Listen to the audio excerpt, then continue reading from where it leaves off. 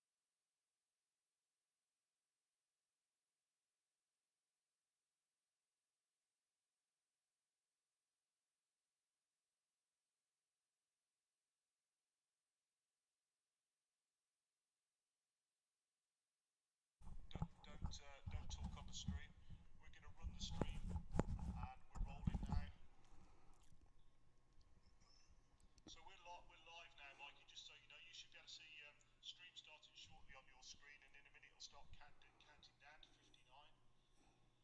If we see that they're going to start to go, we'll have to do what we usually do and cut out early, but we'll give it a whirl, we'll give it our best shot, because timing is not their finest art, as we know. Tara agrees, probably no orientation laps.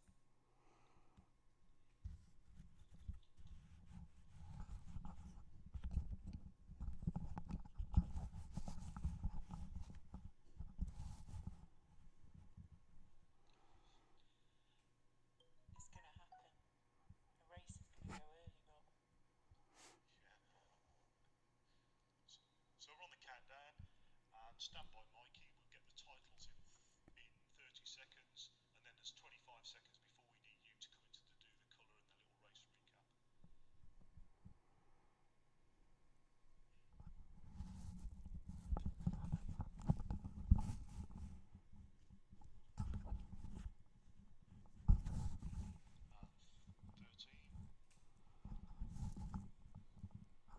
And 13, 7, 6, 5, 4, 3, 2, 1, and title scissors.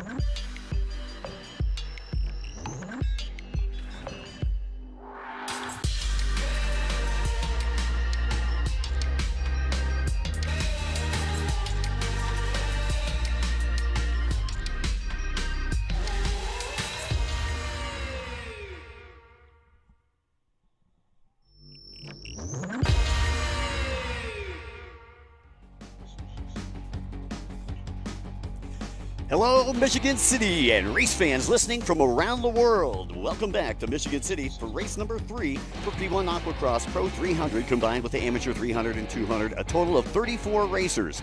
Weather conditions this day a bit hazy with calm waters and a slight breeze.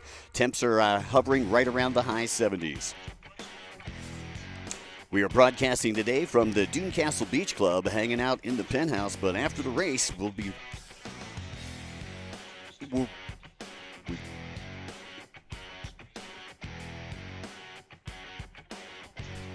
once again, taking a look at yesterday's race, that guy right there was stellar. The Mac Attack, Chris McCluggage, and his Monster Energy Broward Motorsports machine took him to 2 victories yesterday. You can see just how many people there in the background. We had tens of thousands of people here, again, expecting tens of thousands of people again this week. Now, getting ready to go here with race number 3.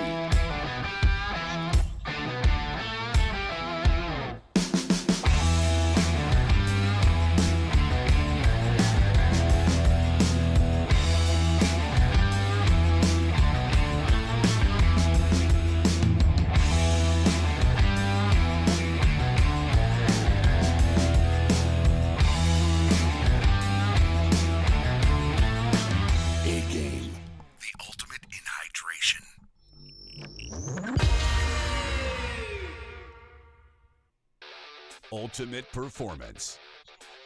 Ready to race. Ready for fun. From the backyard to the racetrack, Traxxas radio-controlled vehicles are engineered for years of high speed, high-flying fun. Visit your local hobby store to experience the fun of RC from Traxxas, the fastest name in radio control.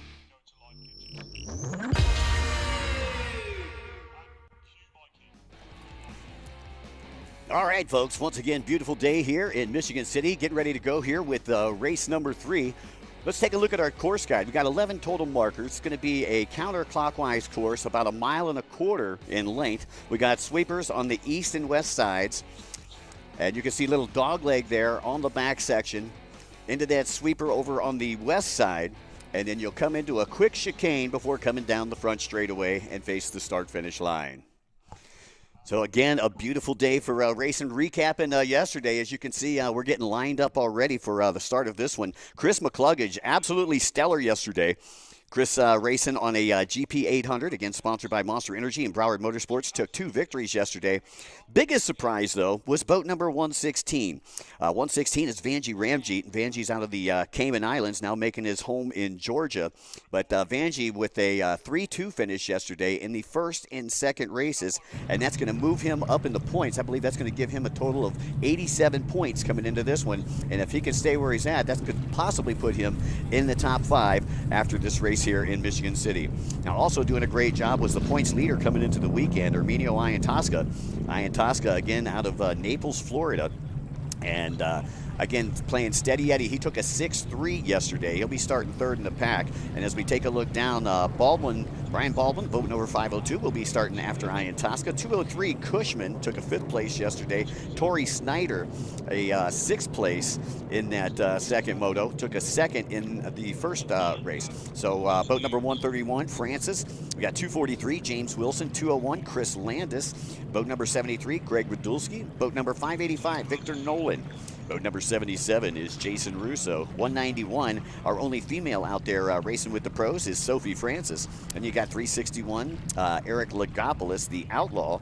Boat number 153, Andy Radetich, getting a 5th in that first race yesterday for Sea-Doo, and that's been their best finish so far here in the 2021 season. Boat number 118 is Troy Snyder. 45 is Michael Bouchard. And boat number 105, who was the points leader coming into the weekend, unfortunately had a tough day yesterday and not picking up any points. So that's going to drop him back in the standings. Now, again, this race combined with our amateur 300 and 200 class. A winner of both races yesterday in the amateur 300 was 808 Graham Hunt, sponsored by Champion Power Sports. And he was followed in by 175 Daniel Fialo.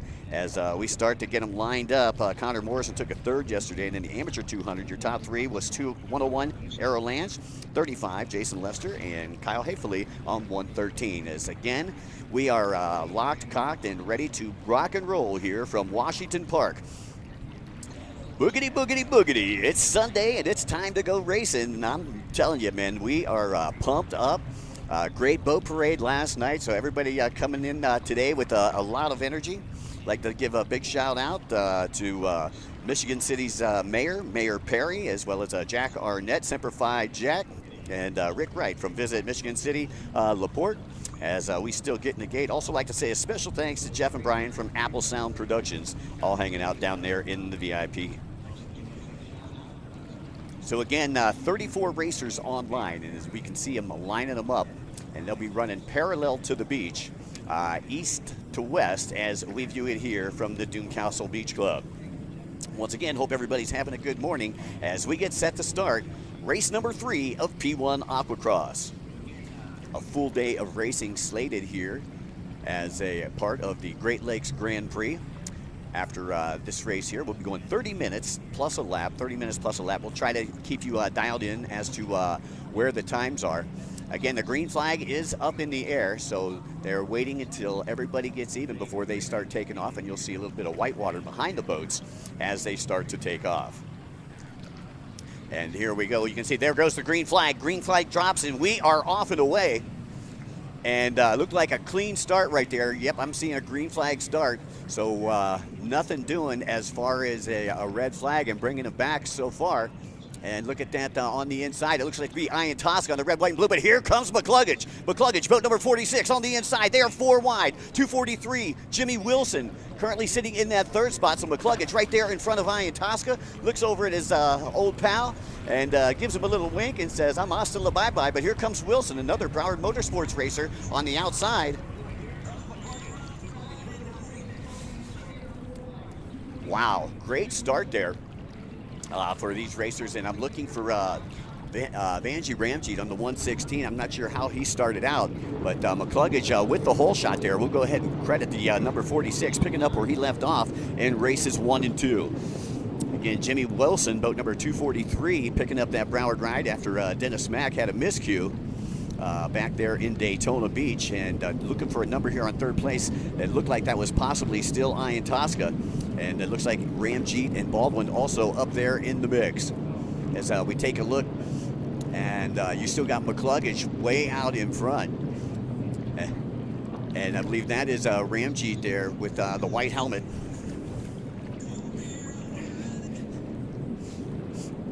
And that is Baldwin right there, picking up the broom, doing a little sweeping there on the outside, and you can see just how busy it is out there as they work their way through the chicanes there. Front right side of the track would be the west side as we're viewing here from announcing. So again, you're taking a look at Brian Baldwin there, and I believe Baldwin is currently running in the top 5, possibly fourth place right now. And I think up front you got McCluggage, and behind McCluggage you got Jimmy Wilson, number 243. And Wilson with the decent finish in the second race yesterday. He ended up in 4th in that race. As you can see, McCluggage right there trying to tame the waters here of Lake Michigan, and he's done a great job so far this weekend. See just how long that back straightaway is, as I talked about it when we were doing the course guide, 1.25 mile track. Lap times hovering right around 1:10 to 1:15. And McCluggage has that Broward Motorsports boat dialed in, and you can see he is in the attack position. Now what's going to happen here in the next couple of laps, I'm sure that he's going to come into some lap traffic. And we'll see how that affects him, because we have a lot of these amateur 200s. When I say 200 and 300, for those of you who aren't P1 Aquacross savvy, when I say 300, that means the boat has 300 horsepower. If I say 200, that means the boat has 200 horsepower. And thank you, there will be a test after the show. So they got the camera there on Baldwin, but coming right in front of Baldwin right now, I believe that is Wilson. And that's Baldwin on the inside. He's got the red, white, and blue boat.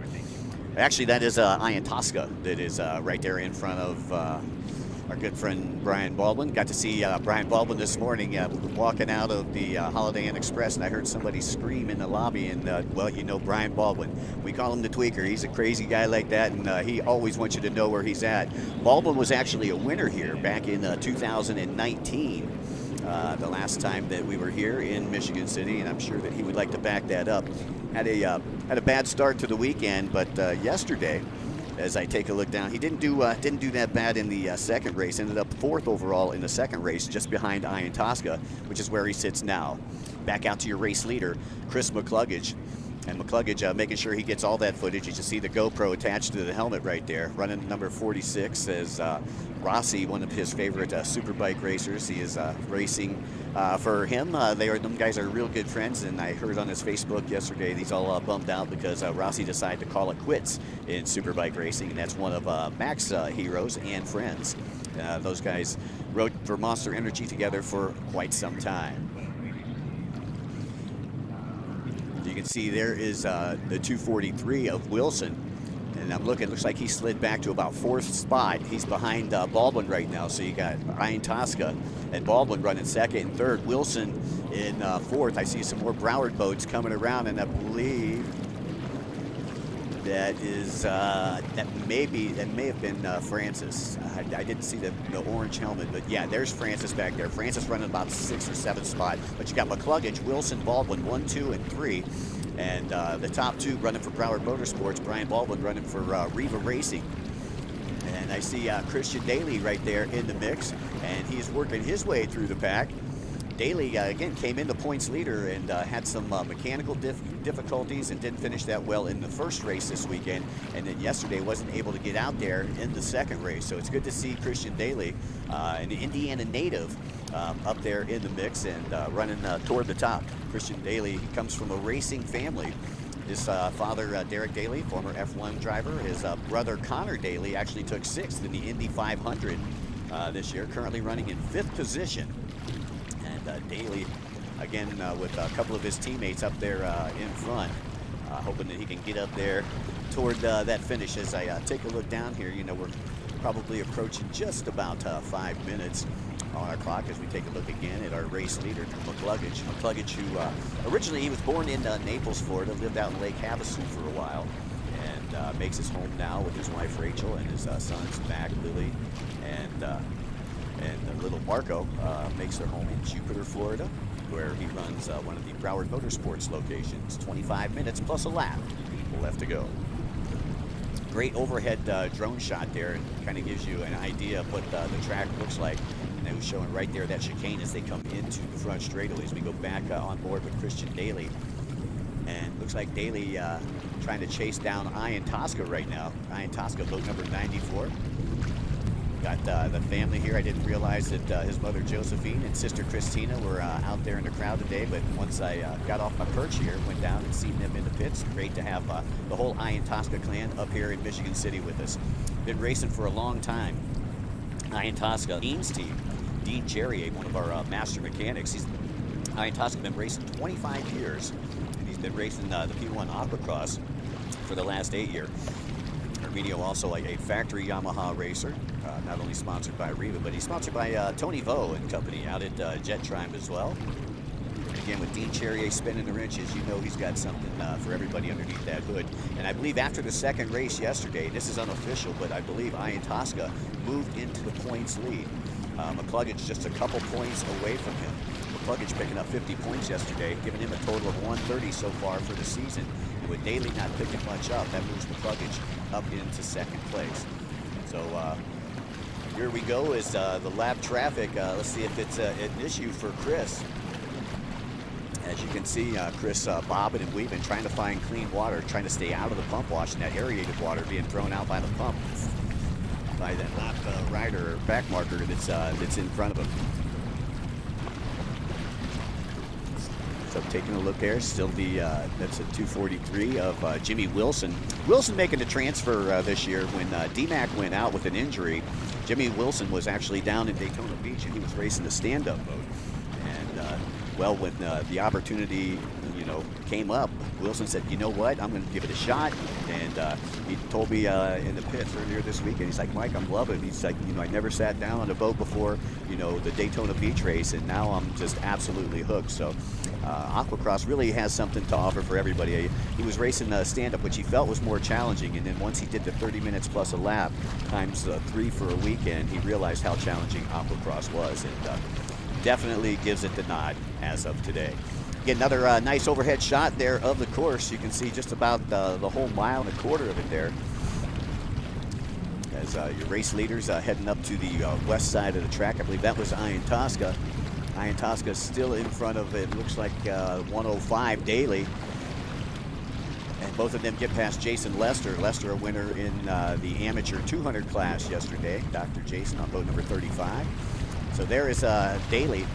And Daly currently sitting in the 4th place position. So you got McCluggage, Wilson, Ian-Tosca, and Daly right there with a pole in the water, slowly reeling in the leaders.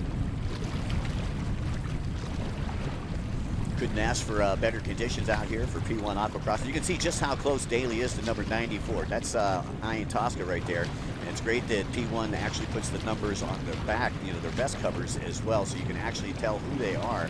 You guys are seeing the same thing that I'm seeing. For all of you that are watching the live stream, and for those of you that are here live, we appreciate you coming out, and we'll be down to see you in the pits later on today. So again, he is right there, coming to his right side right now. Watch out. Here comes Daly. Daly trying to get past Ian-Tosca. Big battle for 3rd place right now. And Ian-Tosca, his elbows just got about 10 feet wide as he went into that chicane right there. And again, not letting Daly get past him, not leaving the door open. And that's one thing that Ian-Tosca is very good at. He's a veteran. Like I said, he's been racing for 25 years. He's not going to leave that door open.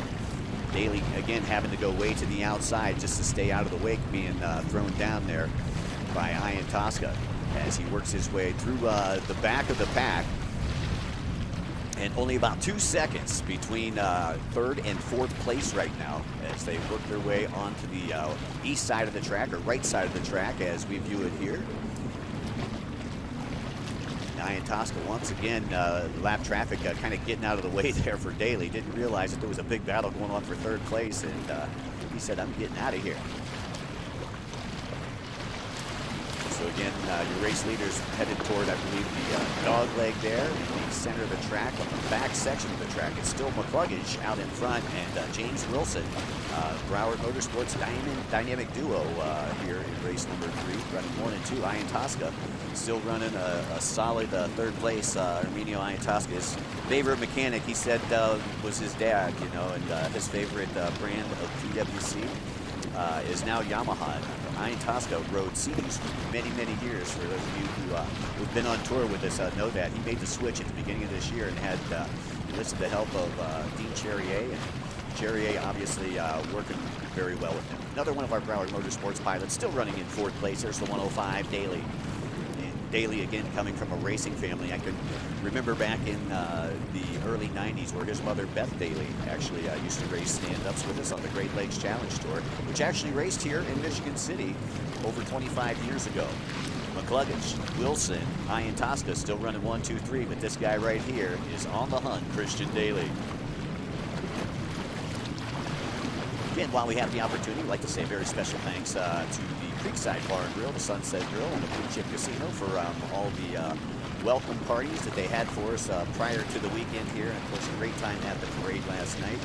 As we take a look overhead, and this is from, I believe, the 11th floor here, the penthouse at the Newcastle Beach Club. My good buddy Ron, the cameraman, has given us a good money shot right there. Water's starting to chop up here on Lake Michigan, and here comes the race leader, Chris McCluggage. And McCluggage has a back marker right to his left side, and that's not going to affect him because he had position coming into that dog leg.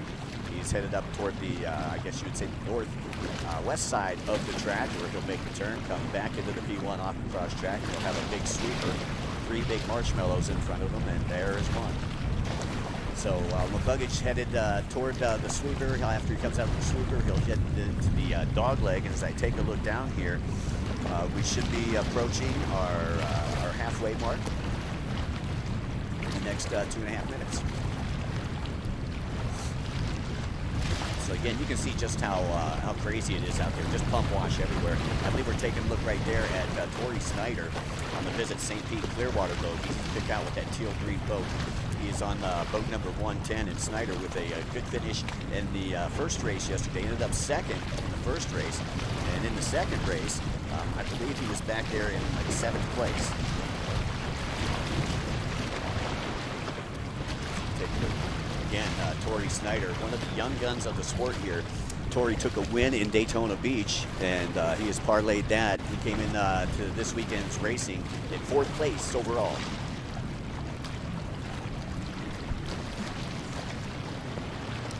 Nice shot of the track right there. As we take a look, Snyder took actually a 6th place yesterday in the second race. And Snyder out there on a Yamaha FX SVHO. His father, Troy Snyder, a longtime racer in closed course with the IJSBA events, which the IJSBA is the sanctioning body for this event as well. That is the International Jet Sports Boating Association out of Half Moon Bay, California, and they've been putting on races for 40 years. We'll actually be doing our world finals out there. Looks like Snyder had an issue, and he's doing the Mark Spitz, or Michael Phelps, if you will. Hops back up on the boat, got tossed, and is trying to get that lanyard hooked up before he loses a bunch more spots, and we've already seen 1, 2, 3, 4 go by him. He's trying to get that Yamaha refired, and a tough break there for Tori Snyder, the young gun, out of Bradenton, Florida. Tori, sponsored by Snyder Built, as well as Judge Motorsports at Visit St. Pete Clearwater. He's only been racing 3 years, but his first aquacross was here in Daytona. As we go back out to your race leader, McCluggage, no problems for the Mac attack so far, not giving all of us a heart attack. So easy to pick out with the bright 46 numbers. McCluggage, again, sponsored by Monster Energy. And second place, I believe, is still Jimmy Wilson. Wilson on the 243, originally out of Hebron, Ohio, now makes his home in Rock Hill, South Carolina, and spends his Mondays through Fridays as a fireman. And there is 105, Christian Daly. Daly still running in that 4th place position. And he's just waiting. He's just, he's kind of like a shark in waiting right now. Daly's very, very aggressive. I'll tell you what, he makes sure that his not only is his ski tuned, but his body is tuned. And he came out this season, ready to play. Unfortunately, just a real bad day yesterday. Came into the weekend with a 4-point lead. Unfortunately, that lead is no longer. Back out to McCluggage. McCluggage looks like he's starting to put a little real estate between he and 2nd place.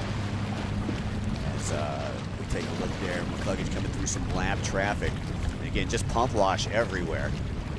It's absolutely maddening. I mean, it's hard to imagine, being out there with 33 of your best friends and trying to work your way through them. especially when you're the lead dog with a fast boat and you have to work your way through all that lap traffic. So McCluggage comes through that back marker unscathed. Got another one flanked to his left. Says nothing doing. And you can see that McCluggage is a little bit faster. And, I had some folks down in the VIP tent after yesterday's races asking, why is some of the boats faster than the others? Well, in our amateur class, you're not allowed to get into your ECU, whereas you can retune your boat. You retune your ECU if you're in the Pro 300 class. So again, these are pretty much stock boats. The pro boats running probably about 7 to 10 mile an hour faster than the amateur boats, and that's why you're seeing that. And obviously, there's a couple classes in the amateur. 200 class, some of them look a lot slower than others. Well, the 200 class, they're off about 100 horsepower. But that doesn't bother McCluggage as we take a look down, and I believe only about 14 and a half minutes to go. So once again, we're going to go ahead and reset the clock here. And everything that you hear from us is unofficial. They have the official stopwatch down there on the pontoon boat. And I'm going to see if I can go back a little bit further here for everybody.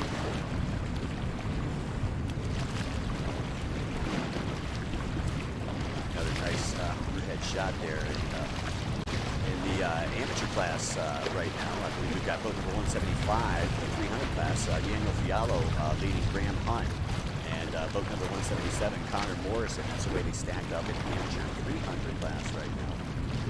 Again, pro class, we still got boat number 46, the race leader.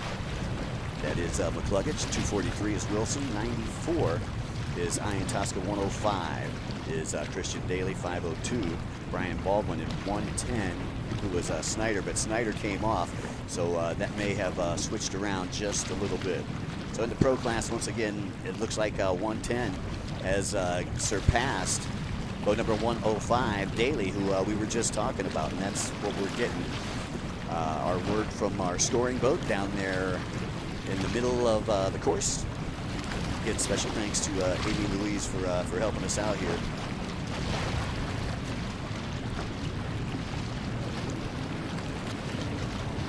So taking a look down once again, we've got, I believe, McCluggage followed by 243, and well, now we're seeing that 105 has got past Baldwin, and McCluggage has slipped back into fifth. Is what we're seeing here. We're seeing boat number 243, Wilson, out in front. 105, Daly in second. 502, Baldwin in third. 94, Ian Tosca in fourth. And boat number 46, McCluggage in fifth. So not quite sure what happened. Didn't show on our screen up here. But McCluggage must have made a mistake. And, well, that's going to cost him about 4.5, 5 spots. You're taking a look at Anthony Radetich right there, boat number 153, yellow boat, orange helmet. He's one of 2 Sea-Doos that are out here competing this weekend, and did a very good job putting Sea-Doo in 5th place in race number 1. And he actually had hole shotted that first race and then gave up the hole shot. But that's a fine job there by Anthony Radetich, a former combat pilot over in Afghanistan. And we certainly are glad to have him here with us in the P1 Aquacross Tour. So again, going back, the lead changed in the AM200 as well. Errol Lange went ahead of Sammy Neebe. Errol Lange on boat number 101. Sammy Neebe on boat number 13. Boat number 35 is Jason Lester. Lester back in the 3rd spot, who took a win in race number 1 yesterday and a win in LaPorte just last weekend.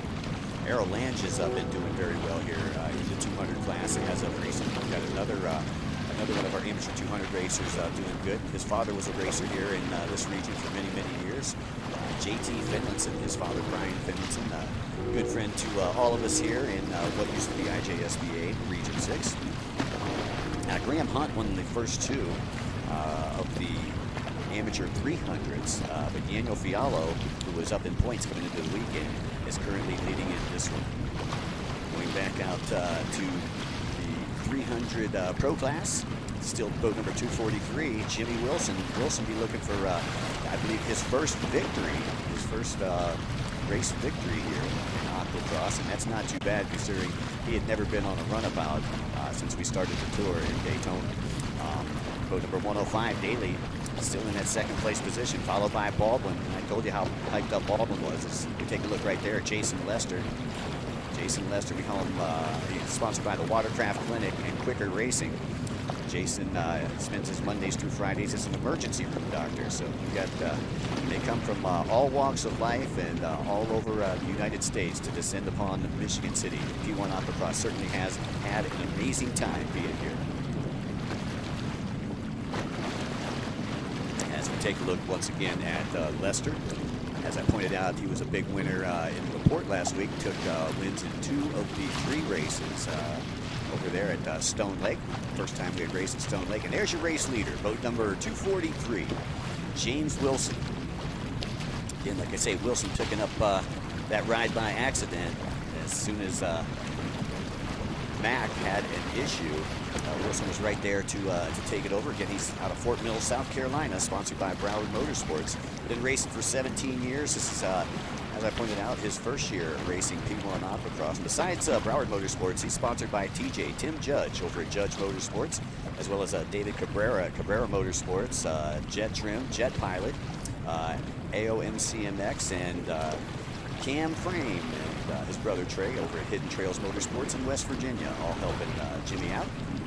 Glad Jimmy, and I seen his mom and dad here as well. Great story. You know, I talked a little bit about it yesterday.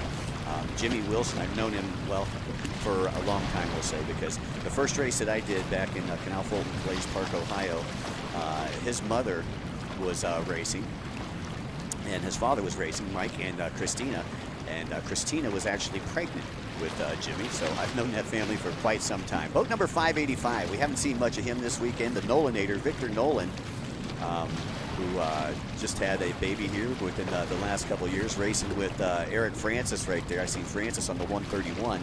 I believe that's a Broward Motorsports backup boat, but the Nolanator, always good to see him out there.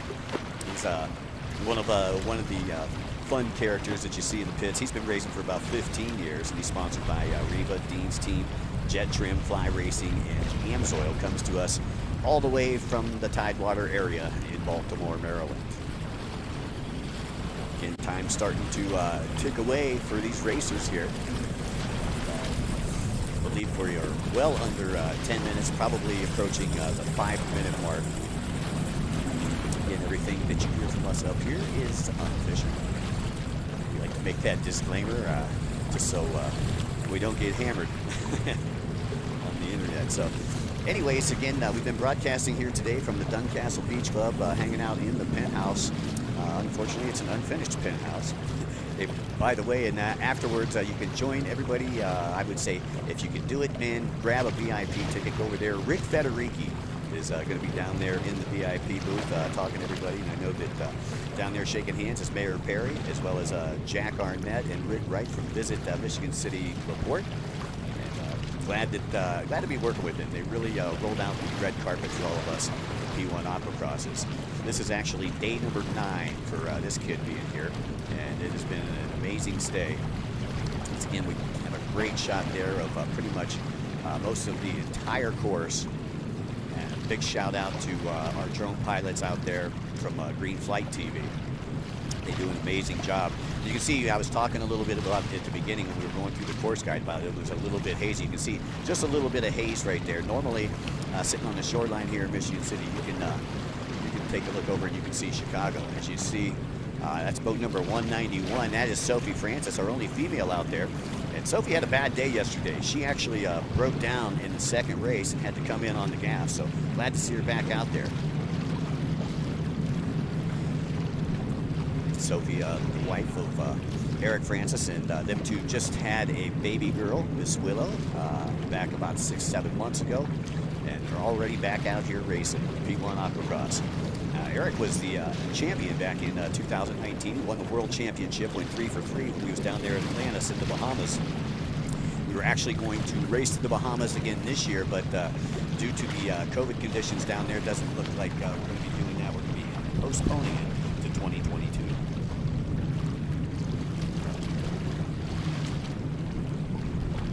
So once again, I'd like to say a special thanks to everybody for listening in here to our P1 Aquacross live feed. Of course, all of our friends down there listening in courtesy of Jeff Apple Sound and Jeff's assistant Brian right there beside him. Thank you very much. I heard we had a little bit of wave sound in it yesterday down there in the VIP booth. Hopefully we got that fixed up. And here we go, back out onto the course, and it looks like Daly on the inside, back on the move. Christian Daly, we'll see where he's at. Looks like he has moved up into that first place position over his teammate, boat number 243, Wilson. So Christian Daly moves into the lead, and looks like he's back for some redemption here in this third and final race of the weekend. Again, having problems in race 1 and 2, and he needs that 25 points if he wants to vie for that overall championship. Again, next race will be September, I believe it's 5th and 6th, down in St. Pete Beach. Again, we got Christian Daly out in front, James Wilson in second, 502 Brian Baldwin in third. So again, we got Broward Motorsports sponsoring the top two, and Riva Racing sponsoring Baldwin, as well as Champion Power Sports. Brian lives in Mooresville, North Carolina, where he runs Champion Power Sports with his lovely wife, Miranda. And good to see them out here this weekend and in good spirits. As there comes your race leader, and you can see he is holding on for dear life right now. Boat number 105, Daly, with 5 minutes plus a lap to go. Once again, 5 minutes plus a lap to go before this one is in the books. And I'm still wondering if Mac is still out there. I don't see him here in the top 5. Again, in the pros, I've got 105, Daly. 243 is Wilson. Boat number 502 is Baldwin. 110 is Torrey Snyder. 94 is Ian Tosca. And again, less than 5 minutes to go before the white flag. As we go back on board there with your race leader, we talked about him a little bit earlier. You know, his brother Connor took a 6th up at Indy. His mom races, his dad races. His dad was also a host for ESPN during the Formula One races back in the early 2000s. There, Daly, one of the finest gentlemen that I've met. And Christian, just a chip off the old block. And again, they come from Carmel, Indiana, down there by former Region 6 promoter who I ran into in the pits yesterday, Jacques Bryant. It's good to see my good buddy Jacques out here in the pits and supporting. He had a bad accident a couple of years ago, but he has made a full recovery, and it's great to see guys like Jacques, who were really innovators and not imitators in the sport, back out here and still supporting. Well, we're taking a look at still Daly. Daly making it happen out there. And there's your second place driver. That is 243, James Wilson. Wilson, again, had the lead for a little while, gave it up to his teammate.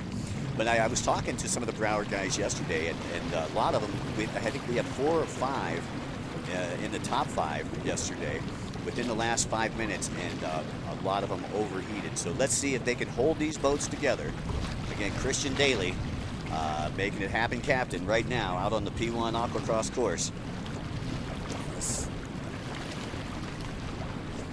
Daly, again, sponsored by Broward Motorsports, been racing only for 4 years. And he's only been racing Aquacross for only 3 years.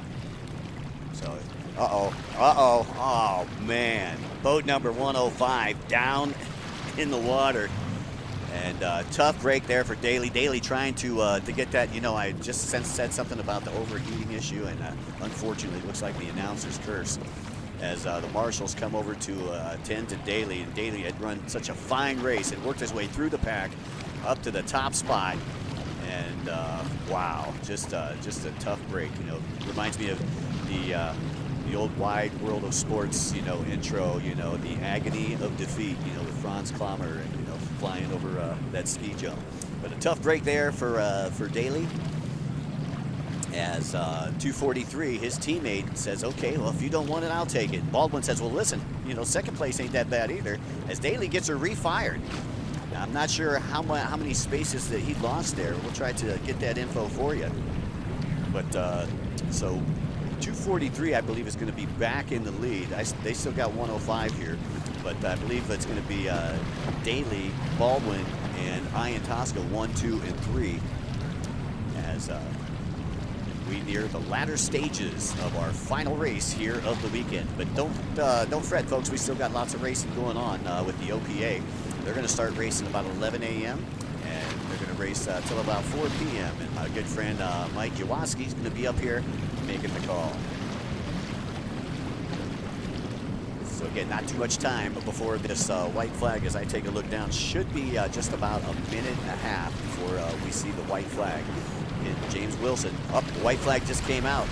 So again, everything you hear from me is unofficial. We are on the last lap. The white flag is out, and that is Wilson still in the lead. Can he hold on to it? You can see the wind starting to pick up here in Michigan City, making things interesting, especially here toward the end of this race number 3 at P1 Aquacross.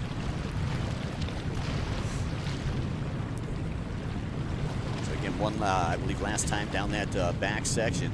And right now, Wilson, all he wants to do is stay away from the lap traffic, find some clean lines, and not get involved in any type of altercation. You know, he's still got Baldwin chasing him, and you know Baldwin ain't going to give up. That guy eats iron and spits nails. So it's been a great weekend of racing here for P1 Aquacross.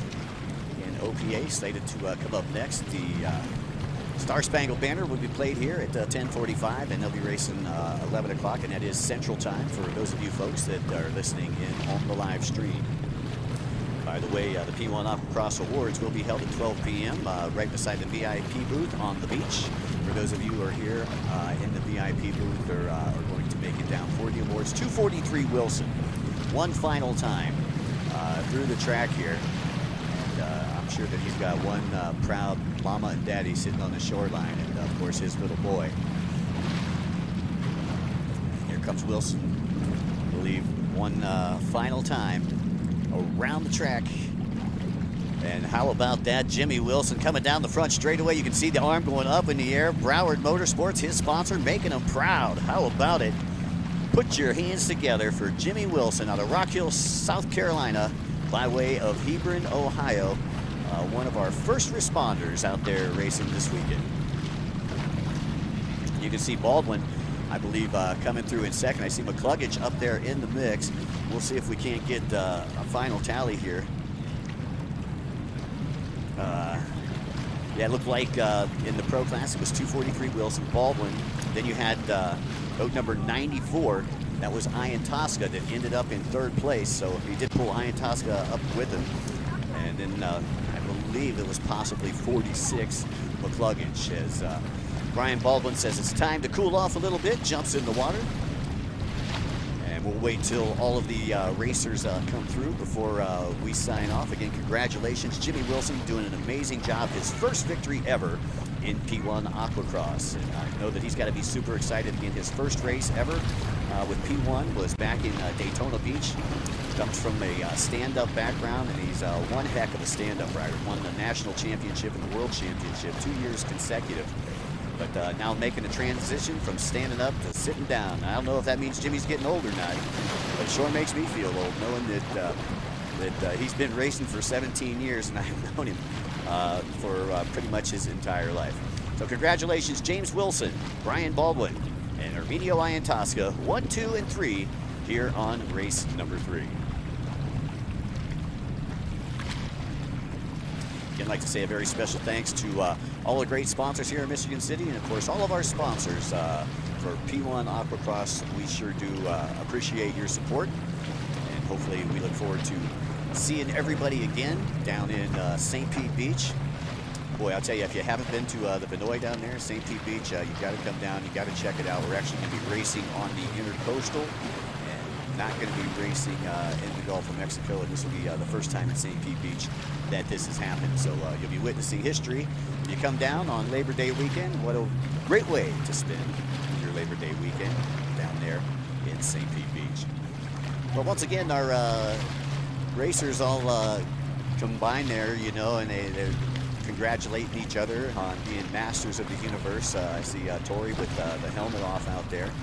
His father, Troy, right over to his right, visits St. Pete Clearwater Boats. 502 Baldwin, who took a second. Here's boat number 13, Sammy Nemi. Nemi did very good our last race in Sarasota in that amateur 200 class, and probably looking at the top 3 here this weekend in Michigan City.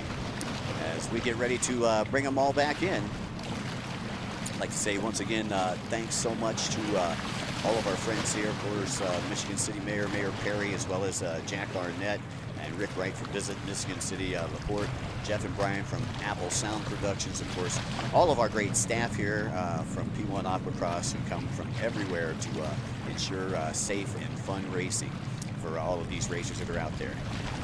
34 racers went out there, and 33 looks like they're coming back in. So only one issue out there, and I believe that was Greg Radulski. And Radulski opted out right at the last minute due to some family issues. And let's keep Greg and his family in our prayers. Once again, been an awesome time here in Michigan City.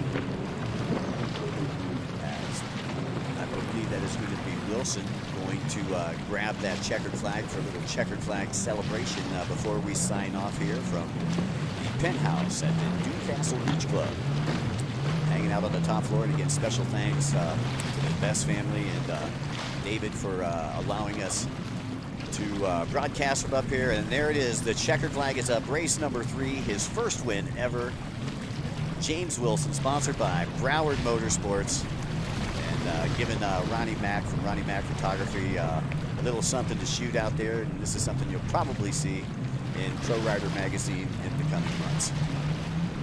So again, congratulations to Jimmy Wilson, to Broward Motorsports, and Wilson again sponsored also by Tim Judge, Master Mechanic. TJ, congratulations to you. I know that you put probably a lot into that as well.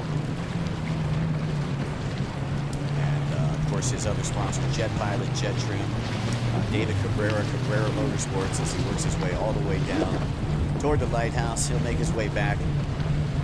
Again, just a terrific job by that guy. Just, he was up there, he was in first place, got past my daily, he kept his cool, and he just waited for the moment to happen, and it did. It came available, and Jimmy Wilson will walk away with Michigan City with a race number 3 victory, and that will possibly put him up onto the podium tonight. We'll let you know more about that podium as it is about to happen. That is going to happen, I believe, at 12 p.m. It's going to be right beside the VIP booth on the beach as we head back to the pits here in Michigan City. Once again, on behalf of all of our P1 Aquacross team, my name is Mike Young, saying so long, folks, safe travels, and we hope to see you in St. Pete Beach.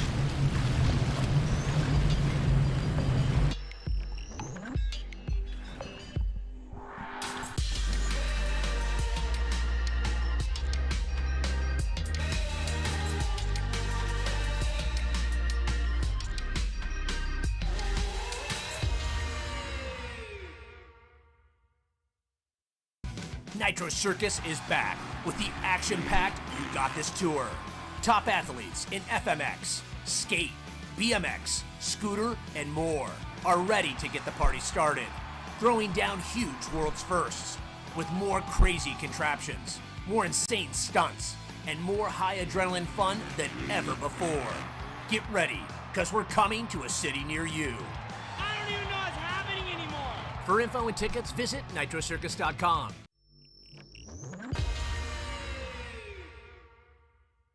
One of the main reasons for poor vehicle performance is a dirty fuel system.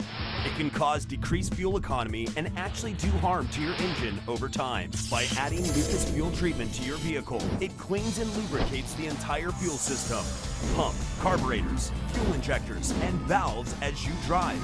It also improves your vehicle's performance. It's a non-solvent product designed to protect both gasoline and diesel engines. Lucas Fuel Treatment. It works.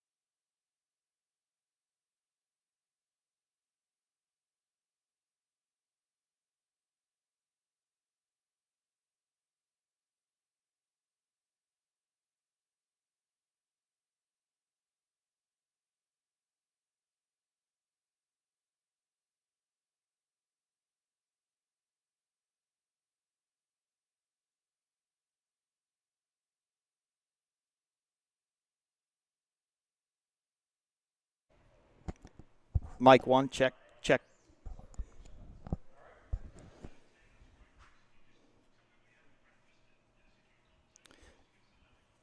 Oh, good morning. I had a hash brown casserole. It was cheese and hash browns, eggs over easy, and some pancakes on the side.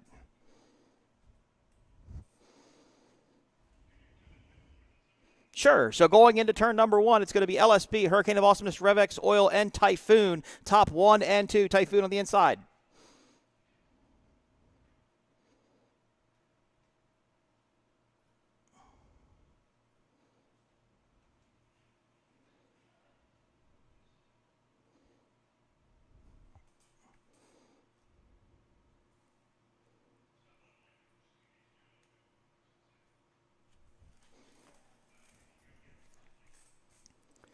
And Typhoon coming up the inside on LSP Hurricane of Awesomeness Revex Oil just by about a boat length as they exit that turn. Let's see how they come down this straightaway. These are long straightaways here in Michigan City.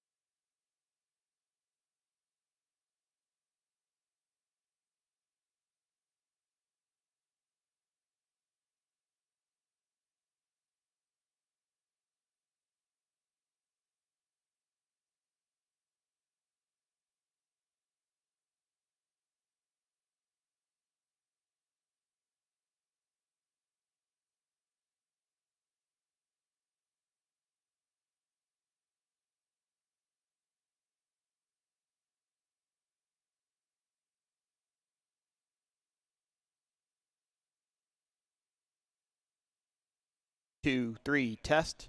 Test 1, 2, 3. Test 1, 2, 3, 4. 1, 2, 3, testing. 1, 2, 3, testing. One. Yep. Switched on locally. And it's switched on. Yeah. Can't hear him again. Low, we've lost the monitoring. No, we've lost the monitoring in the commentator again. We need to. Is it this? Keep talking, Mike Wells. Check 1, 2, 3, 4, 5, 6, 7, 8, 9.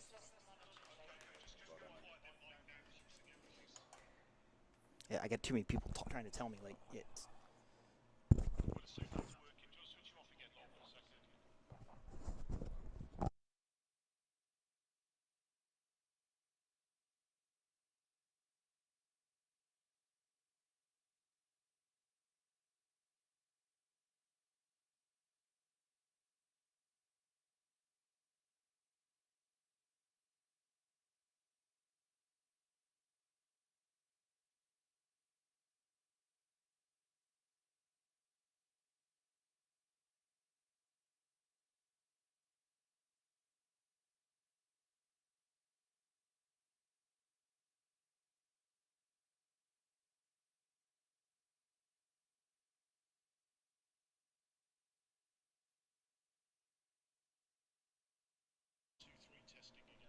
1, 2, 3, 4, testing.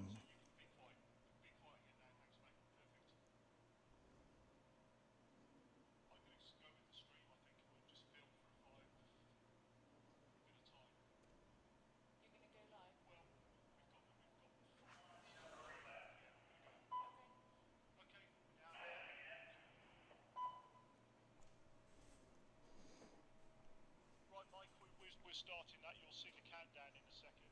Just a bit worried that they'll start doing stuff without us, so you'll see the countdown in a minute. We'll have those little VT packages as we talked about, and then I will cue you. So we are, in a minute, you will see a countdown.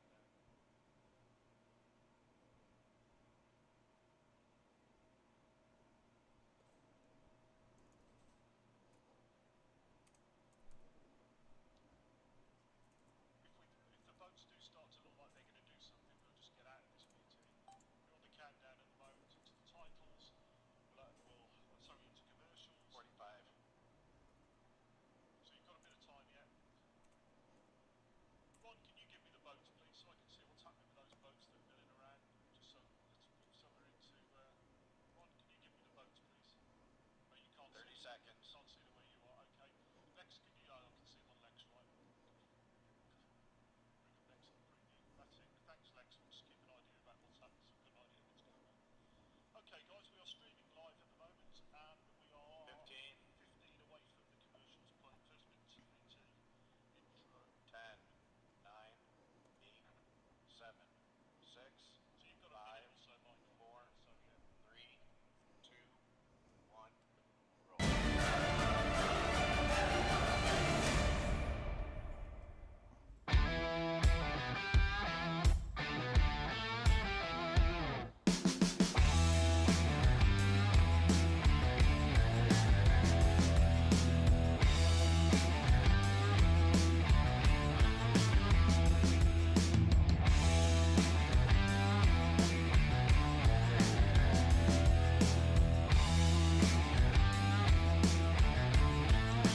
Mike for Rob. Mike for Rob.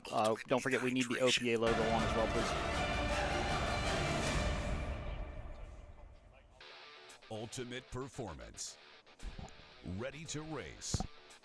Ready for fun. From the backyard to the racetrack, Traxxas radio-controlled vehicles are engineered for years of high speed, high-flying fun. Visit your local hobby store to experience the fun of RC from Traxxas, the fastest name in radio control.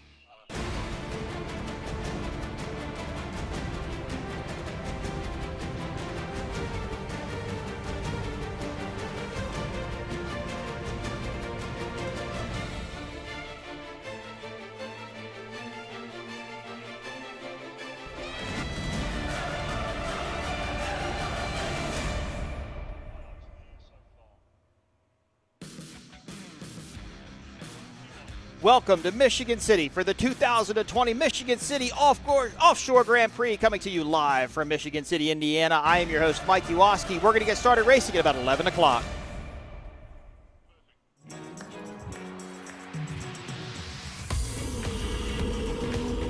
We have a green flag and we're underway. You can see just how bumpy it is on that front straightaway. Here comes Alan Lawn Care. We got a 3 across race heading towards the pier and the north end of the race course. Jackhammer carried that speed on the outside, and they are now challenging LBC for the lead. So they hooked the side and flipped the boat over. Geico on the inside. Oh, it looks like Canada Homes came across the entire fleet. There is Sweetwater. They're currently running in second place in Class 1. Here comes WHM Motorsports. As we go on board with MCon, Myron Coyle, and Tyler Miller.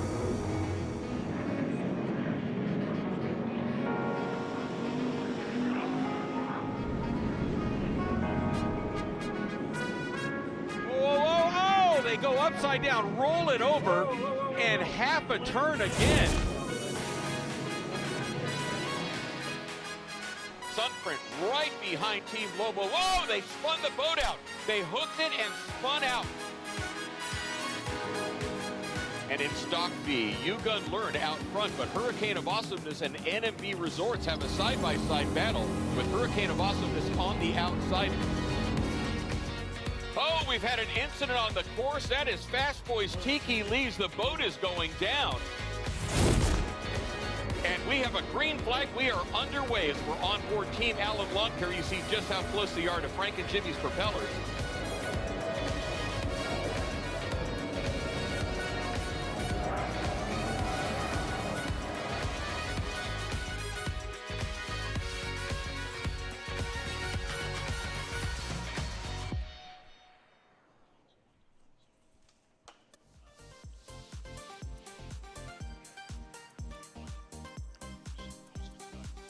Again, welcome back to the Michigan City Great Lakes Grand Prix, coming to you live from Michigan City, Indiana. As we look at our long course here on Lake Michigan, this is a really long straightaway, some short turns, no dog legs, up and down. I forgot how long this course was a few years ago when I raced here.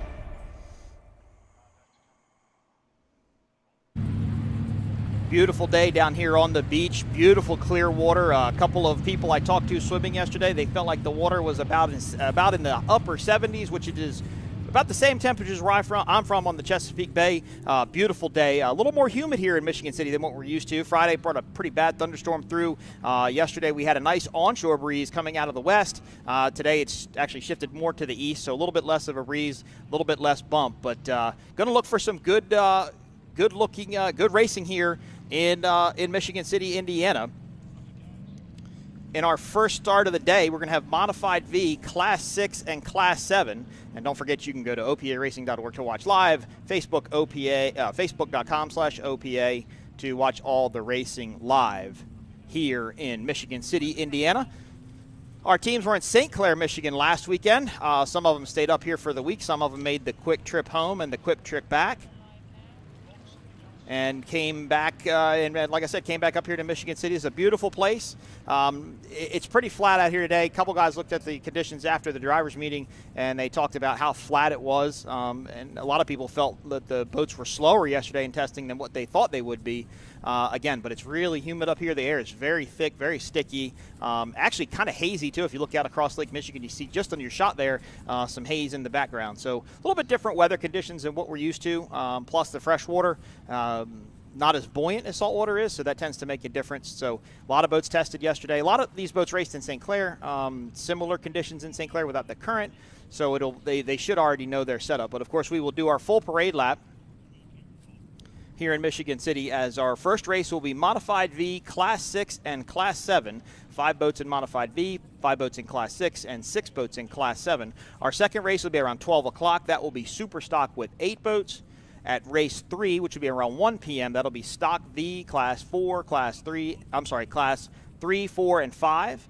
And then race 4 at 3 o'clock will be Class 1, Super Cat, Factory Stock V Extreme, and Class 2. So lots of racing here in Michigan City, Indiana today. Had the excellent block party that Michigan City is kind of known for.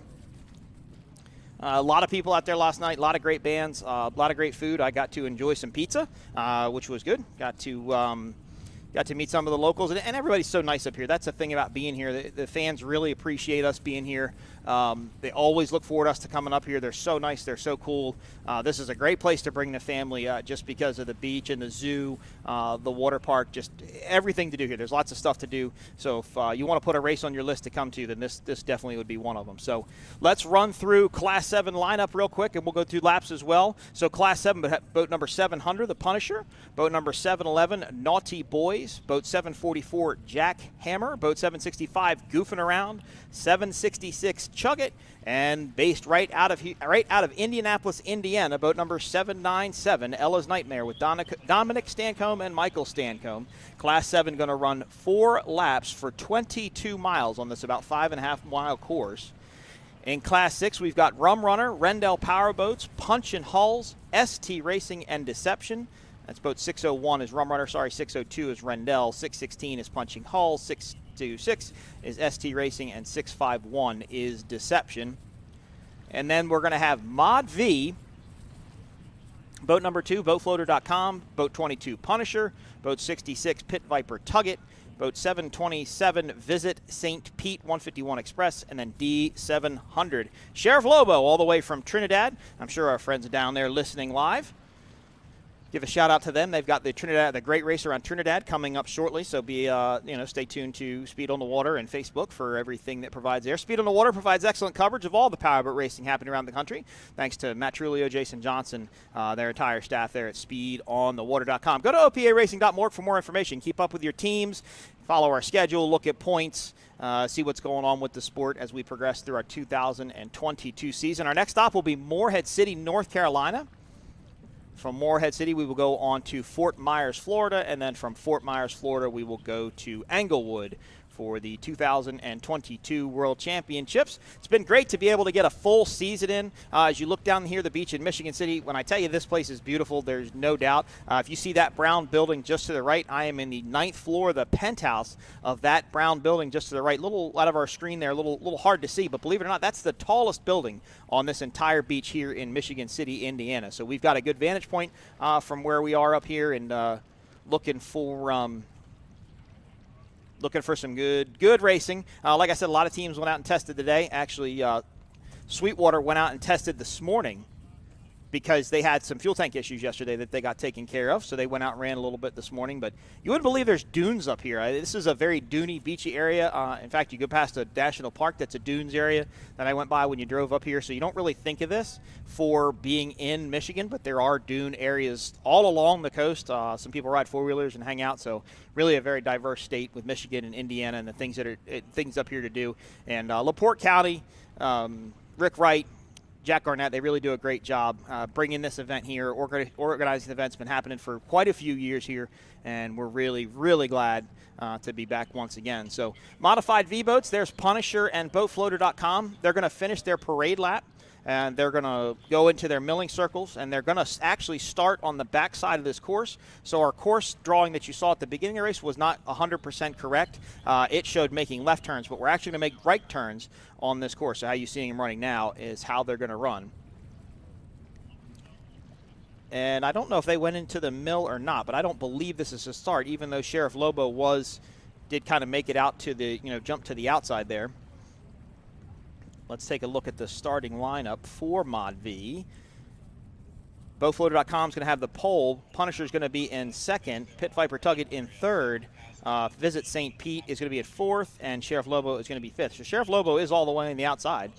Beautiful shot there looking down the beach. You can see the boats just to our left, right below the OPA logo up in the top left-hand corner of the screen. There's a Trinidad boat, Sheriff Lobo, Mark Neiman, and Shamil Mohammed on board. Mark Neiman, obviously known for his old black.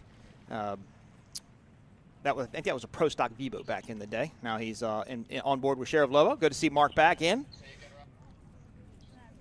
And he's going to be driving while Shamil is going to be throttling in the ultra-competitive modified V class. Now, these boats have carbureted, naturally aspirated engines making anywhere from about 600 to 650 horsepower. They still have to meet the specs of the weight and the length and the drives so on and so forth. But they run a little bit more horsepower than our Pro Stock class, which runs the factory sealed Mercury 525 horsepower engines. There you look at Pit Viper, Twisted Tea, Tuggett. There's Visit St. Pete, Punisher, and I'm guessing Boat Floaters just to the left of our screen there as we get ready to line up. So, yep, we're still in the parade lap because we're still running a red flag. So they're going to take them up to the other end of the course, up by our VIP area. We know you guys are listening live up there. Glad you're up there and able to join us. Hope you're enjoying yourselves. Make sure to take in an adult beverage for me as we bring you this race live from Michigan City, Indiana. This is the first of 4 races today as we're going to wrap up our parade lap, go down into our mill, gather up the race boats, and get ready for a start. Modified V, Class 6, and Class 7. The first race of the day. Lots of boats here. I think 51 boats total, which is great. We're going to have actually 3 boats in Class 1. We've got 3 boats in Super Cat, which we haven't had in a few races, so it's going to be good to have all these guys back. Hopefully Class 1 and Super Cat. Unfortunately, a couple of weeks ago, back in July, Sarasota couldn't race because of weather, so hopefully that won't be an issue here. But it's a beautiful day. They're not calling for any rain. Like I said, just a little bit hazy. I think the storms kind of came through earlier in the weekend. So we should be having a great day of racing here in Michigan City, Indiana. I shouldn't be by myself all day. There should be some people joining me. I think Nigel Hook's going to come up. Todd Soper was talking about coming up. Nicholas Smith was talking about coming up. So hopefully we're not here by ourselves all day. But if I am and I'm here with you all day, you know me, I know you, you love me. Well, I think you love me, and I probably love you. So we're looking forward to this. This is going to be a good time here in Michigan City. Beautiful water here. I can't get over how clear the water here is. And when they told me it was on upper 70s, I was just amazed. I think last time when I was out on my boat in the Chesapeake Bay, it was about 78 degrees, and I think it's almost the same here. So that's fascinating to find out that this body of water can get that big. Considering this is a lot of glacier water. This comes down from way up north of us, up in Canada, and flows down into Lake Michigan. So it's really nice, clean, fresh water, but it's hard to believe it can get that warm. But they hadn't had any rain here. I think last time when I got into town, they had a thunderstorm. The night before I got here Saturday morning, they had a thunderstorm the night before. I think somebody told me it hadn't rained since like mid to end of July up until Friday night. So it's been real dry here too, so that could have something to do with the water temperature as well. But again, it's the humidity, I think, that's going to affect a lot of the race boats. The flat water, it's not going to help them, but the humidity, especially in these naturally aspirated engines, and even the fuel-injected engines, are going to struggle just a little bit with this thicker air. They want a little bit cooler, cleaner air. As we look at now, the Class 7 boats are starting to finish up their parade lap. That looks like Chuggett. That's Punisher. They're going to go into these turns. 2-pin turns here in Michigan City, Indiana, so you have the entrance buoy and the exit buoy. And they're long between the two of them. So there's long straightaways and there are long straights between the buoys as well. So it's not a hard crank it over to the right turn. It's actually going to go turn into the right, run down a little bit, and then exit the turn and get back on the straightaway as we get ready to take them down. So I was wrong. They're going to do a full parade lap, and now they're going to mill down on what to me is the north end of the course, to your left on the screen where the direction they're going now. Remember, running clockwise on this course, turning right. So they'll start along the beach, run down the beach, and then run all the way up. Modified V is going to run 8 laps for 44 miles. Class 6 is going to run 6 laps for 33 miles, and Class 7 is going to run 4 laps for 22 miles here in Michigan City, Indiana. First race of the day, second race 12 o'clock, third race 1 p.m., fourth race 3 p.m., and our classes will be broken down. Race 2, I think it's going to be very exciting. 8 super stocks here. Allen Lawn Care Landscaping was able to get their boat back together after flipping in St. Clair, Michigan last weekend. Luckily, when you flip in freshwater, you still don't want your boat to get soaking wet, but luckily with freshwater, it doesn't do the damage to the wiring and to the electronics that we're used to seeing it sometimes when we flip over in saltwater. So Allen Lawn Care Landscaping was able to get running today. And there's actually a boat in Class 5, which will come up in our third race of the day. We haven't seen this boat in a long time, but it's now called Team Mean Streak, and you'll recognize this boat because it's a very unique-looking boat. It's a DCB from California. Jake Jenkins had owned it for the longest time, and somebody bought it, and they're racing it. I talked to them last night in the street. They're super-duper excited. The boat looks awesome. The graphics look great, super clean. And I know Jake and his team were really doing a great job at trying to get that boat really dialed in. It wasn't ever built as a race boat. It's a pleasure boat, and it's a kind of a different bottom design because it's a West Coast boat. So they were able to get back out here and racing. Looking forward to seeing them. as we're going to wait for our parade laps to finish. Again, you see this is a long course, 5.5 miles, and these straights are long. I was watching testing from the Dunescapes, and I have to give a shout out to everybody here at the Dunescapes for having us up here. Beautiful area, beautiful place to watch your race from. Thank you so much to everybody for allowing us to come up here and kind of take over your homes. Of course, the home I'm in right now, the condo I'm in right now, being remodeled. So we're going to have some inputs on how we think we need to change things for the race moving forward in 2022 and beyond. So you're watching the 2022 Great Lakes Grand Prix coming to you live from Michigan City, Indiana. Fans are starting to pack in the beach. Tents are starting to go up, hanging out in the water. There's probably some adult beverages being shared down there. As we are finished our parade lap, the boats will now get into their mill circles. Once the starters are happy with the positions of the boats, they will start to bring them up on plane, line the boats up, and they will go down. Once they're in line and the starter feels that they're really quite comfortable with where they want to be, he'll give them the green flag. And we will be racing for the first race here in Michigan City, Indiana. Thanks to everybody watching out on Facebook Live, being produced by Greenlight Productions down in Florida. We're actually doing this kind of a remote way. I don't have a producer here. I have people on my phone that are talking. I'll say sorry to them because I can't always hear what they're saying, but we're glad to be here, glad to be working with Greenlight again. Thanks for them. Thanks, of course, to all the OPA staff, Dee, Smitty, Boomer, Jim, Steve Adams, our new GPS representative, everybody doing a great job. Gelling is a great team after taking almost a year off, pulling it all back together, and getting to be back with the family again, do it again. The racers appreciate it, the fans appreciate it, and thanks to everybody within OPA. Got to see some jet ski racing earlier today here. Aquacross took place. Mikey Young's going to probably come up with me a little bit later. He's the announcer for the Aquacross guys. I got to watch some of that racing yesterday, call it with him. That's very, very exciting racing. Talk about chaotic first turns and such. Aquacross definitely kind of takes the cake for that because you lose a lot of people in the spray. And that's actually their buoys you see on their screen there. There's a VIP tent, that big, long, white tent. I know Rick Federici is down there now. They should be announcing this live over the PA system in the tent. Beautiful spot down there. And just behind our camera shot is actually the harbor where the boats will come in and out. There's a lighthouse out on a long point. Maybe one of our drone shots when we get it up in the air can show you. But as we pan around, you can see the pits are just up to the upper, maybe mid-left part of the screen, or mid-right part of the screen there. That's the pits where all the race boats are parked. They had a car show here yesterday. They've got vendors down here.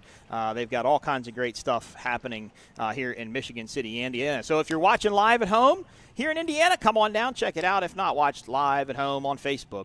OPA Racing on Facebook and P1 on Facebook for today's exciting offshore racing. And I stand up here. I can still see out and see what's going on. I know the boats are down in their mill. I can just barely see them out of my vantage point. So I guess they're waiting to collect some of the other teams and get the boats in the mill area. So they're going to mill in a counterclockwise direction. And the pace boat, which I believe for this first race is a 36-foot Nortec Cat rather. Once they figure they have all the boats collected, they actually have a list of boats. They will count the boats, and then they will get them in line and get going. So it'll be Modified V in the first start of this race, Class 6 in the second start, and Class 7 in the third start here in Michigan City, Indiana. Yeah, there's our beautiful drone-looking shot. That's what I was hoping for. That shows you the pits. That's where all the race boats are parked. Big parking lots here. Beautiful spot right here along the water. And there's actually a river. That's the Blue Chip Casino, the host hotel for the event, just in the upper left-hand corner of your screen below the OPA logo. And then you can actually see the river just to the right. There's a power plant there, and there's actually a beautiful lighthouse that comes out in the point that gets you into the river there. So right here along the beautiful shores of Lake Michigan City, Indiana. So Modified V will be the first start. I know they're still in the mill. I don't see any signs of a start happening yet. I think we might have some assets or something we need to move around. As I look back live on our screen, yep, still in the mill. So we're holding, see what happens here. Hopefully we can get a start going. You know, obviously we want to get these. We're about 15 minutes behind schedule from where we want to be. Remember, we're an hour behind anybody on the West Coast, or East Coast rather. So it's 12 o'clock where you are. It's 11:15 where I am. So we're about 15 minutes behind schedule. Almost said we were an hour and 15 minutes behind schedule, but I've literally only been here for 24 hours, and I've not quite adapted yet. And I'll be on a plane again at 9:30 tonight to fly home to go to Kennebunkport, Maine, Monday morning with my wife and my son for a family vacation. I don't think the water's 78 degrees there. From what I understand, the water's only 68. So maybe I'll take some of the Lake Michigan water with me up there to Maine. Maybe that'll work well. But I think that's ocean, so salt water a little bit different.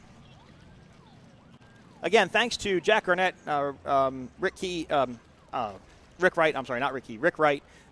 Thanks to everybody here in Michigan City. They've done such a great job at putting this event on. You know, everybody faced a lot of adversity after 2021, obviously what happened with COVID-19 and the different things that were going to happen and how these events were going to come together.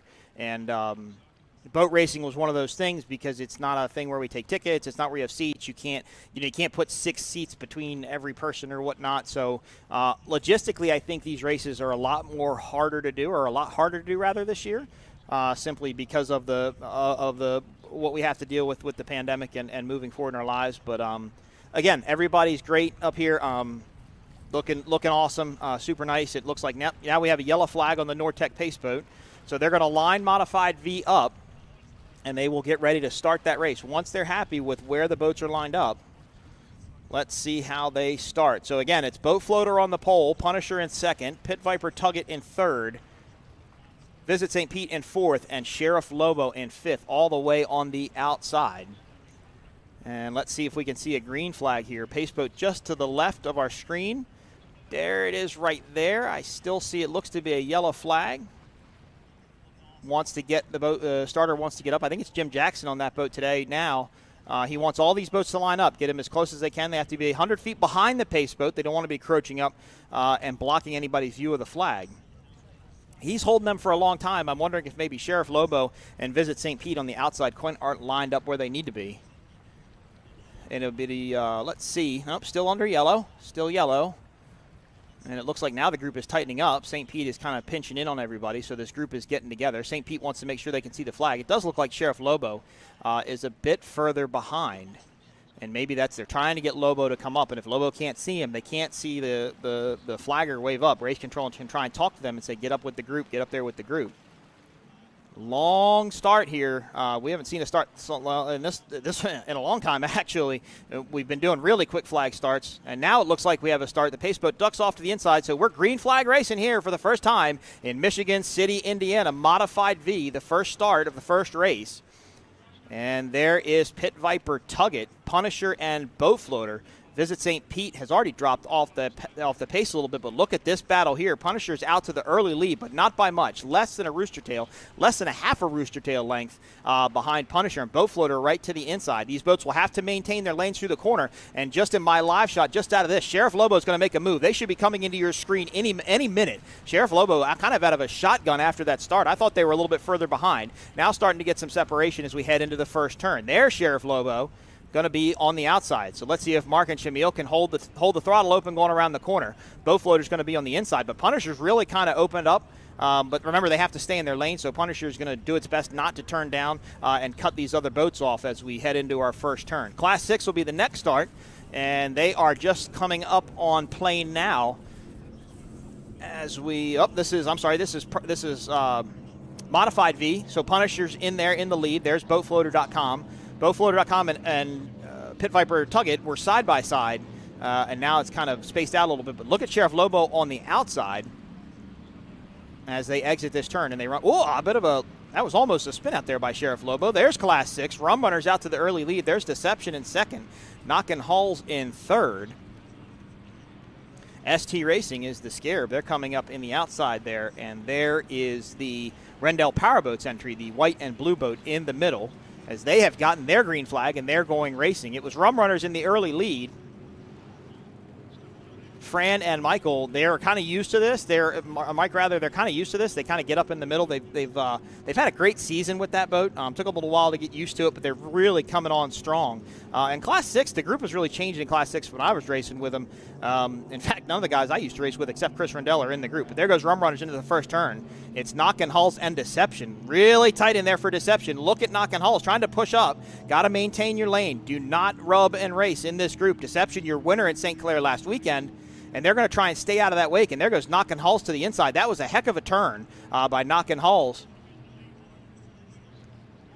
Punchin' Hulls, not Knockin' Hulls. Punchin' Hulls. Nick Hurlbert and Andy Miller. I know Andy Miller will bust on me later for that. There is Sheriff Lobo and Visit St. Pete. That should be fourth and fifth currently in Modified V, as it still should be Boat Floater. I'm sorry, it was Punisher, Boat Floater, and then Pit Viper Tugget, and I missed Class 7 going by, so we'll look for them to get into the views as we want to make sure we get everybody here. Now you kind of see Sheriff Lobo and Pit Viper Tugget. Pit Viper Tugget felt really off the pace. Here is Class 7. This is the single outboard class, 22 feet in length. It looks like Jackhammer from my vantage point. Beautiful drone shot here, and it is Jackhammer. There is Punisher. They look like they're in second. And maybe that's Chugget, maybe behind them, but there goes Jackhammer. They are out to the early lead in Class 7. I don't know who that was who just sprinted through the screen. That's Naughty Boys there. There's Punisher.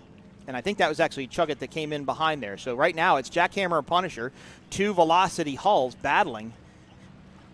Back to Modified V, though. A lot of movement here in this group. Visit St. Pete was really slow in the beginning. Now they've kind of seemed to speed up a bit. And they've caught up to Sheriff Lobo, and it looks like these two boats are coming up, catching up nicely to Pit Viper Tugget.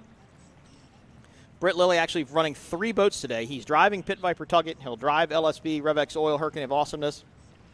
And then he will run Miss Geico later this afternoon. So I think he's one of the only racers here doing triple duty. As I look at my list here, I don't even see. Oh, yep, there's Britt Lilly, triple duty. Yep, the only triple duty here. Now, Sheriff Lobo has pulled a bit away from Visit St. Pete. And I think the wake that you see just to the left of your screen there is going to be Pit Viper Tugget. As we zoom in on St. Pete. This is a new team, not a new boat. Boat's been around for quite some time. But the team that's running it, Ian Morgan and Nick Imprescia out of New York. Nick, obviously the son of Joey Imprescia, a world championship throttle man in his own right. And Nick and Ian started running in the Class 7 group, and then they've been able to move up, and now they've gotten this ride with Visit St. Pete. There's boat number 22, Punisher. Charlie McCarthy, Tony Silvera. They're out to the early lead.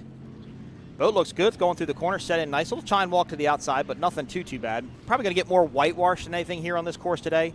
Just the race boat wake moving in and out of the course. But they are first place in Modified V, rather. I keep wanting to call it Modified. Pro Stock. You know what to say. Boat number 22, Phantom Hull. So this group is comprised of Phantoms or Extremes. And I believe, looking at my list, this is the only... Nope, there's 2 Phantoms in here, I'm sorry. Visit St. Pete is a Phantom, and Punisher is a Phantom, and then BoatFloater.com, Pit Viper, and Sheriff Lobo are all extreme hulls. All 30 feet in length, all running spec class motors, have to run spec weight, spec outdrive, spec lower units, spec bottoms, all kinds of rules. This is a very rule-regulated class, if you would. They can go as fast as they want, but they have to, meet these weight requirements as they come in. Now, Class 6 just jumps back into the bottom part of our screen. Rumrunners continues to lead, but it looks like Punchin' Hulls, I'm going to get it right eventually, I promise. Punchin' Hulls is now side by side with Deception, and ST Racing and Rendell One Design. They are currently back in 4th and 5th. As Rumrunner's in the lead. But the battle right now for second in this group, Punchin' Hulls and Deception. Deception on the outside, Punchin' Hulls on the inside. Now it's kind of no holds bars. The holding your lane thing is over. That's done after the first lap, the first turn. So now they can pretty much go wherever they want. Punchin' Hulls can be able to push them out if they wanted to, or they could, hug in tight to the buoy, maybe scrub off a little bit more speed if they feel they have the acceleration that they need. But let's see how it works out. Rumrunners is going to go, looks like just in the middle of the corner. And, yep, they left the door. They pinched down a little bit tighter than I thought they would. Now, there's Punchin' Hulls. Wow, look at that. Squared that turn up. Very comfortable with the speed, but notice they had to jump out of the wake of Rumrunners. Now it looks like they're going to jump back to the inside of it. So you're going to scrub a little bit of speed off every time you do that. But I think it was enough to get them second place, and it was. They are currently in second, but not by a lot. In fact, there's not even probably full overlap taken yet, as Deception looks like to make a run on the outside. Rendell just to the left of your screen coming up in 4th place. Class 6 cannot go over 70 miles an hour. That's monitored by a GPS inside of the boat. When the race is over, the GPS is taken to Steve Adams, a GPS official, and he will read the GPS to make sure that you didn't break out of your speed category. And if you did, you're disqualified and you go to last place for the day. So even like Rendell, who's back in 4th, ST Racing, who is back in 5th, those guys still got to race. This is a really hard thing to do to only go 70 miles an hour. The throttleman, I was talking to Eddie Simmons, who's going to be running Shoreline Plumbing later today in Class 5, and he actually turned around the wrong buoy, and I went to him this morning. I said, that wasn't the buoy, right? He was like, what buoy? I didn't even see a buoy. But that's because the throttleman is looking literally at the speedometer in these bracket classes to make sure they don't break out. They're not really looking up unless the driver's going to tell them they have to look up. But here is Class 7. Here is our drone footage. That's two White's boats, so I believe that's going to be Chuggett and Naughty Boys. But I could not tell what was going on in there. There's boatfloater.com. They should still be currently in second in Modified V. Pit Viper, Tuggett, and Visit St. Pete. These groups, they've kind of separated out a little bit now. They're starting to get in some lap traffic too. So the rules here in OPA racing are faster boats to the outside, slower boats to the inside. So that's what you see here. Punisher still in the lead. Jackhammer still in the lead in Class 7, but have not been able to get away from Punisher. These boats can only run 60 miles an hour in Class 7. Again, monitored by the speed. So that's why you're seeing Jackhammer and Punisher stay so close. That pretty much means they're right on their speed marker. Jackhammer, Brian Guy, and Julian Maldonado. They own Manatee Marine. You'll see his dad, Ricky, come out later today in Jackhammer, the super stock boat, in our second race. One of the two victory hulls racing here. There goes Punisher. That's a new boat for Charlie and team. They're starting to get it definitely figured out. Charlie actually had a 32 Phantom that he raced a couple of years ago, and he built this boat, likes this boat more, says this boat's handles better and is faster. So he is running. Beautiful shot here of St. Clair, or really beautiful shot here of Michigan City, Indiana, as we're racing live for the first race. So the Mod V guys have lapped all the way past Class 7. Still Punisher and Jackhammer just to the left of your screen battling 1 and 2. This is 2 and 3 in Modified B. Boatfloater.com and Pit Viper Tuggett. Punisher leading this group, and Punisher's so far out in front I can't even see their wake. A little bit different here in freshwater. The water doesn't stay aerated as long as it does with saltwater, so we don't get these long trails of whitewash. So it's a little bit harder to see. I do see what looks to be like a little bit of a wake there. So boatfloater.com in second. A lot of separation here between top 1, 2, and 3, and now even between 4 and 5, as it looks like Sheriff Lobo and Visit St. Pete have fallen off the pace just a little bit.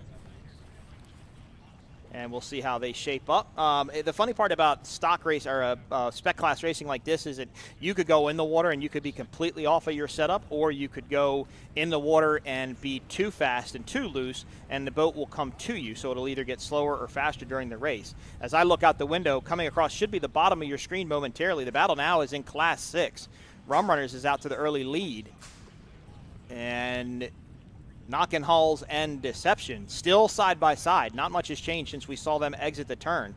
As we look at this shot, this is looking down the course. They're racing towards you, obviously. That's Rum Runners there on the inside. There's Knockin' Hulls, and there is Deception. It doesn't look like it, but when they went by me, Deception and Knockin' Hulls were side by side, heading down into turn number 1. I have a little speck of stuff on my screen. I thought Deception was waving at Knockin' Hulls, but I think that was just a little speck on my screen. We'll try and get that cleaned up.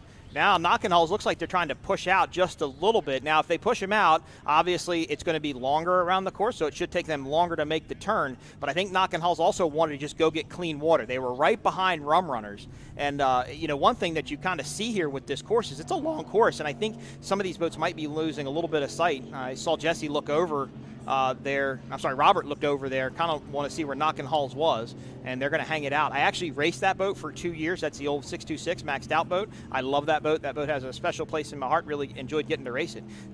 Knockin' Hulls did a great job on the inside, though. They were actually able to pull away, so I think pushing Deception out a little bit worked in their favor. As we go back to Pit Viper Tuggett, they are currently in third place in Modified V behind boatfloater.com. As I look in front of me, I think maybe they've gained a little bit of ground on boatfloater.com, but hard to say because we're not really running the stopwatch here in Michigan City. Modified V running 8 laps, Class 6 running 6 laps, and Class 7 running 4 laps. So we should be just about through the halfway point of the Class 7 race, and I think shortly it'll be almost next time by should be halfway for Modified V, and I believe Class 6. But again, I'm not lap counting, I'm announcing, so a little bit hard to do there. That's a good shot of these Modified Vs coming down. These are single engine, 30-foot canopy V-bottom hulls. These boats ride really high out of the water. They're step-bottom hulls. That's a good shot of it. As there goes Pit Viper Tuggett. trying to get boatfloater.com, both of these boats trying to chase down Punisher. Here is Sheriff Lobo, our Trinidad team, all the way from Trinidad.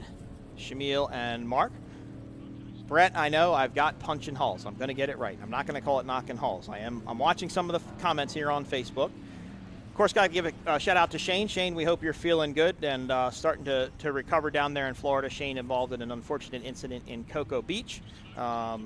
Kind of took the best of him there, but we hope he's recovering. Look at this. We've had a change now, though, for second. I don't know how that happened. It happened out of our camera view, but now Pit Viper Tuggett is now in second. They passed boatfloater.com, and they passed him by a lot. This isn't a battle. Pit Viper Tuggett was able to get around him. It must have been something in the turn. That's not normal for the boat floater or the Killdalls. They usually do a really great job. They're a veteran team. They've been racing for a long time. They have a lot of experience in that extreme hull. It'll be interesting to see what happened, what caused such a big change in the running order here in Modified V. And now it looks like Punisher in Class 7, and is that Jackhammer? So could we have had a lead change in Class 7? We'll have to see if our camera views can pick up a little bit better. Yep, there it is, and I am right. Punisher now in the lead in Class 7, Jackhammer in second. Now, when you pass a boat on a straightaway, which is what I think maybe happened here, you got to wonder if you broke out, because it's really hard to pass a boat when you're both going 60 miles an hour. As we look at Naughty Boys, and there is Chuggett, the Muller brothers on board there, and that 22-foot velocity. Actually, 3 22-foot velocities racing here, and I believe the other boat is a Battle Wagon. Correct? Naughty Boys? Nope, Naughty Boys is a Progression. I'm sorry. So the Punisher's a Velocity, Jackhammer's a Velocity, and Chuggett is a Velocity, if I believe.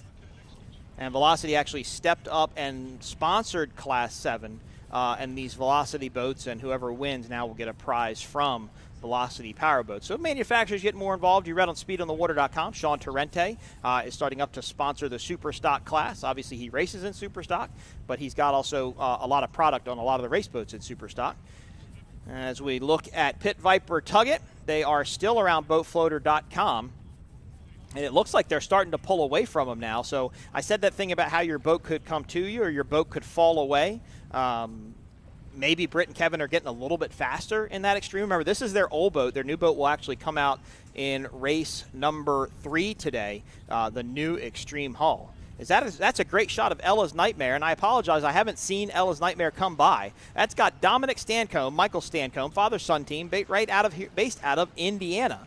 And Dominic Stancombe, the youngest throttle man in the business, at a quick 14 years old, racing here in Michigan City, Indiana, in what is undoubtedly one of the hardest on-your-body classes out there.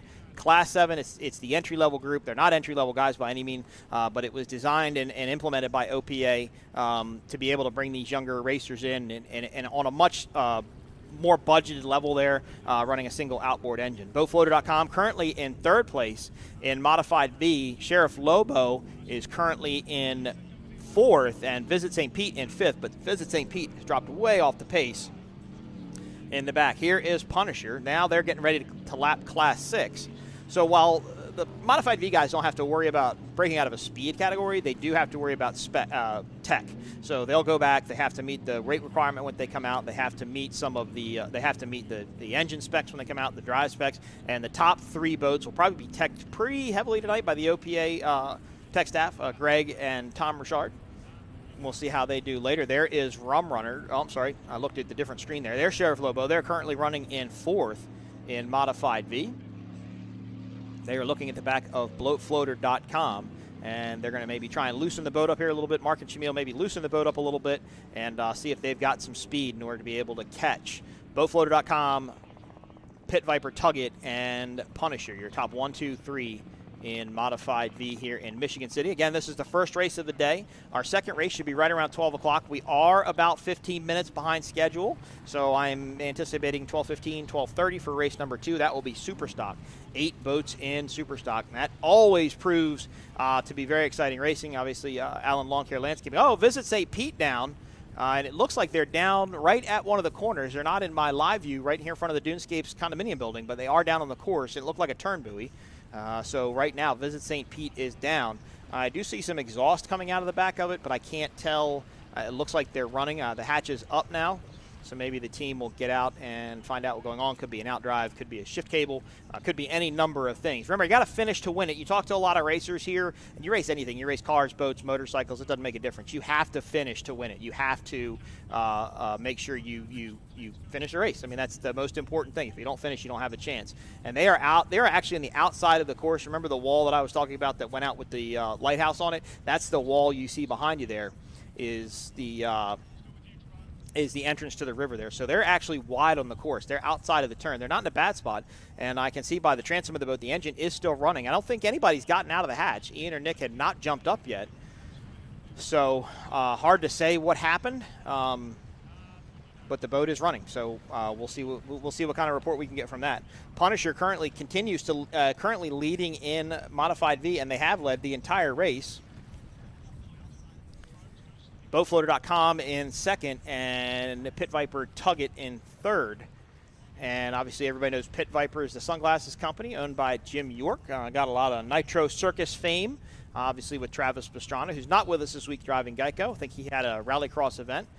Jim York actually tested the Pit Viper Tuggett boat yesterday, trying to get a little more seat time in it, wants to get a little bit more familiar with it and be able to race. We look forward to Jim getting involved, and obviously we see a ton more of Pit Viper glasses around the pit. So thanks to Jim York, glad to have him around, and hope he continues to grow with our sport. Punisher continues to lead in Class 7, Jackhammer in second. Again, I think Punisher passed him on the straightaway. It was out of my view, so I don't know. But if a bracket class boat passed a boat on a straightaway, especially in Class 7, you got to wonder if they broke out. So obviously the GPSs will tell that. Everything I tell you is going to be unofficial till the end of the day. As Jackhammer goes into the turn, and that's Naughty Boys, the progression hull. Always liked a progression boat. I owned a 22-foot Velocity for a number of years. I love a 22-foot Velocity. It's a great boat. And in fact, Velocity built a new 22-foot Velocity. It's called the Punisher. You can go to their Facebook page to check that out. And again, Velocity stepped up and wanted to sponsor some of these Velocity boats. There goes Punisher. Punisher now has put them 2 laps down. As you see, Visit St. Pete looks like one of our personnel rescue safety boats is online with them. They'll get them in tow and pulled out of harm's way. Although it didn't really look like they were in harm's way, they were just kind of on the outer edge of the course. So there goes Punisher. They continue to lead in Modified V. Pit Viper Tuggett in second, and Boatfloater.com in third. As we are past the halfway point now, if my laps are correct. We should be past the halfway point for all of these classes. It should be, I think it actually be 1 lap left for the Class 7 guys. Beautiful all-white 22-foot 30, boat number 22 rather, 30-foot Phantom, built by Will Smith out of Florida. Really the only 2 boats run in Pro Stock V or Modified V right now are Phantoms or Extremes. Extremes owner Mark passed away a couple of years ago. Steve Miklos, who isn't here this weekend, runs a Sunprint boat, actually bought the molds and then worked a deal out for them with Britt Lilly of Lilly Sport Boats out of Annapolis, and Britt built the first one. That's his, I think we're calling that boat the Gen, is that the Gen 3 now, or is that the Gen 2? I think it was Gen 3. You'll see that boat come up later today as LSB RevX Oil Hurricane of Awesomeness. There goes Rum Runners. They continue to lead in Class 6. Fran and Mike are kind of right where they always are. They are the top runners in Class 6. The Smith brothers unfortunately had a mechanical issue in St. Clair. We're not able to make it here to Michigan City. We always miss the Smith brothers, but congratulations to their daughter and them, the firstborn grandson in the Smith family. And I got to love his name, Connor, of course, which is my son's first name also. So we got 3 Connors now in powerboat racing. We got Connor Beckley, Ryan Beckley's son, Connor Yoski, my son, and then I know her last name is not Smith, but it's Pete and Rich's grandson, now Connor, too. There is Goofing Around. That's another Class 7 boat. That's the Battle Wagon boat. We haven't seen them either, and I apologize about that. They actually blew their motor up in St. Clair last weekend. If you follow them on the Facebook, you saw pictures of the engine in their hands, and they were able to get a replacement engine put on the boat out here. Really hard to do that because if there's anything different about the engine or something changes on setup, you're just not going to be as fast as you need to be. So obviously the Boat 765 Goofing Around guys, wishing for a better day, but we know the Lowers will get it together and do everything they can do. So apologize we didn't mention you guys earlier. So Pit Viper Tuggett now has kind of really gapped into second away from Boatfloater.com. So you have to wonder if Boatfloater.com is now going slower or if Pit Viper Tugget is going faster. Punisher just to the right-hand side of your screen, upper right. They are currently leading Class 7 with Jackhammer in seconds. We look at boatfloater.com, this Extreme hull. I think we're saying Gen 1 and Gen 2 for the Extreme. So this should be Gen 1. Sheriff Lobo should be Gen 1, and Pit Viper Tugget should be Gen 1, and then Gen 2 will be No, I'm wrong. See, I knew it. I knew I could catch myself. Gen 1 is what we're in now. Gen 2 is Steve Miklos's boat, the Sunprint boat, which isn't here. And then Gen 3 is Britt's new boat. I knew there were 3 generations of that boat. I just couldn't figure out which one went in the middle. Great shot of these Modified V's guys just running right at you here in Michigan City, Indiana. And you can see these boats just ride up on nothing, like an old Hyder stream, just run right up on the pad, right up on the step. Chine walking back and forth, side to side. You're sawing that wheel back and forth. Not much chine walking here. A little bit more just bow hop. A lot of trim in these boats. A lot of positive trim. Want to carry that bow. A lot of weight movement here, a lot of weight changes. The Punisher runs a CMS engine. Tony Silvera out of Sarasota currently, but will be moving back to Maryland here shortly. Good to have Tony back up in Maryland. And then Punisher out of South Carolina. I think it's North Carolina now. Used to be out of Maryland. They moved down there with his family. I know Charlie's dad, Sean, is here. Got to talk with him for a little while. 2 great guys. Appreciate having him and them support. There is Sheriff Lobo. Hello to our Trinidad friends. Hope you guys are listening in live out there in Trinidad. We look forward to the great race coming up in just a couple of weeks. Got to see all the videos of Motul Monster starting up for the season. Very cool supercharged engines, PSI blowers built by Sterling. So Sheriff Lobo currently running in 4th place. Now these are truly a race of attrition, right? These spec classes want to be able to finish, and you got to stay in it because you never know what's going to happen. Blown out drive, you can break a throttle cable. I think a stud came loose. I think Hurricane of Awesomeness, Revex Oil, and the other boat lost steering last weekend. So you never know what can happen. So Mark and Shamil will have to do a job of just being able to stick it in there and hopefully just keep racing. And if something happens to the front of them, we don't want something to happen in front of them. But, of course, if it does, then that's racing. And you got, as I said many times in this show, you have to finish to win it. Sheriff Lobo now exits the turn. A little bit of a hole there. Boat 601 Rum Runners, they are leading in Class 6, and I haven't been counting laps, but this should be wrapping up the racing here very shortly. They were only running 8 laps in Mod V, 6 laps in Class 6, and 4 laps in Class 7. So Class 7 should actually be very close to done. We'll look for a checkered flag. As you can see, there is first place Rum Runners, boat number 601. Again, a great shot running to you. This is a Larry Smith Scarab hull. Fran had to do a lot of work to this boat, but this is a very strong boat, very fast boat. Was known as Rum Runners in its previous life. Then when Fran has it, also New Wave Marine. You can see that just on the side there, right below Fran. Fran driving and Mike throttling as they exit the turn. They are leading in Class 6. Remember, they're going to have to get their GPS read when they head back into the pits. And if they broke out of their speed category within the parameters of what the OPA says the rules are, then they will be disqualified and go to last place. And your second place boat, who I believe is Deception, will go into first. So I'm trying to look for now in my screenshot. I think that's Rum Runners way up there in the front, and I think that's Deception in second, and maybe Knockin' Hulls in third. Punchin' Hulls, man. See, sorry, Brett, I did it again. Rum Runners continues to lead. Nice wide shot here of Michigan City, Indiana. There's Ella's Nightmare, Michael Stancombe, Dominic Stancombe, based out of Indianapolis, Indiana. Some local hometown heroes to this race. Obviously, everybody knows Michael Stancombe for his years of racing in Peppers, and now he's got his 14-year-old son Dominic out racing in Class 7. They have pulled to the inside of the course, so that should be the checkered flag for Class 7. But we will wait to pan out and make sure we can confirm the checkered flag. I apologize, I haven't been able to see the. I don't keep laps. I don't keep lap counts. Everybody knows that I just don't do it. It's not worth the effort. But they have pulled off to the inside. Glad to see Dominic finishing another race, getting his feet wet, getting his seat time in these boats here, racing with OPA in Class 7. Pit Viper Tugget. They are currently in second, uncontested in Modified V. They have really just pulled away from Boat Floater. I really didn't expect to see that. I kind of thought it was going to be Boat Floater's race in second, but Twisted T or Pit Viper Tugget was able to get around them. There is Punisher. They lead in Modified V. Pit Viper Tugget in second, and BoatFloater.com in third. Sheriff Lobo in 4th. And Visit St. Pete, remember, they went out earlier with an incident. Don't know what happened to them. It looked like everybody was okay. They went under tow, and they will head back into the pits and get that boat up on the trail. The good thing about racing in freshwater is there is no rinsing. You should still rinse it out, but it's not like racing in saltwater. It's not as much washing and cleaning. It's a little bit easier on the equipment, so it's a nice change from some of the saltwater venues we go race at. Morehead City will be a saltwater venue down in North Carolina. That'll be up next. Then we're in Fort Myers, Florida, and then Englewood, Florida for our World Championships. Morehead City, one of 2 races that happened last year. Lake of the Ozarks happened, and then Morehead City happened. We actually raced for 2 days in Morehead City, Friday and Sunday. So look forward to going back down there with Jeff McCann, his entire group. That's a really fun town, Atlantic Beach. Beautiful spot. As we look at Sheriff Lobo, they boat number D700. Again, based out of Trinidad. They are currently running in 4th behind boatfloater.com. And the boat just doesn't look as fast as the boats up in the front, for sure. Even going through the corner, it looks like it's stuck down to the water just a little bit more.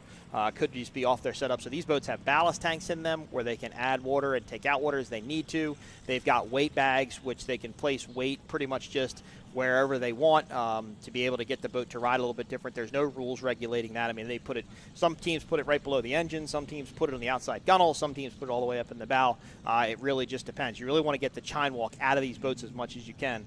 Back to our beautiful drone shot here. Can't see who this is quite yet, but this I think is going to be Class 6. But there is Punisher. They lead in Modified V. Remember, this is the first of 4 races today. I anticipate the second race going off at just about 12:30. Remember, we are about 15 minutes behind schedule. Obviously, if we can make up some time, we will. Just stay on the Facebook page here on OPA or P1 to make sure you get the latest information. Go to OPARacing.org. Keep up with your favorite teams. Check out the points. Check out the schedules. And plan on coming to an OPA event near you for the 2022 season. There is Rum Runners. So they are the winners unofficially in Class 6 is Rum Runners, boat number 601. Deception in second. And Punch and Hulls, I haven't seen them in a couple of laps. I think it was Deception last time by, and that looks like Deception right there.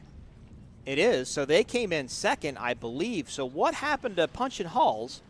Because I think that's ST Racing just to the left of the, or the right of our screen there, and it looks like they're going to head back to the crane. So Punch and Hulls ended up somewhere. We just don't know where, but here comes Punisher. They are the leader in Modified V. They have led from the green flag. It was a good race at the start, 3 wide between Pit Viper Tuggett and Punisher and BoatFloater.com. Punisher was able to kind of gap them going into the first turn and has really just pulled away. Charlie McCarthy and Tony Silvera in Punisher. And Charlie opened up his prop company called Chopper Props. If anybody knows, I think why he called it that is because he has the chopper sideburns on the side of his face. Charlie and his dad, Sean, 2 really great guys have helped me out quite a bit over the years. Tony Silvera, great guy too, CMS Racing, building the engine for that Punisher boat. Yep, so all right, so that's going to wrap everything up. Our 3 classes here are coming to an end. Punisher, your unofficial winner in Modified V. Rum Runner, your unofficial winner in Class 6. And the Punisher should be your unofficial winner in Class 7. I say unofficial because the boats will have to go back and be teched. Some of them have to have their GPSs read as we wrap up the first race here in beautiful Michigan City, Indiana at the Great Lakes Grand Prix 2022. Shout out to everybody down there at the VIP tent on the beach. We hope you guys are getting to enjoy some adult beverages, have some fun. We got lots more racing to do today. Superstock coming up next. I think right about 12:30 as there is Fran and Mike getting the checkered flag. Calm here today, so it's not too bad. And there is Deception. They came in second. Looks like a wave from Robert and Jesse there. Jesse Smig and Robert Bryant congratulating their other racers there in Class 6. So here's BoatFloater.com as they go around the turn. Looks like they're slowing, so that's going to wrap up their race, and they should be in 3rd place. So it's Punisher, Pit Viper Tuggett, and BoatFloater.com, top 1, 2, 3. Class 6, it looked like it was Rum Runners, Deception, and I believe ST Racing. As I hadn't seen Punch and Hulls in some time, and I hadn't seen Rendell One Design either. So it'll be interesting to see how that pans out. Again, all these results completely unofficial as they will go down the course. And one of the favorite things to do here in Michigan City, Indiana, is to run up along the beach with the checkered flag. Hats off to Dominic Stancombe and Michael Stancombe. Dominic got another race under his belt, getting a little bit faster as they go. There's Jackhammer and Goofing Around. They look very similar, but they are, one is a Challenger, or I'm sorry, one is a Battle Wagon hull and one is a Velocity. And there is Punisher. They were your unofficial winners in Class 7. And they will, since they're in a Velocity hull, they will get that contingency money from Velocity Powerboats. Look forward to growing that program in the future, as there is Punisher. The hatch is up. They're getting ready to climb out. And I believe he should have gotten a checkered flag. I think we're giving him out off the start-finish boat. We'll see if Charlie and those run down the beautiful beach here in Michigan City, Indiana. There's Charlie. He's, oh, no, I'm sorry, that's Tony. Tony is out of the boat, and it looks like they're going to go up and collect their checkered flag for their win here today in Michigan City, Indiana. As we wrap up our first race of the day. Race number 2 coming up at right around, I believe it's going to be 12:30. And that'll be super stock. 8 boats in that class. And then race 3 should be, we'll say around 1:30. That'll be stock V, class 4, class 3, class 4, and class 5. And then race number 4 will be class 1 Super Cat and factory stock and V Extreme. Factory stock, the 450 MTI boat, the beautiful blue and black MTI. Debuted their new race hauler here this weekend. Such a good looking color combination. Taylor did a great job coloring that boat and making it look good as we get ready to wrap up the first race of the day. I think Nigel Hook should be up here with us for the second race. So look forward to him talking about Ocean Cup and everything going on with him. As you know, he got a new boat. A lot going on with that. Going to go run that in Ocean Cup. Looking forward to that. And going to run the Lucas Oil V-Bottom here. The new sponsor, E3 spark plugs, here on that V-Bottom. Beautiful day here in Michigan City, Indiana. Everybody collecting their checkered flags, everything going well. Wrapping up the first race of the day. We will go off air and we'll come on probably just about 10 minutes, 10, 15 minutes before the next race. We'll recap everything that happened in the first race, and then we will be ready to go for the second race. Beautiful Michigan City, Indiana for the 2022 Great Lakes Grand Prix here on the beautiful Lake Michigan. There's the VIP tent. I know they've got food and all kinds of stuff happening there by your VIP tickets as we just fly on up over the beach here. We're going to wrap up the first race right now. Thanks for watching live on Facebook. We'll be back right around sometime between 12 and 12:30, we'll say. Thanks for watching the first race. We'll be back right after this.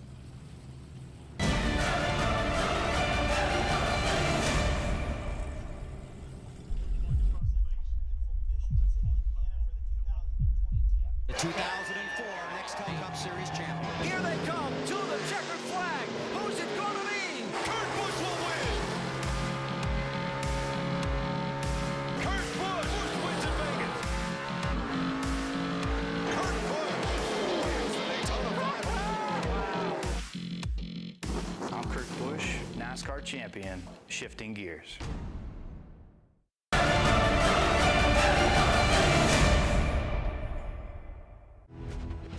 If making a bold statement comes naturally, then you've come to the right place. Because demanding the very best from every second spent on the water is your undeniable right. So don't apologize if you believe you're only truly living when you're on the move. Because you, my friend, belong on a Yamaha Wave Runner. The future of personal watercraft is now available water-wide.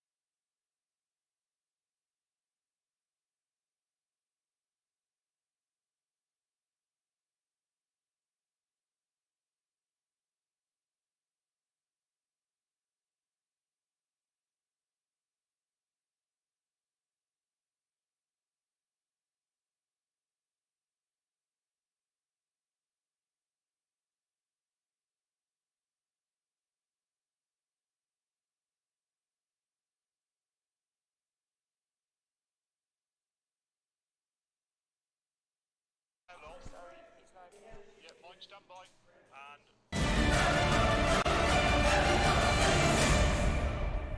And that's camera one. Welcome back to Michigan City, Indiana for the Michigan City Great Lakes Grand Prix 2021, not 2022. Kind of tripped over myself, maybe lost a year there between the two of them. Right now we have Superstock. They just came out and started their parade lap. So the one thing about OPA racing is if we can get the race to come off earlier, we'll come out earlier if we can. So that's what we're trying to do, try and make it the least length day here on the course. As we're back live here in Michigan City, Indiana. This is race number 2. This will be super stock. 8 boats in this race, but we had one scratch this morning because of an issue.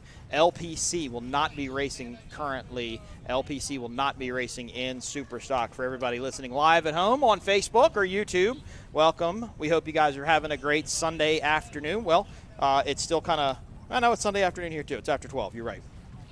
Remember, an hour behind you guys. All right, Superstock, 7 boats.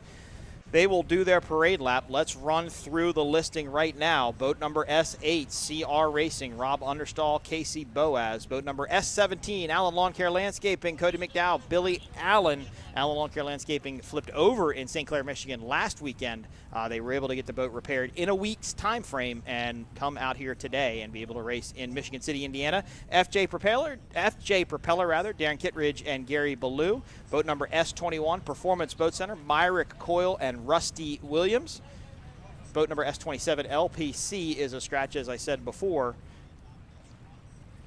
Sorry about that. S42, Jackhammer, Reese Lanham, and Ricky Maldonado on board. That's Jackhammer, CMR, Eric Bell, and Sean Torrente, and S111, Reliable Sleeve, Tom Kennedy, and Ryan Beckley.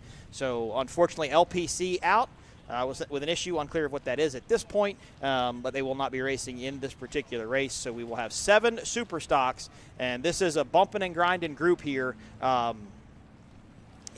These boys, Rubbin is racing to these boys, and it's they're not afraid to swap some paint. They're not afraid to tap each other a little bit, push each other around. A lot of experience in this class with Sean Torrente, Gary Ballou, Ryan Beckley. You have obviously the Performance Boat Center, Fast Fuels entry.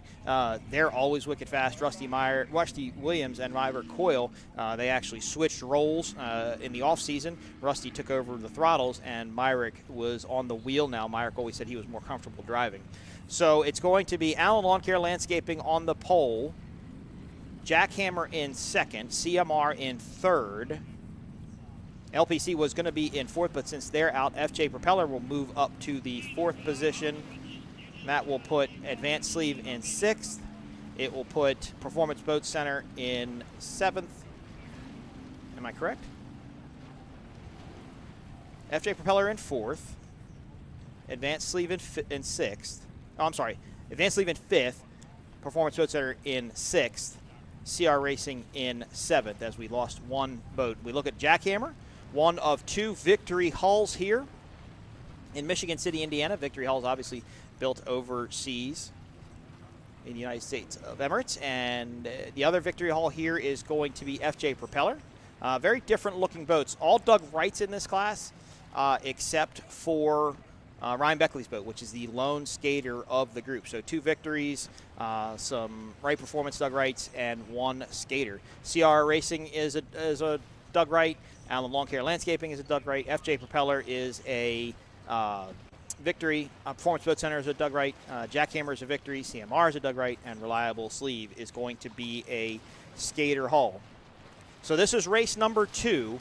And this is just going to be super stock. Race number 3 will be Stock V, Class 3, Class 4, and Class 5. And race number 4 will be Class 1, Supercat, Factory Stock, V Extreme, and Class 2.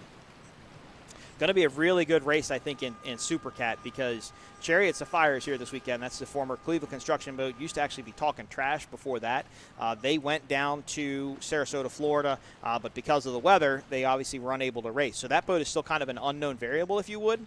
They have experience. They know what they're doing, but it will just be interesting to see how that boat does out here. Of course, you have the veterans, MCON with Myrick and Tyler on board, and, of course, WHM with Billy Moff and Jay Muller on the throttles there. Water conditions have not changed. Breeze is still blowing off of the shore. It's ridiculously flat. It roughened up a little bit during our first race with modified V, Class 6 and Class 7. I think just because you got some of a washing machine effect, those were V-bottom race boats, so they tend to put out a little bit bigger of a wake. So they kind of got dancing around a little bit more. I think with the super stocks, though, you won't see nearly as much of that, again, because their cats are just going to ride a little higher out of the water and make less of a wake. Oh, and that's not a good sign. Allen Lawn Care Landscaping already down in the middle of the course. Remember, this boat flipped a week ago in St. Clair, Michigan, in the bottom turn of St. Clair, one of the most treacherous turns in offshore powerboat racing simply because of the current and some whirlwinds. I can't tell who that is, if that's Billy or Cody, but it looks like they're trying to do something with the engine cowling, whether they're trying to tape it down or take it off. It's hard to say. Race control, we'll see if we get any word from them. But they've been out there for a minute or two. I know that the starters will hold this group as long as they possibly can. But again, they have not moved. They've been sitting down for a couple of minutes, so we will obviously wait to get an update from them as quickly as possible. They are on the pole, and they are on the pole because of the result they had in because of the issue they had in St. Clair, Michigan. A couple of weeks, or last week, I'm sorry. There's Jack Hammer, Reese, and Ricky, Manatee Marine out of Florida. They are helping to bring these Victory Hulls in here. Victory Hull builds pleasure boats also, so they're open cats, and they will be beautiful boats, and they are brought over from Victory as well. So, and if anybody remembers, the Victory team was actually here in Michigan City, Indiana in 2019, had 2 boats here. And unfortunately, because of the pandemic and the change of things in the world, they are not able to make it over. It's not exactly, it's the same thing with Pro Floors. You remember Pro Floors, the MTI that was here in 2019. It's not that they can't come over, it's they can come over. It's when they go back that creates a lot of the issue. For example, talked to Wayne Valder, actually back at the beginning of the season, and he said he has to quarantine for almost 4 weeks when he gets back on his own dime, can't work.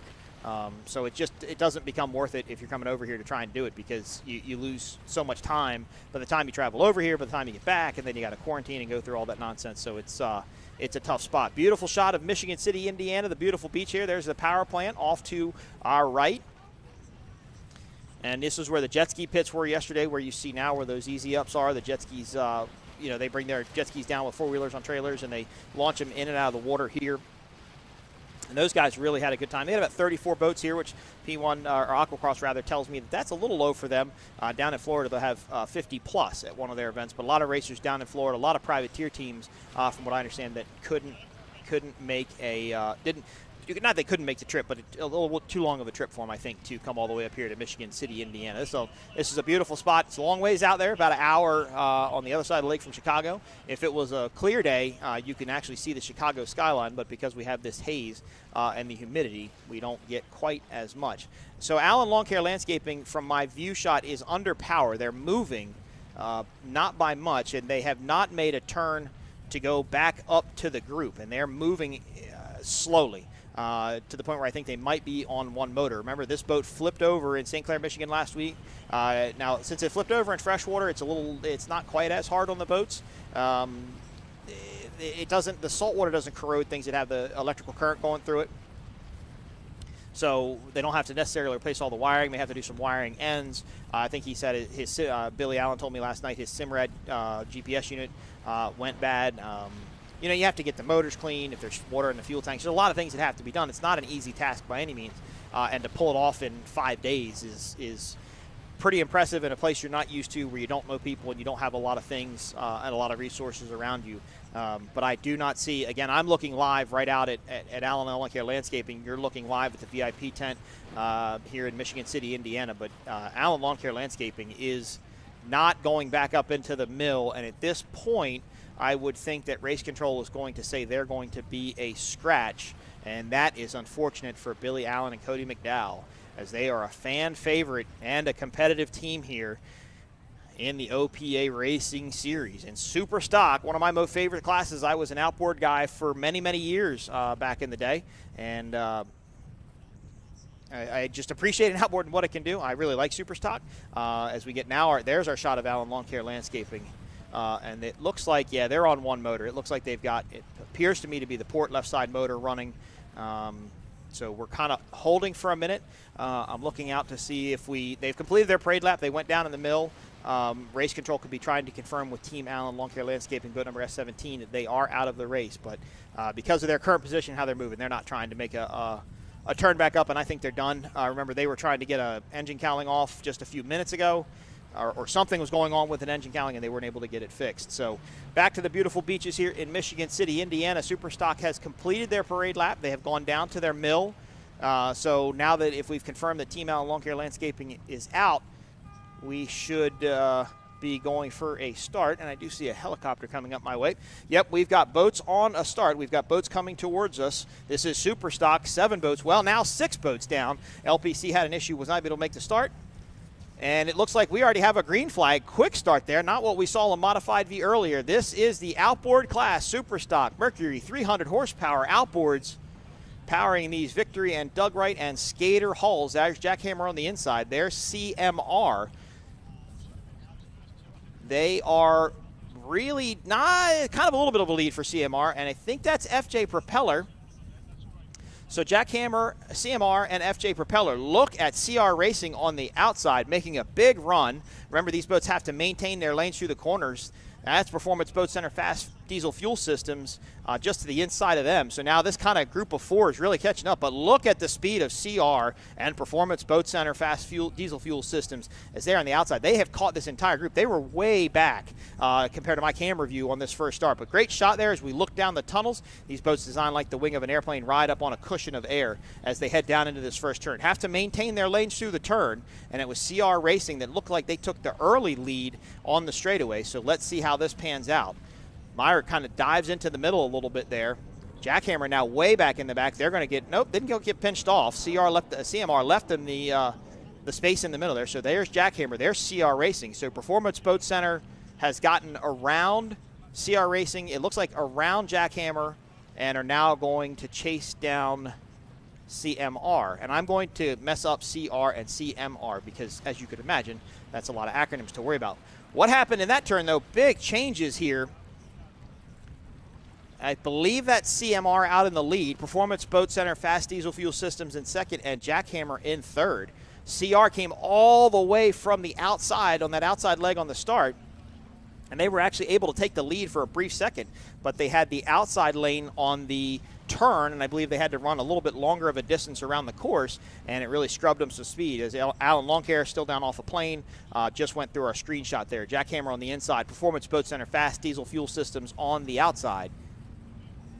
And I think CMR now is in the lead, and they looked pretty comfortable in the lead.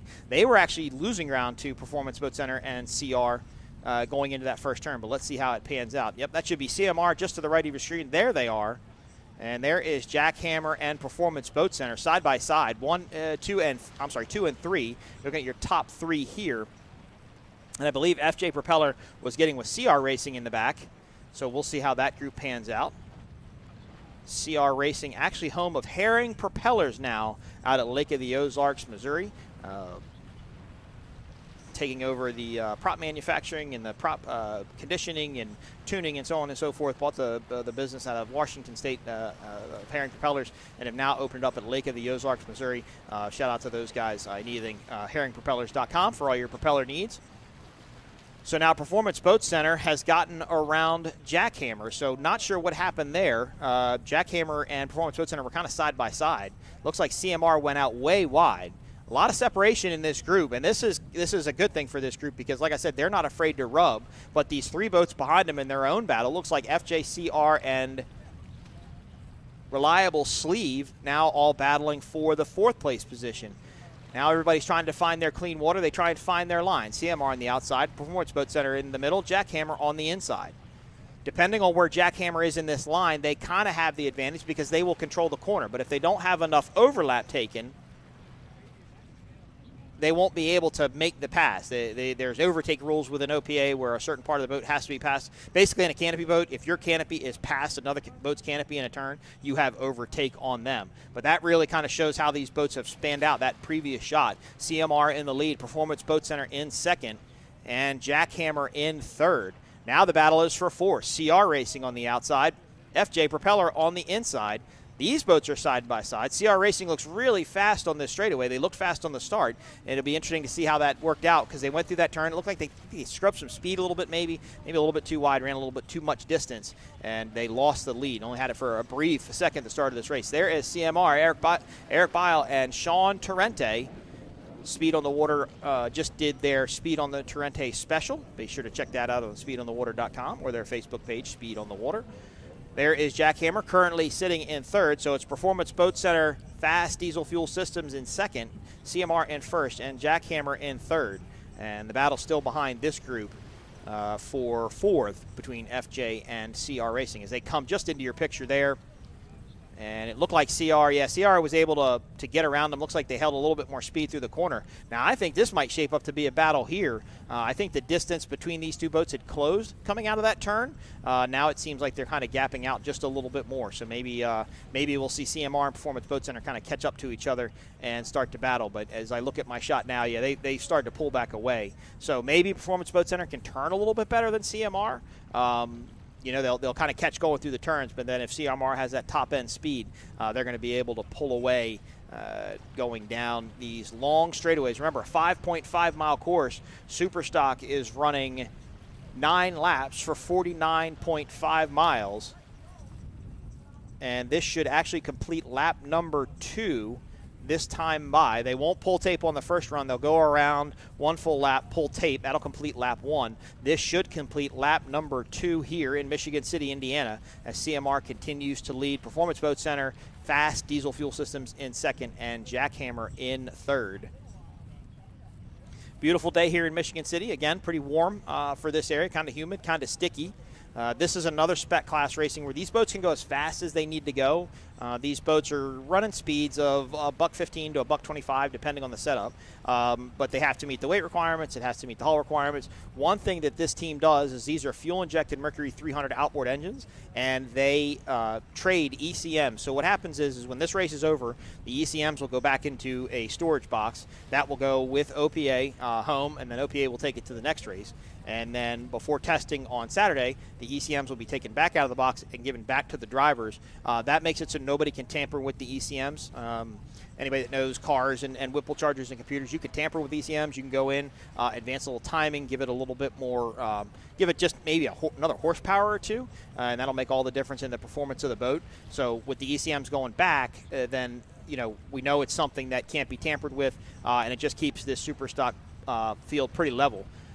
So this is CR Racing FJ Propeller. They were battling for fourth. That's Reliable Sleeve. Out in front, we missed it going by, but Performance Boat Center, again, kind of pulled back up in closer to CMR. Jack Hammer still running in third. This should complete lap number 2 of 9 here in Michigan City, Indiana. This was a side-by-side battle for fourth just the last time by. FJ and CR were side-by-side battling going into this turn, and now CR is now getting around FJ Propeller, and it looked like they were catching Jack Hammer too. So again, they like the speed on this straightaway. As we look now at CMR, they are currently in first in Superstock, Saul Performance Boat Center. Look at that boat dive when they go to set it down in the corner. You can see Sean Torrente lifted out of the throttle, and that boat really tucked down strong on the front, bit in. It's called setting the cat into a corner. You've got to get the cat to come down off of its cushion of air before you turn it. Look at this, though. CR now battling with Jack Hammer. So that means they got away from FJ and now caught up to Jack Hammer. So they're putting their way in for third. And they look really fast, so they could be finding their speed as this race goes on. As CMR continues to lead. And I think Rendell Powerboats, I'm getting a text. Chris Rendell is blocking the ramp. We need you to move if you're listening live. So CR Racing, they definitely like this straightaway that runs down the beach because they make up a tremendous amount of ground here. And then they kind of lose it through that turn, and you see when they come out of the turn and come back into our shot here, they have lost the ground to Jack Hammer where it was right up side by side going into the turn. So we'll have to see how that goes. We have finished 2 laps of 9 here. CMR continues to lead. Performance Boat Center in second. Jack Hammer in third. Thought Jack Hammer was going to get a little challenge from CR, but now CR's kind of dropped back off the pace just a bit. as they run back down to make the turn. Allen Lawn Care Landscaping out, unfortunately, with some sort of mechanical issue. Have not confirmed what that issue is yet. And LPC, an issue this morning, unable to race, so they did not make the start either. So we went from 8 to 7 to 6 really fast before the race even really started. So there's Performance Boat Center. They are currently in second. They are trying to catch CMR, and I think they reel them in a little bit. CMR pulls away, and then it's kind of a seesaw battle back and forth where they seem to be making up some ground. I definitely think some of these super stocks like this turn. I believe this is to my north here. I believe they really like this turn. They're fast through it. They like the line. And then on the other end of the course, down by the harbor where the VIP tent is, the other boats like that turn a little bit more. So it's kind of hard to say what's going on, but it's interesting racing for sure. There's Jackhammer just entering your screen. They are currently in third. And maybe that's why we're seeing this gap. So CMR is way, way out. You can see where the turn buoy is to reference CMR is into where Performance Boat Center is. They're really exiting the turn. I've seen Sean do this before. In fact, I think he was doing this at Lake of the Ozarks or maybe Morehead City last year, where he'd run these really wide corners, maintain a lot of speed, and then kind of sweep down into the next buoy. But he's running a longer distance. So by Performance Boat Center, going to the inside, they're running a shorter distance. They may be scrubbing off speed, so it's a balance of how much speed you want to scrub off to how fast you want to go. And I think CMR, by going out, they're running more speed, longer distance. Performance Boat Center scrubbing more speed going inside, but able to run a shorter distance, and it's working for them as they chase down CMR. This should complete lap number 3, and that's actually CR Racing to the outside of the group. So now Performance Boat Center, there they are, getting ready to set down in the corner, and there is CMR. CMR is battling with Jackhammer. You can see CMR is actually really kind of get hooked up with the crosswind just a little bit. Remember, the wind is coming offshore. You can look at the little white cap wave there and see that wave, that little spray coming off the top of that wave. That represents where the wind is coming from, and it's really pushing CR around. In fact, you kind of see he's having to actually steer back up into it a little bit. Every time you turn the wheel on a race boat, you're scrubbing speed. Whether you turn it a degree, 2 degrees, 3 degrees, 4 degrees, whatever, you're scrubbing speed. So that sideways, that crosswind that's getting them and pushing them around, that's costing them a little bit of speed because they're having to counter the boat back into it. And maybe CMR has figured that out, and Sean has figured out that if he can go run that wide lane through that turn, he can run all the way over the beach and just kind of let the wind push him back down. It'll be interesting to see if that pays out for him as this race progresses on. There is Jackhammer. They are currently in third, CR in fourth, CMR Roofing in first, Performance Boat Center in second. So now they're running up the course down to the turn, and I want to see if Sean does this wide turn again, and if that's what he's accounting for. If he's accounting for that cross breeze that's pushing him back down in to turn number 1 and 2 here in Michigan City, Indiana. These cats are very affected by wind. When you talk to some places, I used to race in Biloxi, Mississippi many years ago, and in Biloxi there's these tall casinos, and what would happen is the wind would actually funnel between the tall casinos and dump out into where we were racing, and it would push the boats as they went down the straightaway. That puff of wind would push the boat. So if it's a puffy, if the breeze has a little puff to it as they're going down, these cats will react to that and get pushed around a little bit, maybe pushed over. So I think Sean's maybe accounting for that. It looks like he runs real tight on that buoy, and let's see what he does on this buoy. He's about halfway through the turn. Now, see, it looks like he went really tight there, but see how he does? He's not finishing his turn as tight. He is running way out wide, and I can tell that because that boat now picked up the air. Right now he's kind of he's not tripping it, but he's kind of carrying the bow a little bit more. So he's running real tight to the beach. If this shot could pan out, I think you'd actually be able to see how close he is to the beach. And maybe he's factoring in for that wind. Now Performance Boat Center. Now, see, I think maybe Performance Boat Center will win, but something's different if we go out there. Remember, if you're turning that wheel 1 or 2 degrees, you're gonna scrub some speed. And maybe CR Racing is starting to figure it out too. As they go out really wide, they don't finish their turn as tight. And now Jackhammer is even out a little bit tighter. So these top 4 boats have now realized, I think, that if they run out, they don't have to fight that breeze as much. If anybody remembers the Amsoil boat with Bob Teague and Paul Whittier, some of their most famous videos on Facebook, when they're going down a straightaway, for example, in Key West, Florida, Paul Whittier would take his hands off of the wheel. Like, not put his hands in his lap, but he would just kind of hover his hands over the wheel, but he wouldn't touch the wheel because you don't want to turn that steering wheel. Any drag put in these outdrives or these lower units are going to slow you down. So if you're coming down with this cross breeze, and this cross breeze could be heavier than what we're thinking it is from our vantage point, it's pushing the boat in, so they're having to turn back into it, and that is scrubbing speed. And it looks like, from my vantage point, it looks like a lot of these teams are starting to figure that out. CMR probably the first, and then Performance Boat Center, fast diesel fuel systems, all kind of figuring out to run wider through that turn. Here is boat number S19, FJ Propeller, Darren Kittredge and Gary Ballou. Gary Ballou, according to some of my sources, found a mechanical issue with his motors. Unclear of what it is, but he was fairly comfortable that the mechanical issue he found would really help improve the boat. So we'll see if that works out in his favor. Gary Ballou, obviously a national and world champion in super stock racing and also overseas.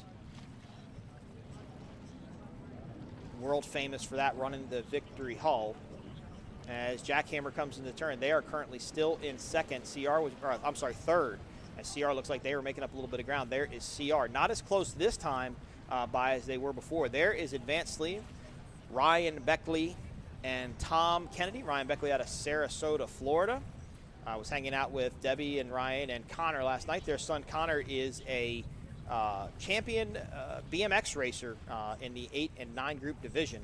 And if you hear this kid's reputation, this kid's resume of what he's won, I started hearing it last night. They've been racing up here for like 3 or 4 weeks, I think, between all the races we've had between St. Clair and here. And he's actually done very well for himself. He's won some races. He's a very talented kid on a BMX bike. So congratulations to Connor Beckley for that. My son, partially named after Connor Beckley, not fully, but partially named after Connor. As we are picking out his name, as Advanced Sleeve goes into the corner, the only skater hull here, and I believe this is now the oldest boat in this class, as there are a lot of newer boats out here. Most of these Wright performances are newer. No MTIs in this group, no newer skaters in this group, all done by the Wright Performance Doug Wrights running in this group. So CMR continues to lead. Performance Boat Center, Fast Diesel Systems, and Jackhammer in your top 1 and 2 and 3. And that should have completed lap 5, I want to say by my notes, should have completed lap 5. So we have passed the halfway point now of this race. And in a stock spec class race like this is where the boat is going to come to you or get away from you. See again, Sean and Eric do that wide turn, go way out wide. They're going to line themselves up. They're going to pick up, well, you can't pick a point on land because it's a big lake, but they're going to pick a point and just try and shoot the boat at that point directly in front of them and get the boat to steer down to where they need to be. And I think he was one of the first guys to figure this out, one of the first teams to figure this out, and I think it seems to be working to his advantage. Now, Performance Boat Center, they did the same thing he had done before on the previous lap, but now he came out this time. He didn't go out nearly as wide. Maybe they just didn't like it as much. But even right now, I can see in this video, Sean's having to fight the wind, so it's probably coming up over the dunes a little bit. If a dune's a little bit lower in some spots, but higher in some spots, it could be just a little gustier and could be having an effect on these super stock entries. This is our second of 4 races today as we come to you from the beautiful Dunescapes Hotel. We got a text from my good buddy Bob Teague. BT, hope all is going well. Appreciate it. Hope to see you soon. CMR continues to lead. As you can see, and see that boat's still getting pushed around quite a bit. I mean, it's actually, like, look where his wake is in reference to where he's running, and that gives you a comparison of how that boat is getting pushed by the breeze. This is a fantastic shot, really giving a good insight to what's happening. That's Performance Boat Center Fast Diesel Fuel Systems. They are currently in second, and I believe by this view, as I see here, CR has they think they've gotten around Jackhammer. Jackhammer really was the only boat that didn't start going out wide. They kind of ran their own course. But, yeah, see, look at that. I mean, they're getting caught up in the wake. They're getting caught up with the breeze. It's twisting these cats all over the place, incredibly sensitive to air and how they're getting moving. So this breeze, while it's not rough, the breeze, I think, is definitely wreaking a little bit of havoc on all these super stock boats here in Michigan City, Indiana. As we are past the halfway point of the Great Lakes Grand Prix here in Michigan City. And bear with me for 1 second here, sorry. CR Racing, yeah, they did get around Jackhammer, so that there is a change for third. So now CR Racing is third, Jackhammer in fourth. Performance Boat Center is in first. In second, and CMR is in first. Sorry, just got distracted there for just a second as we continue to race here in Michigan City. There you see Jackhammer. CR really got around Jackhammer. They've really kind of pulled away from them. So again, we talk about the setup thing, and the boat coming to you or falling away from you, and it could be a factor of it coming better to CR, doing a little bit better, running a bit faster, and not running, and Jackhammer falling off of it just a little bit. Remember, Jackhammer, one of 2 victory hulls here. They've really done a good job. Ricky and Reese, I apologize, really did a great job getting that boat figured out. It's fast. They've had some incidents. They flipped in Key West a couple of years ago. They've had their fair share of trials, but they've been able to get it figured out and get that boat really running good, as it's one of 2 victory hulls here in Michigan City. So CR now in third, and I believe this time by it should be 2 laps left, but maybe 3. I was counting for the longest time, and then I just started talking some more and forgot to count.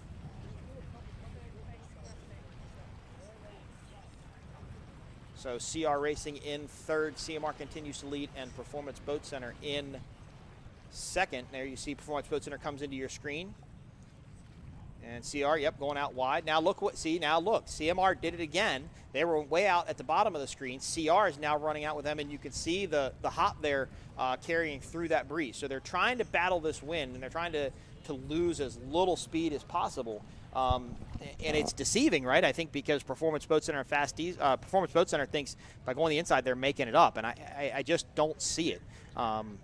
But I mean, look at where the wake ends. You can see by the white cap of the wake behind CMR. Look where that wake ends, and look where the boat is ending up in the distance in which they're traveling. I don't know how fast they're going. I don't know where they are in the course, but I can tell you they're getting blown pretty far sideways here by this breeze coming offshore, which means from our vantage point it doesn't look that strong, but I think it's actually stronger out there on the water. It's even blowing the rooster tail down to that side. This is a great shot. We'll see when lap number 6. Okay, so I was pretty close on to that. We should have 3 laps left as they're running 9 laps here in Michigan City. And now they're going to duck it down to the turn, set it, and go around. Sean Torrente, a world champion F1 racer overseas, running for the Abu Dhabi team, and also a lot of super stock experience, a lot of Class 1 experience. Really a world champion racer, and like I said, Speed on the Water just did a special on him. They did one on Grant Bruggerman, and now they've done one on Sean Torrente, and it's a great piece. Check it out. Make sure you go to speedonthewater.com or facebook.com/speedonthewater.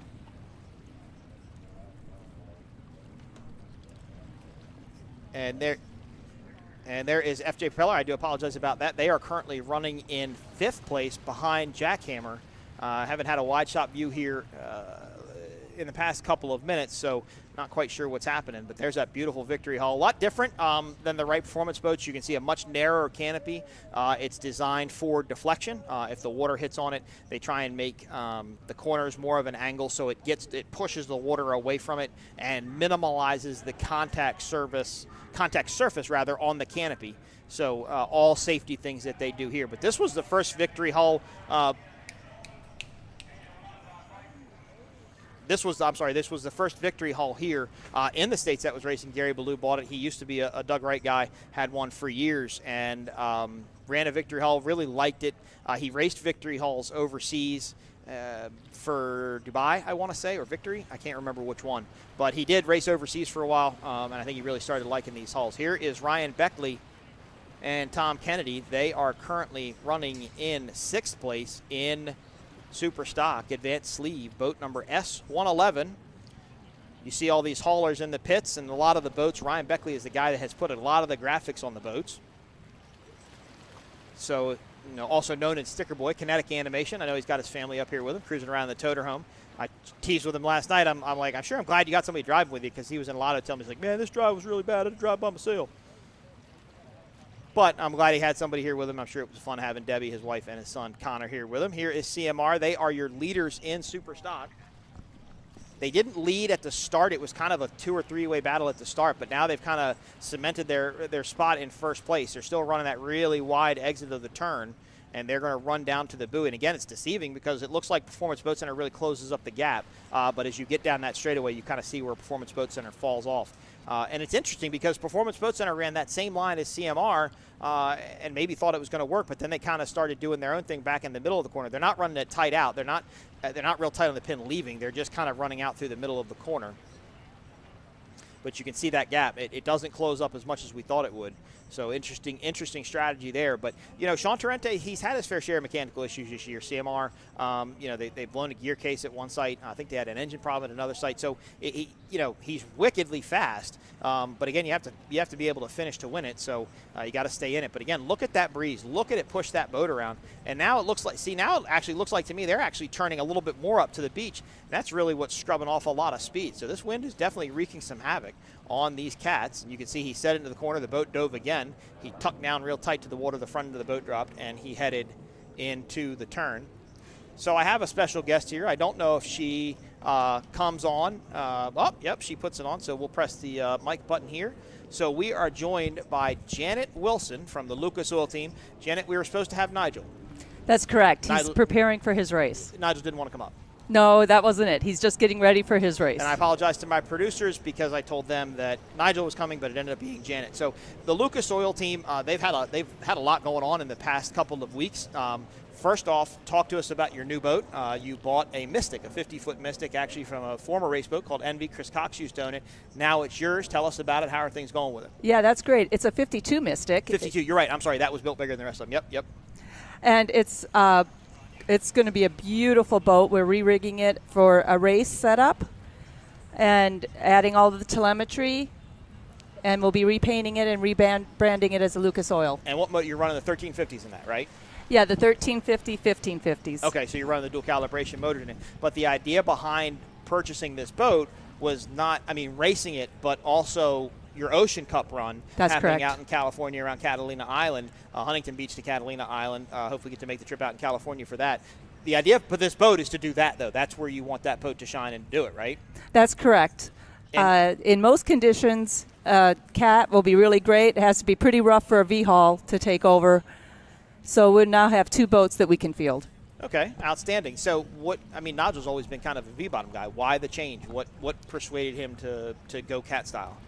Well, like I said, it's the water. He's a V-Haul guy, but it takes pretty rough to be able to prevail. Yeah, no, for sure. And they bought this Mystic. It's a beautiful boat. Like you said, it's a 52. You may remember it was green and silver. Used to race under the name Envy, owned by a guy named Chris Cox out of New York. It was around for quite a few years. So we're excited to see it come back out again. Tell us a little bit more about Ocean Cup. You may not know as much about the boats as you do Ocean Cup because that's like your baby. That's your That's thing. correct. So this year we're being hosted with the Pacific Air Show. We're very proud to be part of that event. It will be 3 million people over the course of 3 days, and we're actually the opening act for the Pacific Air Show. It will be starting at Huntington Beach Pier. It's 112.5 miles out to Shiprock, around Catalina, and back to the pier where the finish line is. Now, this is a famous thing. Anybody that's listening live, they know about Bob Norskog. Obviously, Yes. I worked with Eric Norskog last year. Bob Norskog has done this run. Trey Martin, I think, has done this run. Bob Teague has done this run. Yeah. We know numerous times. Last year, it was just you guys and Rendell One Design. And as cool as you guys were, Rendell got the He stole the show. Because that little 26-foot boat went all the way around and beat themselves up. And it looked good. It did look very good. It looked good. This year we're going to be limited to 10 boats. We're excited because we have a center console class for the point-to-point races, the APBA center console class. And then we have a 47 outer limits with Tony Adams.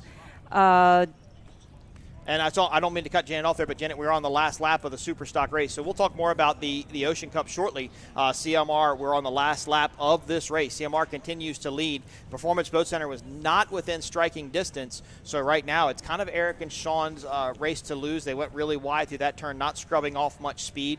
These boats do have spotters on land, so I'm sure they're getting told lap times and lap differences and where boats are. Not necessarily the speed check, but just to know what's going on. But CMR, they took the lead they took the lead early in this race. They kind of checked out, and again, they figured out that turn coming out of turns 3 and 4, we'll call it, down on the north end of this course as they're running right-hand turns. They figured out that breeze. And shout out to Alan Lawn Care Landscaping. You saw them just at the bottom of your screen, just briefly there. A tough day for Cody and Billy Allen. Again, worked all week to get that boat put back together and didn't even make the start. Looked like they had some sort of motor problem, so we will catch up with them later and recap. And don't forget to check out speedonthewater.com. They'll have a full recap of the race, the pictures, facebook.com/speedonthewater. Also follow us, oparacing.org, for all your favorite teams, the schedule, points, and keep up with what's going on. CMR continues to lead down this straightaway. Performance Boat Center just behind them. Performance Boat Center actually made up, I think, a little bit more ground, but I think it's going to be, unfortunately, a little bit too late for Rusty and Myrick, as I believe this could be CMR, as long as there's no incidents going through this turn. Now, we said this, and I remember last year in Sarasota, if you were watching, Geico and Victory were having this epic battle in Sarasota 2 years ago, and Geico actually flipped over first, going into the turn, and then Victory flipped over like second coming out of the turn. So your top 1 and 2 boats and Triple Two ended up taking the win in that race in Sarasota, Florida. So CMR, they're going to go through the turn. They're going to come out of the turn, probably run his wide line like he's been doing. He may try and protect the inside a little bit if he thinks that Performance Boat Center is within striking distance, but considering they're not in our view, they're not within that wrist tail length, I don't think they're within striking distance. So CMR will, again, run out really wide. They're actually almost making a 2-pin turn, a 3-pin turn. They're making a turn when they get into it. They're making a turn just to exit it, not closing the turn really, and then almost making a third turn when they get out where they want to be to factor in this breeze. That shot, again, a little bit deceiving. Now, Performance Boat Center could have maybe caught up to them if they ran that shorter of a distance, but if CMR has more speed, then CMR will get away from it. It looks like they're doing so, but what a great race. Performance Boat Center really was turning it on at the end. They seem to really get their groove and find their speed for Rusty and Myrick, but I don't think it's going to be their day here in Superstock, as we should get the checkered flag this time by for this Superstock race. CMR, your unofficial winner. Performance Boat Center Fast Diesel Fuel Systems in second, and CR Racing should be in third as we wrap up our second of 4 races here in Michigan City, Indiana for the Great Lakes Grand Prix on Lake Michigan. What a beautiful day. Beautiful weather, lots of fans out on the beach. VIP tent, everybody in there having a good time. Greenlight Production doing a great job. We enjoyed our first race. So this is race number 2. Race number 3 was scheduled for 1 o'clock, which is in about 10 minutes Central Standard Time. I will talk to race control, probably give us about 20 minutes between the two of them. I'm not sure if the helicopter has to refuel. It did not have to refuel between 1 and 2, but I think between 2 and 3 it will. As we wrap up our race here in Michigan City, Indiana. There goes CMR. They pull down to the inside. There's Jackhammer. Jackhammer had a really good race in the start and then seemed to kind of just fall off the pace a bit, and CR Racing actually got around them. So Jackhammer will come in 4th place here in Michigan City, Indiana. CMR Racing in first. Performance Boat Center Fast Diesel Fuel Systems in second, and CR Racing in third. Your top 1, 2, and 3 in Superstock. So race number 3, I would anticipate probably around 1:15 p.m. It's going to be Stock V. It's going to be Class 4, Class 3, and Class 5. 6 boats in Stock V. 3 boats in Class 4, 1 boat in Class 3, and 6 in Class 5. So it's going to be a really exciting race. Coming up. Sorry about that. Sorry for the long pause there. We are wrapping up. We're wrapping up Superstock. Second race of the day, like I said, race number 3, right around probably 1:15, maybe 1:30. I'm going to check with race control, and we'll put a little note up on the screen to let you know for sure when it's going to happen. Our next race, Stock V, Class 4, Class 3, and Class 5, all coming up in race number 3. And then we have race number 4, Class 1, Super Cat, Factory Stock, V Extreme, and Class 2. As we look at FJ Propellers, they came in 5th today here. Gary Ballou, not a normal place for Gary. He's normally up front, but I think he's definitely maybe struggled with the setup today. I think setup really got to these guys, again, because of that breeze. We can't really see how strong it is, but as much as they were getting pushed around, I think it definitely was a factor and really probably hampered some of these boats in their setup. This is a really difficult setup. There, as you see, the CMR team, Eric and Sean, they take the checkered flag for Superstock. getting the win here in Michigan City. So they will go back and be teched. Their data loggers will be read. Their engines will be teched and whatever they need to be, and they will put the check weight on them when they crane them out of the water. So again, spec class racing got some different rules that need to be enforced. Congratulations to Sean and Eric, CMR for first place in Superstock, second place Performance Boat Center, Fast Diesel Fuel Systems, and third place were CR Racing as we wrapped up race number 2. Race number 3 coming up probably in just about a half an hour. Stock V, Class 4, Class 3, and Class 5. Our next groups up as we're coming to you live from Michigan City, Indiana for the 2021 Great Lakes Grand Prix. And look at CMR. They are taking their parade lap, running down the beach. Great race for Eric and Sean, did what they need to do. This was a bit of redemption for them. They were able to kind of get a win under their belts. They're normally a very dominant team, very fast, which you saw today. But I think they were the ones that figured out, I think, that turn in the wind the fastest. As they wave the checkered flag, they'll go back and put that boat on the trailer and get ready to take it back down to Florida. Go to opaRacing.org for more information and keep up with what's going on with all of offshore power racing. Follow the favorite teams, check out the schedule, check out points, so on and so forth. opaRacing.org. You can also see us on Facebook, facebook.com/OPA. P1 Offshore also on Facebook. We'll talk a little bit more about Ocean Cup as we get ready for our next race. And I look at race control, and I'm wondering what time we're going to start the next race. Okay, so we're going to be about 15 minutes for refuel. So it's currently almost 1 o'clock here Central Standard Time. So we're going to be about 15 minutes from our next start. So right about 1:15, 1:20, we'll be going live again here in Michigan City, Indiana. Thanks for watching our second race live. Race number 3, Stock V, Class 3, 4, and 5 coming up next.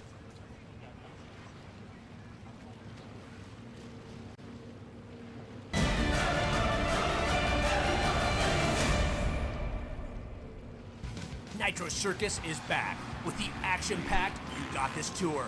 Top athletes in FMX, skate, BMX, scooter, and more are ready to get the party started, throwing down huge world's firsts with more crazy contraptions, more insane stunts, and more high adrenaline fun than ever before.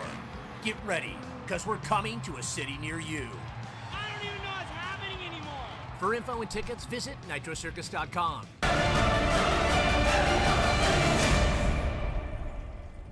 One of the main reasons for poor vehicle performance is a dirty fuel system. It can cause decreased fuel economy and actually do harm to your engine over time. By adding Lucas Fuel Treatment to your vehicle, it cleans and lubricates the entire fuel system, pump, carburetors, fuel injectors, and valves as you drive. It also improves your vehicle's performance. It's a non-solvent product designed to protect both gasoline and diesel engines. Lucas Fuel Treatment. It works.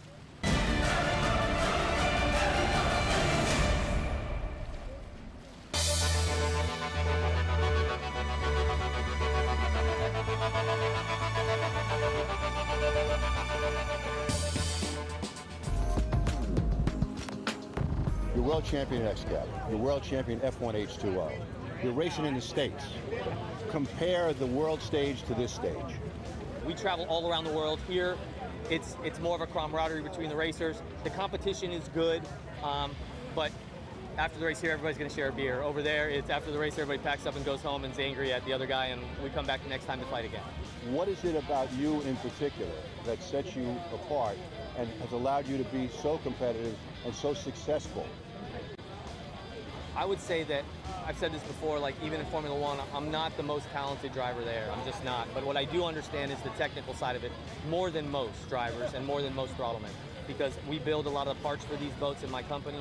I'm an engineer at heart, so my advantage is, and why I can cross over and I can race a Formula One boat and be successful and then race an X-Cat and be successful, is because I understand what a boat needs to run, and I can relay that to my team manager or to my technicians or to my engineers, or be that person myself, and that's why it crosses over. I've had once again been blessed to race with the best minds in boat racing in the world overseas, and I've taken and learned from that and bring that to our program here so that we can be successful. That's why we, last year, brand new boat, brand new driver, and we won every race that we finished. You're one of the few people who's made that transition seamlessly, and you go back and forth. So somehow you've got the secret sauce that other people are envious of. Well, I don't know about that. I just know, like I told you, that I get to wake up every day and do what I love. I've never worked a day in my life. I get to wake up every single day, go to my shop, build cool parts, and race boats. If you would have told me that when I was a kid, I would have been like, I'm in. And I didn't even need any money. And after all that, I actually get to make a little bit of money and have some nice things and go out boating with my girls on the weekends. And so I don't know, secret sauce or whatever. I think it's hard work. I think it's that I do wake up at 4 in the morning and I usually don't stop till 9 at night. The harder I work, I know that the luckier I get. So we're going to keep working hard and hopefully the results continue to come.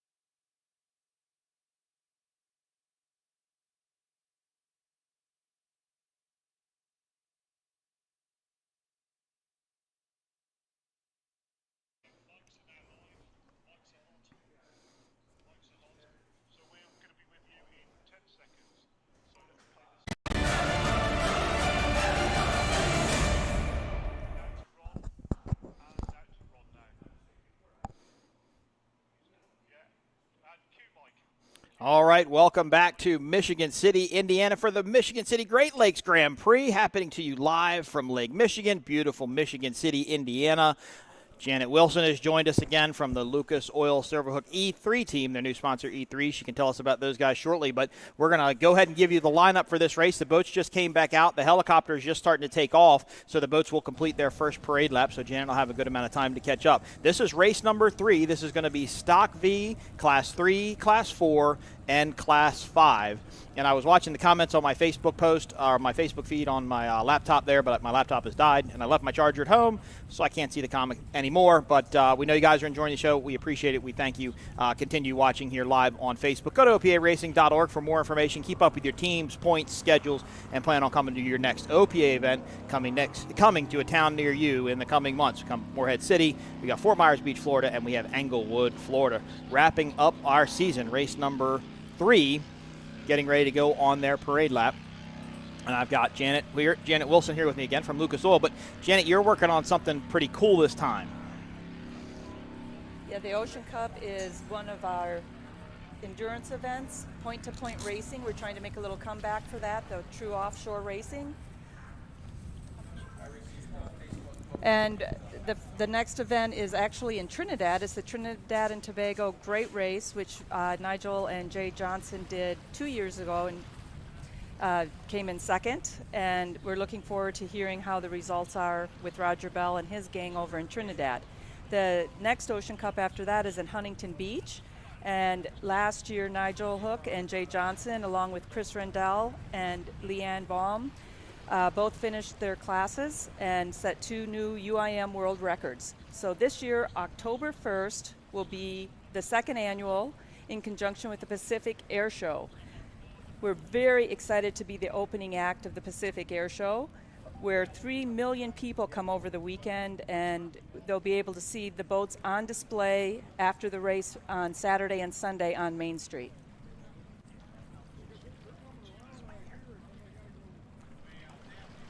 I was just checking on it. No big deal. Okay, okay, so back to you. Sorry about that. I was asking you a question offline there. What was Lucas Oil's speed or their time last year? Because what was astonishing to me was the difference between what it was before, the old record. Of course, I asked a question that's probably a little bit more in detail than you were ready to answer me, but we'll see. But bringing what people don't understand is offshore powerboat racing back in the day, it was not this short course racing. It was long racing. I mean, they'd go hundreds of miles out, make a turn, come back in. And this is days before GPS. This is why you see some boats have three people in them. That's the navigator, okay? And they used to actually have a navigator in the boat. They used to have a map taped to the dash of the boat, and the navigator would look at the compass, look at the map, and make sure they were online. So the Ocean Cup thing, I know they've done it they've done it to Bimini, they've done it to Cuba. They obviously the Great Race in Trinidad is not an Ocean Cup event per se. Oh, okay, it is a distance run. Okay, I apologize. And then like the Huntington Beach thing, but it's really trying to bring back some of the older style, not older style, but some of the history of the racing. That's correct, the history of the races. Powerboat racing was first recognized as a sport in 1904, and one of the first recorded offshore races was in Southern California. And there were many races in the SoCal through the islands, and in the 60s, Bob Nordskog dubbed those types of runs the rum runs. And he won it many times.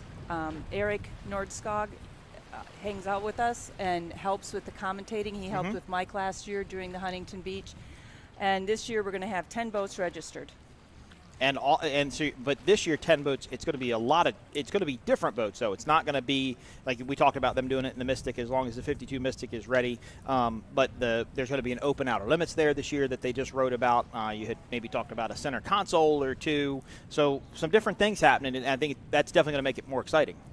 I agree completely. It looks like we're going to have an MTI center console and a Midnight Express. Awesome. Yeah, it's going to be really cool. That'll be cool, yep. And the center consoles were just governed into the APBA rulebook not to race in the offshore closed circuit races, but the ocean runs, these long distance runs. Right. and they are now in a PBA rulebook in order to be able to do that, and that's a good thing, right? I mean, and some manufacturers didn't say the best things about it, but a lot of manufacturers like that's really cool. It's a good endurance test for us, and see how the product holds up. Exactly right. The center consoles are built for going point to point. And carrying lots of people. And carrying lots of people. And maybe now, lots of coolers. The caveat there is it's not a pleasure run. They have to have all the safety equipment. Yep. This is a UIM world record, and it will go in the UIM record books, meaning all equipment, flares, life rafts, compasses, all sorts of... The lifeline jackets have to have them, the helmets, yes, all of that stuff. Intercoms that work. That's really important. And what people don't realize is that's an investment within itself. I mean, a lifeline jacket's $1,000 just to buy the lifeline jacket, and that's not even buying the high-end one that has the leg straps or the impact Kevlar resistant type. So they're making an investment to be able to go do it. But with the way that the market is going with center consoles and as fast as they're going, you can't get away from it. I mean, it's the nature of the business. Yeah, and that's what these boats are for. Rich Lures is supporting it 100%, and we're very, very excited about the center console class in the Ocean Cup. You were asking me about last year's times. It's 112.5 miles. Nigel and Jay took it in 1 hour, 19 minutes, and 28 seconds with an average speed of 84.9. So it's not an easy event, especially around the back of Catalina. It can get pretty rough. And then, of course, Chris Rendell and Leanne, who stole the show, did it. They finished it just like 30 minutes behind Nigel, and their average speed was 57.37 in a 24-foot bat boat. Yeah, that's amazing, guys. And again, I'm Mike Iwaski. Janet Wilson from the Lucas Oil E3 team, who's in charge of producing the Ocean Cup, is joining me. Thank you to her for that. Got the Coast Guard there to make a little bit of a rescue for us. I think somebody lost a little donut floaty there, so they went out and picked it up. Hopefully that's the most eventful rescue we have to do all day. But we've got to really give a shout out to our United States Coast Guard, all of our armed forces out there. We wouldn't be able to do this without you guys. These are Coast Guard permanent events where we are regulated to be able to shut down the water, so on and so forth. Really it's integral to work with the Coast Guard, but Marines, Air Force, Navy, Army, all of our armed services really can't thank them enough for what they're doing and making it so we can do this here on the weekends. So we're back. We're back live. We're waiting for the boats to their milling now. We're going to see if they're going to probably do a full parade lap and then get ready to start. They may be waiting for a boat, though. They've been sitting down there for a minute. So, Janet, tell us what we've got going on. We've got the YachtBot technology happening. We've used this in the past. This is some pretty cool stuff. We're going to have it on the Stock Vs this weekend. I think that's a great class to have it on because it's such a leveled playing field. This should really give us some insight. First off, tell our listeners where they can find it. Right. To see this race live for the Stock Vs, right? Stock Vs is Stock Vs, APBA viewer. This is an APBA sanctioned race, and so we set up apbaviewer.com. Okay. And you'll be able to see all of the boats, the position they're in, and the speeds that they're going at that point in time. It's really cool. And this technology, when Lucas Oil E3 runs a little bit later today, the technology really expands when we get into the Lucas Oil boat. You'll be able to see the gauges, all the gauges in the boat. Nigel and Jay have their heart monitor stuff on, where it shows the heart rate, it shows the ambient temperature in the cockpit, and the engine. Really, really cool stuff. This is a very basic layer of the T3 telemetry stuff, and we've used it on a bunch of different race sites. So I think right now.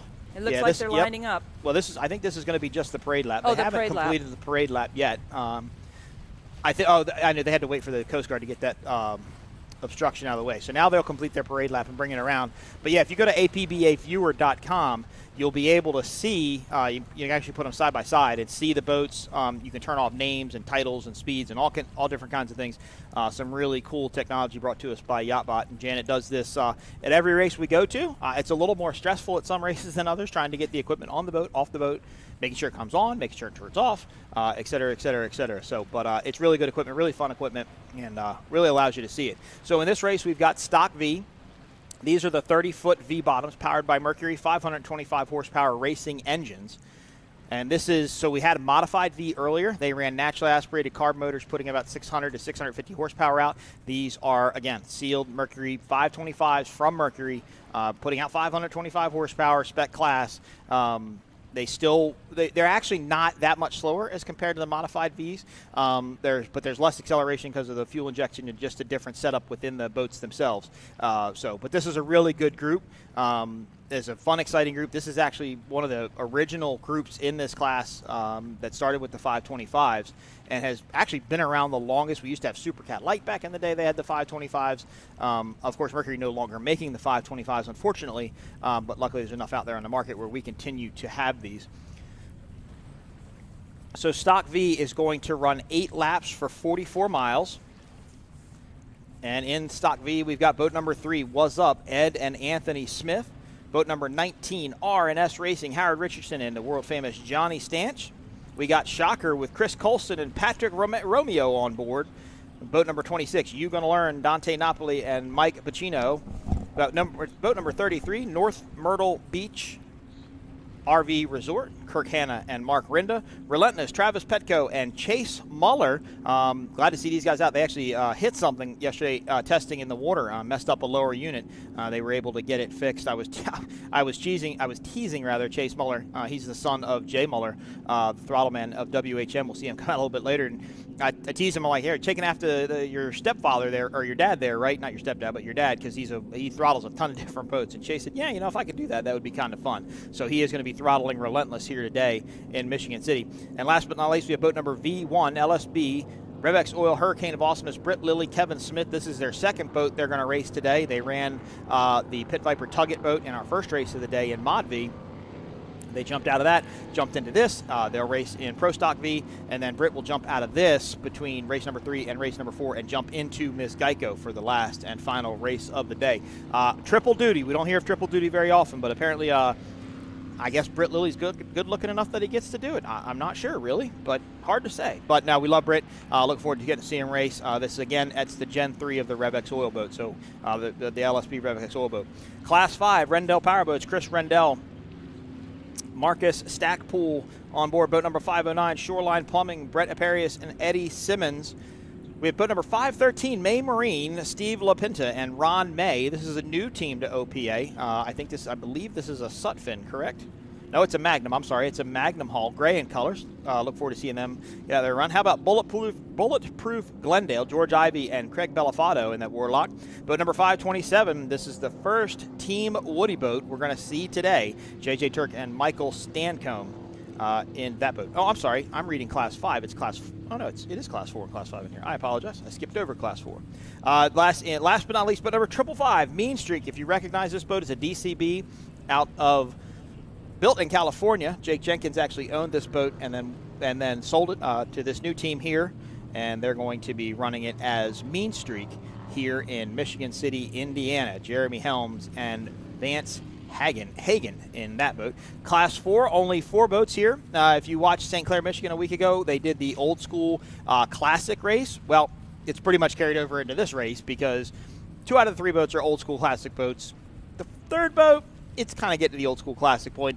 Old school boat number 421, Matt Soper and Dan Soper on board Predator, Dean Stallman, Nate Hunt, and Wayne Corson in that Apache, and then GNS Motorsports, Grant Graytalk and Bill Reeves in that Velocity entry. GNS Motorsports based out of Texas. So old school, Predator, GNS Motorsports rounding out Class 4. And Class 3, we have 1 boat here in Class 3, and that is going to be Team Woody. So we actually, stand by, I'm confused about something on my list here. We'll review this in just a minute, but I think I'm missing a boat off my entry list because there should be 3 Team Woody boats. There should be the Class 5 boat, there should be the Class 3 boat, and there should be the Class 4 boat, which is the Leve Craft Team Woody, but I don't see it on my list. We will confirm, or somebody I'm sure will make sure that I know what's going on. So this is the third of 4 races today here. Janet's back on live. Go to apbaviewer.com. And you'll be able to see just the Pro Stock Vs. It's not on the Class 5 boats. We actually, believe it or not, there has been a lot of discussion about putting this telemetry data on the bracket class boats, but because they're monitored by GPS, we don't want this to interfere with their official GPSs, which, okay, it kind of makes sense, like, be fair about it, but it is cool to put on the Pro Stock boats. We've done it on a Super Stock, we've done a Pro Stock, we've done a Super Cat. I think we did it, didn't we do it on Class 1 year too, I thought. Yeah, we've done it. Well, it's on Class 1. Right, yeah. We've done it on pretty much every boat out there. I didn't see him come by on the parade lap, so I'm not really sure. Looking.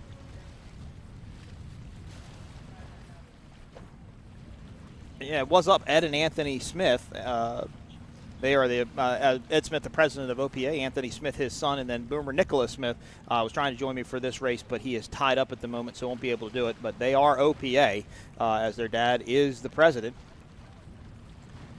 As we get ready to go racing here in Michigan City, we've wrapped up the Pro Stock lap, and I think everybody else has finally fallen down off a plane. So the first start here will be Stock V. They're going to run 8 laps for 44 miles. It's going to be Class 3. They will run 8 laps for 44 miles. Class 4 will run 8 laps for 44 miles. And Class 5 will run 7 laps for 38.5 miles here on this extraordinarily long 5.5-mile course. Class 3, 4, and 5 are bracketed by speed once again. They cannot go over the set speed limit in their class.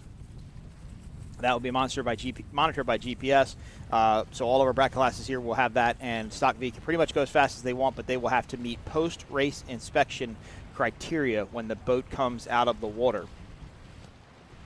So back over to Janet, APBAviewer.com. She's watching live. We're going to watch for a start here in just a couple of minutes. But, Janet, before we do anything else, where can people find out more about Ocean Cup?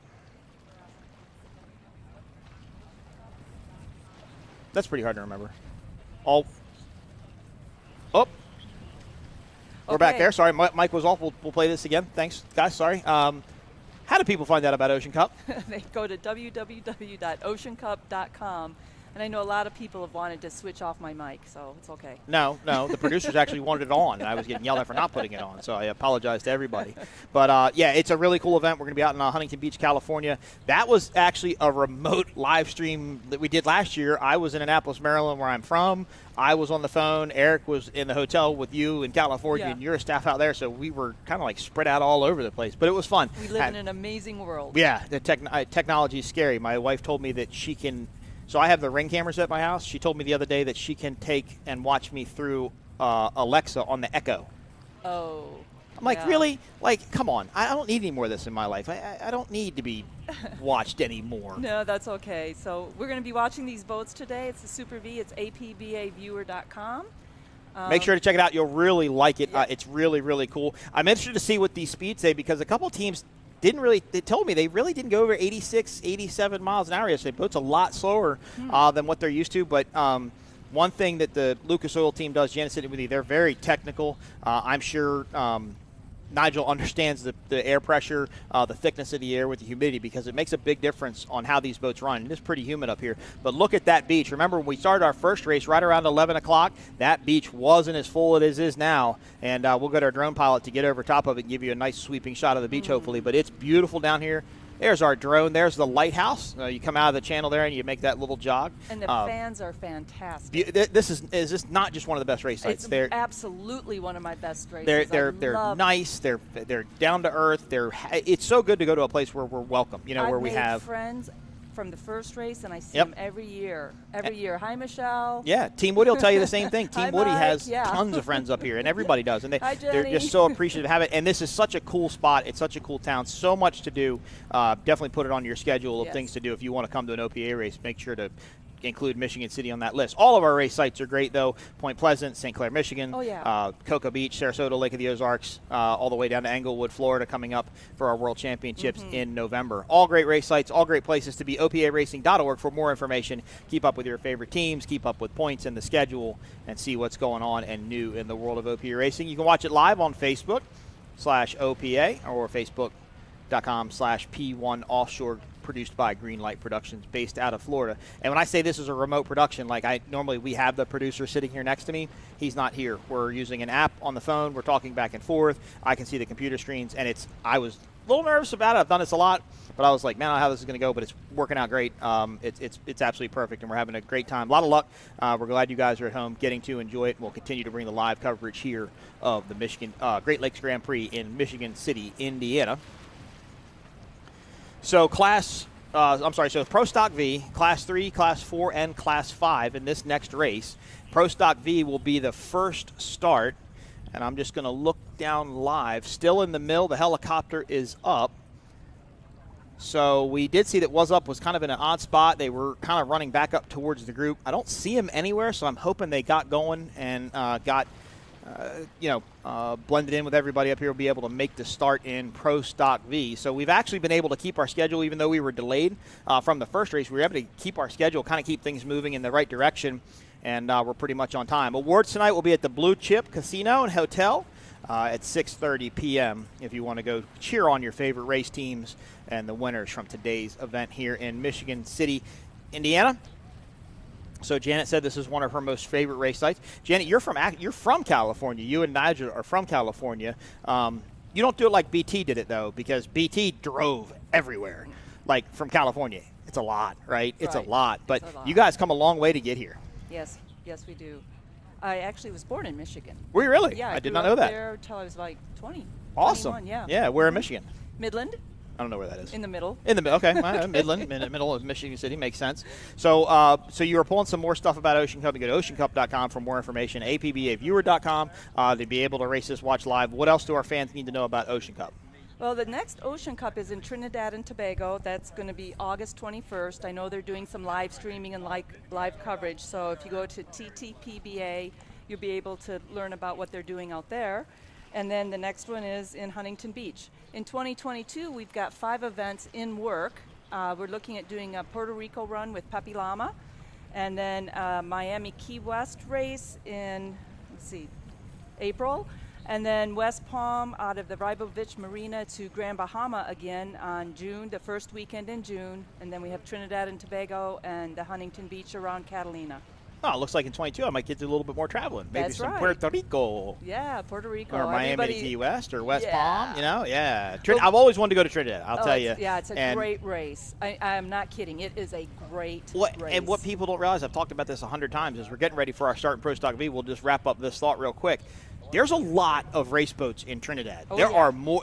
I'm not saying it's the race boat graveyard, but boats go to a second life in Trinidad because Aquamania turbine boats down there, Big Thunder Marine skaters down there. As we get ready for our start in Pro Stock V. So they're up to 60 miles an hour here. Yep, and apbaviewer.com.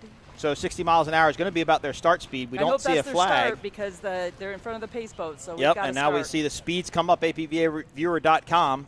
As I'll look on our screen, try and see who takes the early lead. A little harder to see, not harder to see on the viewer, but not quite as clear. But it looks like RevX Oil Hurricane of Awesomeness is out front with Was Up, boat number 3. These were boats 1 and 2 in St. Clair, Michigan last weekend. This is the new. I think this is one of the newest Phantoms out here, and obviously this is the third generation of the Extreme Hull, which Britt and Kevin are running. Beautifully in-house painted boat. The beautiful all-white boat of number 3 Was Up. Ed and Anthony Smith side by side. This is exactly how they ran in Michigan City. Kevin and Britt actually lost steering, but they are way out in front. But look at Relentless. Relentless got a big charge on the outside. Looking at our speed, we're in the mid-80s for almost everybody right now. These boats can go as fast as they want. Britt and Kevin have rubbed on a boat at every race they have been to so far, and it looks like they're real close to Was Up, and might be some more rubbing is racing there. Britt just fixed the one side of the boat that got damaged in Cocoa Beach just a few weeks ago. This is a good shot of these boats coming down the beach. Here, so. Yep, they got to maintain their lanes going through the first turn. I apologize, I didn't run over the lanes before we went into this. Beautiful drone shot, beautiful the blue-green water here. Let's see how this pans out. It was Up, and LSB RevX Oil in 1 and 2. Relentless now on the outside. Relentless has taken the lead, and they're going to sweep wide through the turn. Kevin and Britt on the pole are going to have to dive right into the turn as we see North Myrtle Beach RV a little bit further back in the group. Ugun Learn is keeping their speed up, swinging wide, too. Okay, Ugun Learn. Now we're about to Class 4. The 3 boats in Class 4. GNS, Predator, and Old School. Old School out to the early lead. Now back to the battle in Pro Stock V. Was Up now in 3rd. And look at the battle between 1 and 2. Relentless and LSB. RevX Oil. Relentless really poured on some speed on that outside. And now we're seeing less speed now this way. Seeing about some 84s and some 85s out of LSB and also out of Ugun Learn. Relentless also up in the mid-80s. So exactly what they were seeing in testing yesterday, although the water was a little bit rougher yesterday, seeing that here. As Class 5 gets ready to make their start directly in front of me, Won't call it live, hopefully, but it looks like Team Woody is out. Or not Team, yeah, Team Woody. The Class 5 Team Woody is out to the lead. So we put the Class 3 boat in here. So this is, okay, I'm totally messed up. Class 3 is the Woody, I can't think of the name of the hull right now. Give me a second. I got to look at my sheet here. I usually know what it is. That's the Levy Craft. I'm sorry, that's the Levy Craft. Okay. The Levy Craft is Class 3, so the Fountain, the Class 2 boat, is going to run in Class 2, so that'll be the other Woody boat. So the two Woody boats are in this race, the Woody Class 5, the Woody Class 3, and we'll see the third and final Woody boat come out later today. As we go back to this battle between LSB and Relentless. Relentless, a brand new team, not a new boat, but a new team. That used to be called Done Deal. It used to be orange, run by Steve Papp. Now it's Relentless. It's been rebadged. It's now called Relentless, run by Travis Petco and Chase Muller on board. There's boat number 513, May Marine, the beautiful Sutphin hull. As we dive back into the race here between LSB and Relentless. Big hop there by LSB. Found a little bit of a wake there. You can see that cost them some speed. Plus, they're running on the inside. These boats don't have the acceleration you think they probably should, again, because of the 525. And they're going to push Travis out a little bit wide, and it works. Oh, they're going to go out and cut Travis off. They're going to close the door on him, put through the wake. They put Travis back to the inside of Relentless. Now LSB on the outside. What's up? Wanting this to happen. Now this looks like four boats coming up to battle in with this group. That's boat number 3, What's Up. Oh, Rendell down right outside of that turn, kind of in the middle of the course. And these boats don't have very good viewing, kind of a really restricted view being a canopied boat. Relentless now jumped back to the outside as Britt and Kevin went wide. It wasn't an intentional move. It wasn't to slow Relentless down by any means. It's just where they had to stick their line, had to stick their turn. They'd overtaken the boat so they could kind of go where they want. That didn't really look like any sort of a foul to me. And now You Gun Learn, now they're coming up on the inside. I think You Gun Learn's gotten around What's Up. They've got a lot of speed. They're at 86.5. Yeah, it looks like You Gun Learn right now is the fastest boat on APBVAEuro.com, about 86 miles an hour. LSB 84, What's Up 83, 84, and Relentless about same, 83, 84 miles an hour. So You Gun Learn definitely got some speed in that Phantom hull. Dante got it figured out. They had some RV issues. I think their RV is still sitting back in Ohio, actually, as Dante and Mike in You Gun Learn. Now they lose a little bit of speed up here towards the top. They seem to be a little bit slower. That's a great shot. That shows the breeze coming off of the shore that we were talking about in our Superstock race earlier. And Bob Teague actually texted me back, and he said that the wind will actually push the left side of that boat down a little bit. He said sometimes you can get out of it with a little bit of trim without having to turn the wheel. But let's see what happens. Again, thanks, Bob Teague, for that great, helpful information. Always good to know the inside information. So LSB Hurricane of Awesomeness Rolex Oil, they're currently in the lead in Pro Stock V.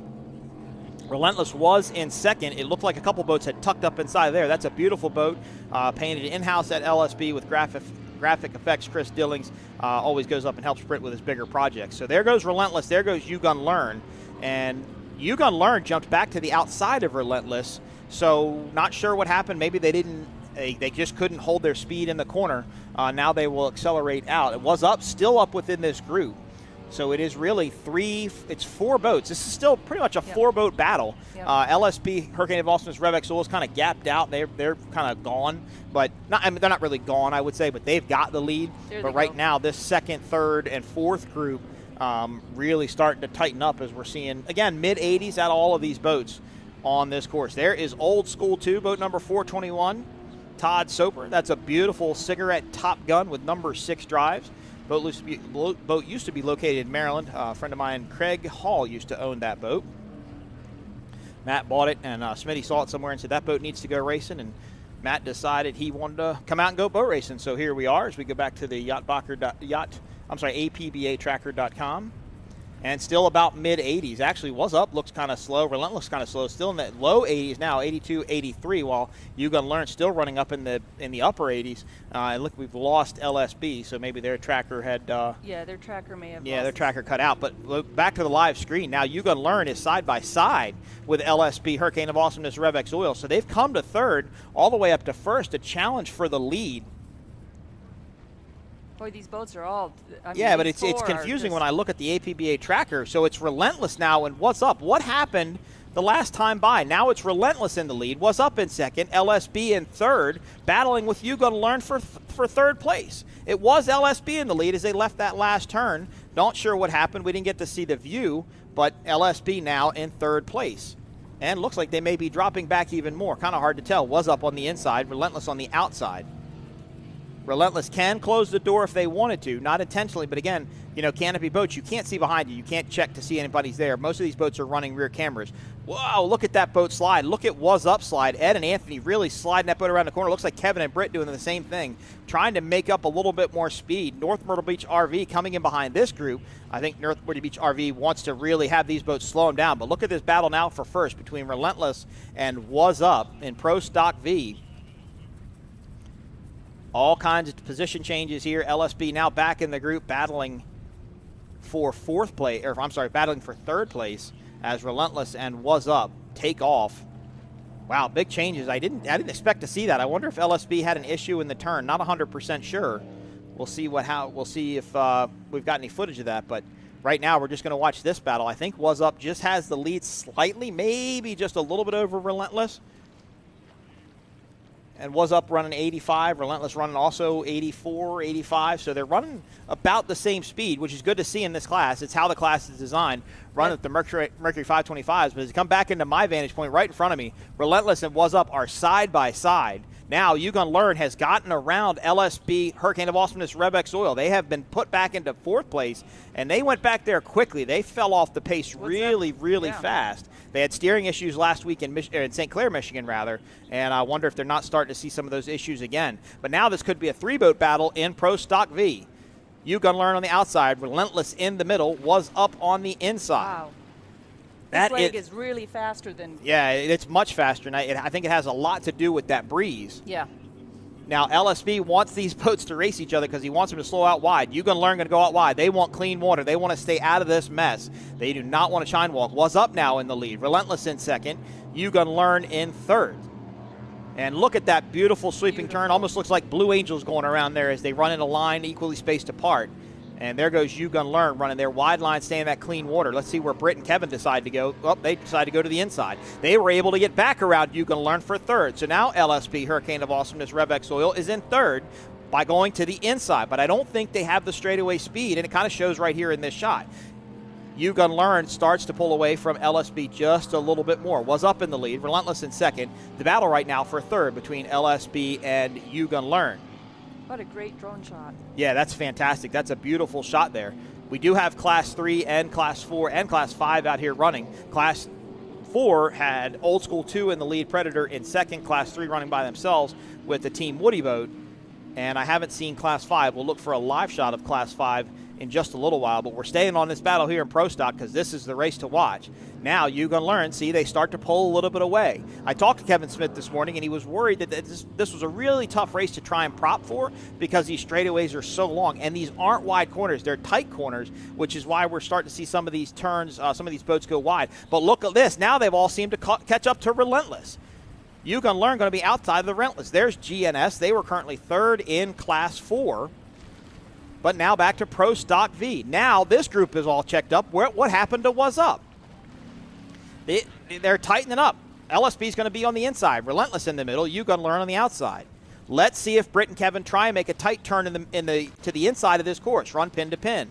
If they can do it and they have the acceleration, they can control the exit of the corner, and that's where they'll make the pass. You Gonna Learn is going to pass on the outside, but not by much, maybe half a boat length. Relentless in the middle. LSB, Hurricane of Awesomeness, Revex Oil, watching all of this happen in front of them. They're going to be on the inside. They can control the corner. Now, see, they look like they get a burst of speed. You Gonna Learn on the outside. Bigger gap now between Relentless and You Gonna Learn. And LSB kind of drops back just a little bit. So around a rooster tail length between these three boats. Was Up way out in the lead. They're gone. That's their wake you see coming in just to the left, to the right of your screen. Whoa, there's LSB. They're in a precarious spot. They're tucked right behind them. That's a hard spot for a step-bottom boat to be in because they're in all that whitewash around the wake, and that's a spot to spin out. And look what it did to Kevin and Britt. It cost them a lot of time. They really lost some ground there to Relentless, but now Relentless on the inside. Look at that speed by Relentless. And again, by going to APBAviewer.com, we can see how much speed these boats are getting. They're only running low 80s going up, but they're really mid 80s coming back down this way. Yeah. You Gonna Learn has got some speed there. Yeah, You Gonna Learn really seems to be the fastest boat on the course. Now, right? Yeah. They're battling with Relentless for second. LSB really got washed down by Relentless. Again, I don't think it was on purpose. Britt and Kevin just couldn't keep it where it was. But they had to be careful when they start rockering up over those waves. That's how the suction can break loose on a step-bottom boat, and they can spin out. All right, Yugon Learn now in second. Relentless in third. Was Up in first, and LSB in fourth. That new Myrtle Beach RV Resort has found some speed. Okay, and New Myrtle Beach Resort has also found some speed. So some really good racing in the top 5 boats here in Pro Stock V, and they're starting to get ready to lap into, I believe that's a Class 5 boat. I think that's May Marine by my vantage point. I have not seen Class 5 come by yet. We will look for them just to give you an update. But the battle here is in Pro Stock. Now, when they get into lap traffic, that's going to really kind of level things up a little bit because the water's going to get choppy and they're going to start getting back into these boatways. These boats ride really, really high. That's why you see them kind of chine walk a little bit on that very last strake as fast as they can. They're not getting pushed around by the wind as much, but they're going to start chine walking. Relentless going to be on the inside. There is Was Up. Wow. Was Up has enough of a lead to go into the corner and to be able to maintain the line through the corner. Let's see what happens between Relentless, Yugon Learn, and LSB. There's boat number 421, Old School. They lead in Class 4. Michigan City, best racing of the day happening in race number 3 in Pro Stock V. We haven't seen this tighter racing all day long, but we've got it now. And it looks like there's been some more changes. It looks like Was Up's in the lead. It looks like Yugon Learn in second. Now Relentless and LSB are battling for third. So Relentless didn't have a good turn that time. They lost a lot of ground. They were up there with those top 2 boats. Now pushed back down into third and battling with what appears to be LSB, Hurricane of Awesomeness, RevX Oil. And LSB's back online now with their tracker, so that is what's happening. These 4 boats have swapped positions this entire race. Nobody has set where they had wanted to. They keep battling back and forth. As now LSB, Hurricane of Awesomeness, RevX Oil is in fourth, but by our vantage point, they start to make up some ground. So they'll control that line as they head back into the corner. Again, these boats all run ballast. They can add water, take out water, be able to get the boats to fly flat, fly high, lighten it up, loosen it up, tighten it up, whatever they need to do. But LSB now looks like they've taken third back away from Relentless. Remember, Relentless actually hit something yesterday, damaged one of their outdrives, so they had some mechanical issues, but they were able to get them fixed and back out here racing today. Look at the lead there. What's up in? Oh yeah, Was Up and Yugon Learn are gone. They're absolutely gone, and they're 80. Both of them are about 80. Yeah, 87, 85, 87, somewhere in there. LSB and Relentless now back down to 82. So we talked about the speed difference between, going up and back on this course. And it looks like LSB has really kind of pulled away from Relentless just a little bit.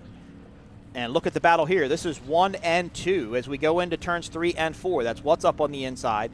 Yugon Learn on the outside. Yugon Learn has the lead by not even a boat length, but they're going to run wide in the corner. Now, will they shut the door on Ed and Anthony? I don't think they will. I think they've got room to be able to maintain their lane, but you can see how much more speed Yugon Learn could carry through that corner, and look what it did for them. They just took the lead. Yeah, Was Up goes back to the inside, though.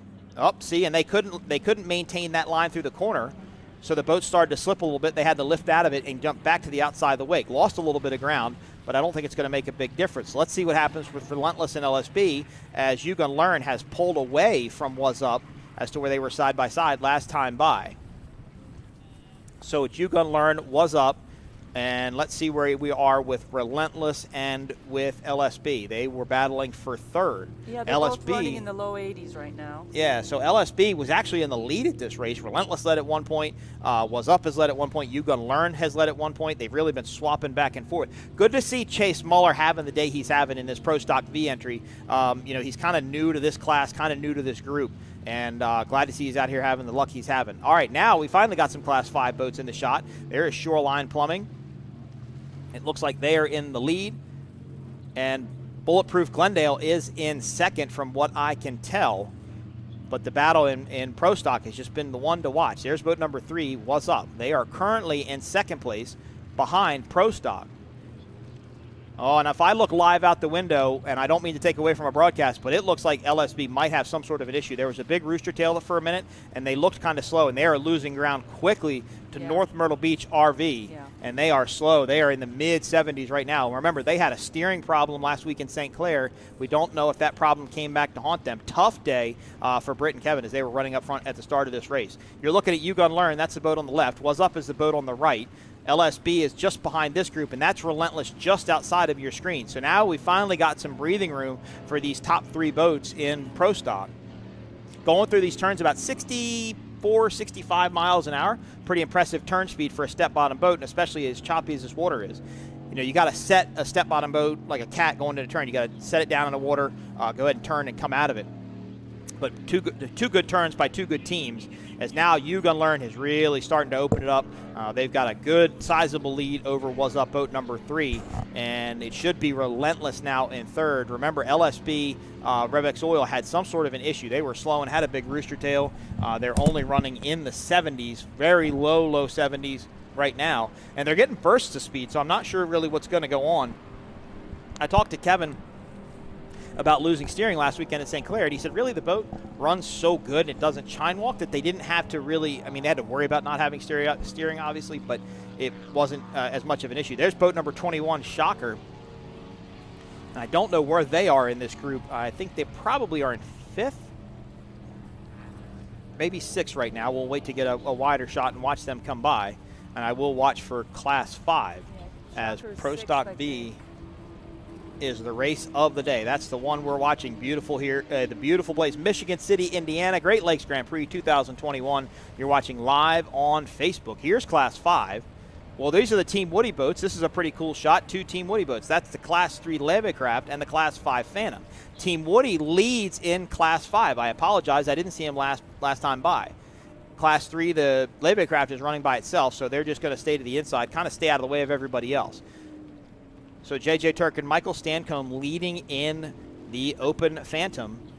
Used to be Allen Lawn Care Landscaping. I don't remember whose boat it was before that, but Billy Allen used to own this before he bought his Super Stock. They've got a pretty good lead over what appears to be Shoreline Plumbing. Now remember, this is a bracket class, so they can't go over their speed bracket or they will get disqualified. So it's always kind of questionable when a boat has this big of a lead in a bracket class, because you've got to wonder if they broke out as you look at the Woody boat. And they're going to turn across the wake. They're slow with a bigger rooster tail too. Now, again, they don't have to run real hard. They don't have a ton of competition in Class 3. In fact, they don't have any. They're by themselves. But they've had some issues with this boat too. They've had some coupler issues with it that they've had to get figured out. I think they broke a drive at one point, so they've got their own issues that they may have to deal with. And they do seem to slow just a bit. There's R&S Racing, Howard Richardson and Johnny Stanch. That's a Bandit Power boat built out of New Jersey. I think that's the only one of those boats still in existence. You'll actually see another Bandit boat later in the races, in our last race of the day with We on Top. That'll come out in Class 2. As we are still racing in the third race of the day, rather, with Stock V Class 3, 4, and 5. Here's your leaders in Pro Stock V. You Gun Learn. They came from the back. They came from 4th and passed all the way up to 1st. And they have pulled away from What's Up, as it's really good now on APBA Viewer because I can look at the live shot and see what's going on with the tracker. LSB's gotten their speed back. They're running back up into the mid-80s now, so whatever happened to them, they were able to get it figured out and get the boat running again, but I think it may be just a little bit too late. These boats do run the 525 Mercury, so they do have Guardian mode on them as to where if there's a problem with the engine or something gets screwed up with the engine, it will go into Guardian mode, retard the motor down just a bit and slow things down. There is Bulletproof Glendale as they're getting ready to get lapped by the Pro Stock V guys. You Gun Learn going to go into the corner. Was Up in second. You Gun Learn now just out to a nice sizable lead. Beautiful boat, all white, red graphics. They really dropped in the corner there down to 55. You Gun Learn, obviously a Dr. Seuss, something to do with Dr. Seuss, but I don't really know what. Somebody could probably tell me that. North Myrtle Beach RV just came through. Actually, I believe they're in 4th. And I think Shocker is currently in 5th, if I'm looking at it correctly. 5th would As you be see, you gonna learn. Shocker's 5th, yes. Okay, yep, correct. Shocker's in 5th. So it's North Myrtle Beach RV and Shocker in 5th. LSB's tracker has gone down yet again. Don't know what happened there. Yeah. You Gun Learn is leading in Pro Stock V. Was Up in 2nd. And Relentless still in 3rd. Now it's kind of in a group. All these boats have kind of distanced out a little bit. Here is Predator, the Apache hull running in Class 4. Boat number 444 has our good friend Nate Hunt on it. Nate Hunt survived cancer over this winter, had a very rough time go of it, but we're glad to have Nate here and and Yeah. being And that back out boat's here and running racing. good. That boat is running good for being. But you know what they wanted? They wanted Lake Michigan waters. What they wanted? They Yeah. wanted big Lake Yeah. Michigan water. So that thing Well, could just Bruce cut Baker through it. takes care of that boat, and he's Oh, done he a does. great job. Yeah, he on does. it. Yeah, that boat's cool. Excellent. It's super clean. Yeah. And there is Shocker. That boat has come out very well. I don't know what boat that used to be. Most of these pro stocks have been kind of swapped around between different owners. There's May Marine, boat number 513. I believe they're running 5th in Class 5, I think. Hard to say. We've been watching, again, the battle with Pro Stock, but now that battle's kind of settled out. You Gonna Learn continues to lead while was up in second. Here goes May Marine, boat number 513. But again, in bracket classing, don't stop racing, because if that boat in front of you broke out, then you have a chance to get up on the podium or possibly even take the win and get some much-needed points here in this championship point chase within OPA Racing. So Relentless and LSB are having a battle here.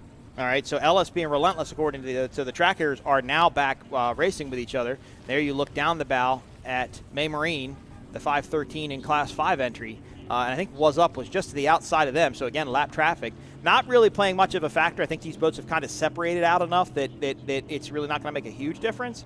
But there'll still be some rollers around in there, still kind of jostling them around just a little bit. But that's a beautiful Sutton. Done a great job with it. Looked comfortable. Nice big seats in there. They're doing a great job. That's a good turn. That's a straight bottom hull. There's a real good turning boat. Really just let it dig in and eat through the corner. Here is a battle in Class 5 between Bulletproof Glendale and Team Mean Streak, finally getting their shot on camera. Team Mean Streak, but number 555, the DCB, used to be Push and Tin, owned by Jake Jenkins. Now it's Mean Streak, and that boat looks really good. Really like the new graphics package on it, and they're running with a veteran Class 5 team over there with Bulletproof Glendale with George Bellafato, and they're doing a great job side by side. I believe this is going to be for third place in Class 5. So this is fighting for a podium position here in Michigan City, Indiana. Looks like as they have been starting to get lapped by some of the other pro stock boats. I just got informed, Andre Butler, thanks for the shout out, Andre. Shocker used to be Tuggett, so that used to be Kevin Smith's old boat. So that's got a really good paint job underneath. The boat looks cool. They had all the blue lights on it and stuff. Really did a good job with it. So there goes What's Up on the live view. You Gonna Learn should still be in the lead in pro stock. Was up in second. Relentless and LSB were battling. Now what I see on the tracker, it looks like LSB may be in front of Relentless, and they are actually by quite a bit. All right. Yeah, so they're out quite a bit and now back up into third place. So whatever happened to them, they got it figured out. They got their speed back about them, and we'll see what happens. Every time they go across that start-finish line, it looks like their Yachtbacher tracker freezes up a little bit there. Yeah, I'm not sure where they mounted it. It might Yeah, be in a bad spot. Shoreline, there's Shoreline in Class 5. They were running second in Class 5. Was Up to the outside of them. They are second in Pro Stock. And there is Mean Streak and Bulletproof Glendale. They were battling, I think, for third, it looks like, in Class 5. As Was Up, Ed and Anthony Smith go through that corner. Good clean turn for everybody. Slower traffic to the inside, faster traffic to the outside. These Class 5 boats may have a little bit more acceleration than these Pro Stock boats just because they've got bigger motors, maybe a little bit more horsepower, a little bit more cubic inch. That makes a big difference. Look at the battle here between Mean Streak and Bulletproof Glendale. This is for third place in Class 5. That was a great turn in the Warlock by George Bellafato. As they went right to the pin, they were able to slice through the corner, keep the speed up, and they were able to take away third place from Mean Streak. And LSB Revex Oil just now coming into the shot. They are kind of alone in third place, and I don't see Relentless, so we'll have to see what happened to them. There is Predator. Very unique sounding boat as these twin supercharged big block engines go into one tailpipe for each engine, so it's a much higher sound. It's not the deep throaty sound that you're used to. It's much higher. And it just sounds cool. It's a beautiful boat. They just would want it to be a little bit rougher out here to make their day a little bit better. At the Great Lakes Grand Prix, coming to you live from Michigan City, Indiana, 2021, not 2022, as I accused it of being earlier. Beautiful shot. That's our start-finish boat, and there's the finish line, the black buoy, almost just right in the middle of your screen as we come back across. It gives you a good shot because it lets you see some of the waves on the course, and you can see that the waves are coming from the boats that are running down the straightaways. So it gives you an idea of what these drivers and throttlemen are having to deal with. That looks like GNS. Nope, I'm sorry, that's Predator. There goes Predator. Got the three people on board. So when I talked about the Navigator, this boat was built when they had Navigators, and that's why you see three helmets inside of it. See, they look into the corners. They look to make sure nobody's behind them. They go ahead and turn. There they go. Very cool looking yellow boat, number 444, Predator, Apache hull. As they go through the turn, they should be sitting in second place in Class 4. And it looks like they are, because I see here comes Old School. And let's see how they're doing. Old School looks good, but here is You Gonna Learn. They are your leader in Pro Stock V. And again, they came from 4th place all the way up to 1st. They really had to work at this. Dante and Mike really had to get this boat to go, and they did just that. And they're still out running. They're running the mid 80s. Everybody else is kind of slowed down into the low 80s.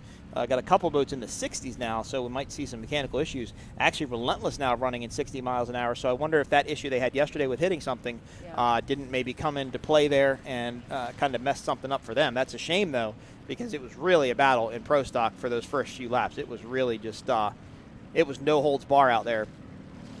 Racing here in Michigan City, Indiana. This is the third of four races today.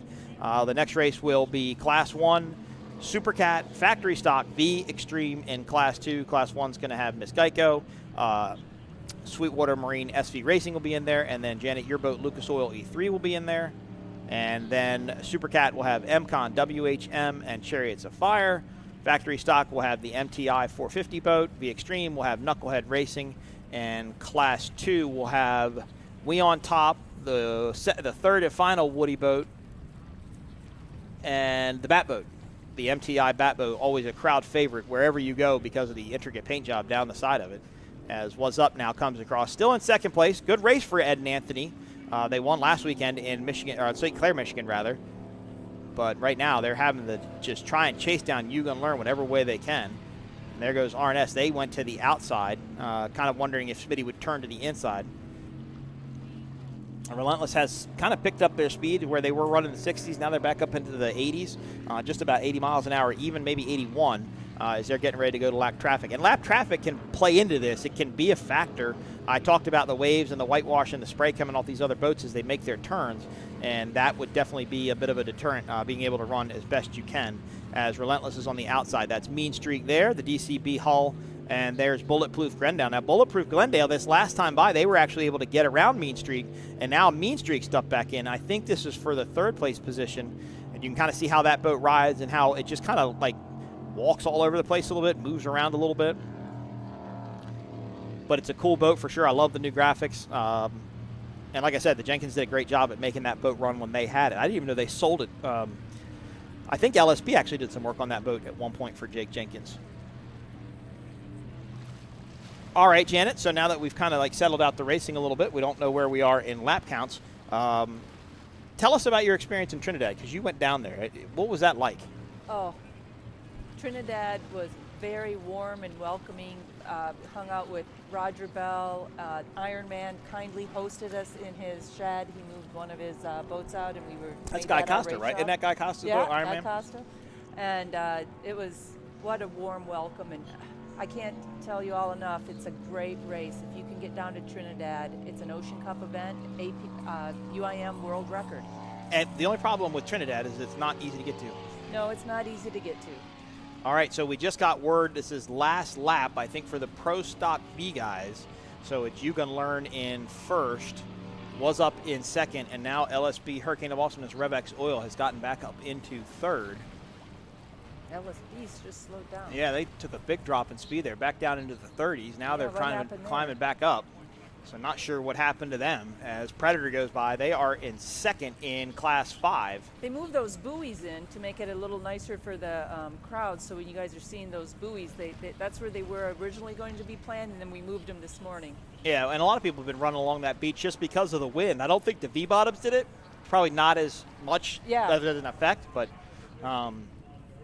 Okay, here we go. You Gonna Learn. I think that's been the fastest haul all day. Yeah, they've definitely got the most amount of speed. They've run mid 80s comfortably all day, as to where the other boats have just been dropping down into get around and get it out. Yeah, get their front. clean water, get where they wanted to go. As everybody else in this class has kind of been running low 80s, and Britt's still picking up his speed, trying to get back up to that 80 mile an hour mark. That would the speed drop like that would make me think that's a Guardian issue for sure. because it was so quick, Yeah. and they recovered it really, really quickly. Yeah. Sometimes Guardian mode issues, you have to turn the batteries off and reset the computer, but it doesn't look like they have to do that there. Now they're back up into the mid-80s. So they've had a couple of issues in this race. Nothing bad, but it's obviously slowed them down and taken them out of the running, as you can learn. They should be taking the checkered flag here then. Yep, if this is should be lap. the checkered flag.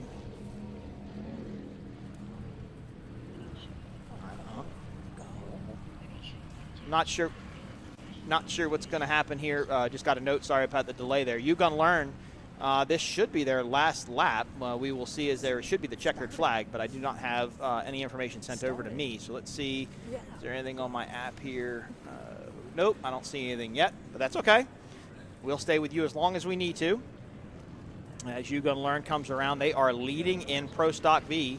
Was up in second as you look now. So Pro Stock V didn't stop. They're going to keep going. That means I think this might be their for sure last lap. Oh, okay. Not 100%, but he's slowing and turning in the middle. So let's see what's going on. Oh, yep, there is a checkered flag. Okay, so a checkered flag is out, I believe, for Pro Stock V. What I was about to say is the Pro Stock V guys have to be very careful, simply because if they run too long, they could burn too much fuel and they'll miss weight. Because they calculate all of that into when they race. You know, they're going to say, okay, we know we're going to burn X amount of gallons of fuel, and if they burn more, they're going to burn off weight. Now, who knows if it's going to be enough to make a difference, but it's something you'd obviously have to think about, right? If, you know, if they do the victory lap. Right. I mean, they're running wide open, so You Gonna Learn looks like they may be running an extra lap. And I believe it was Team Woody, the winner in Class 5.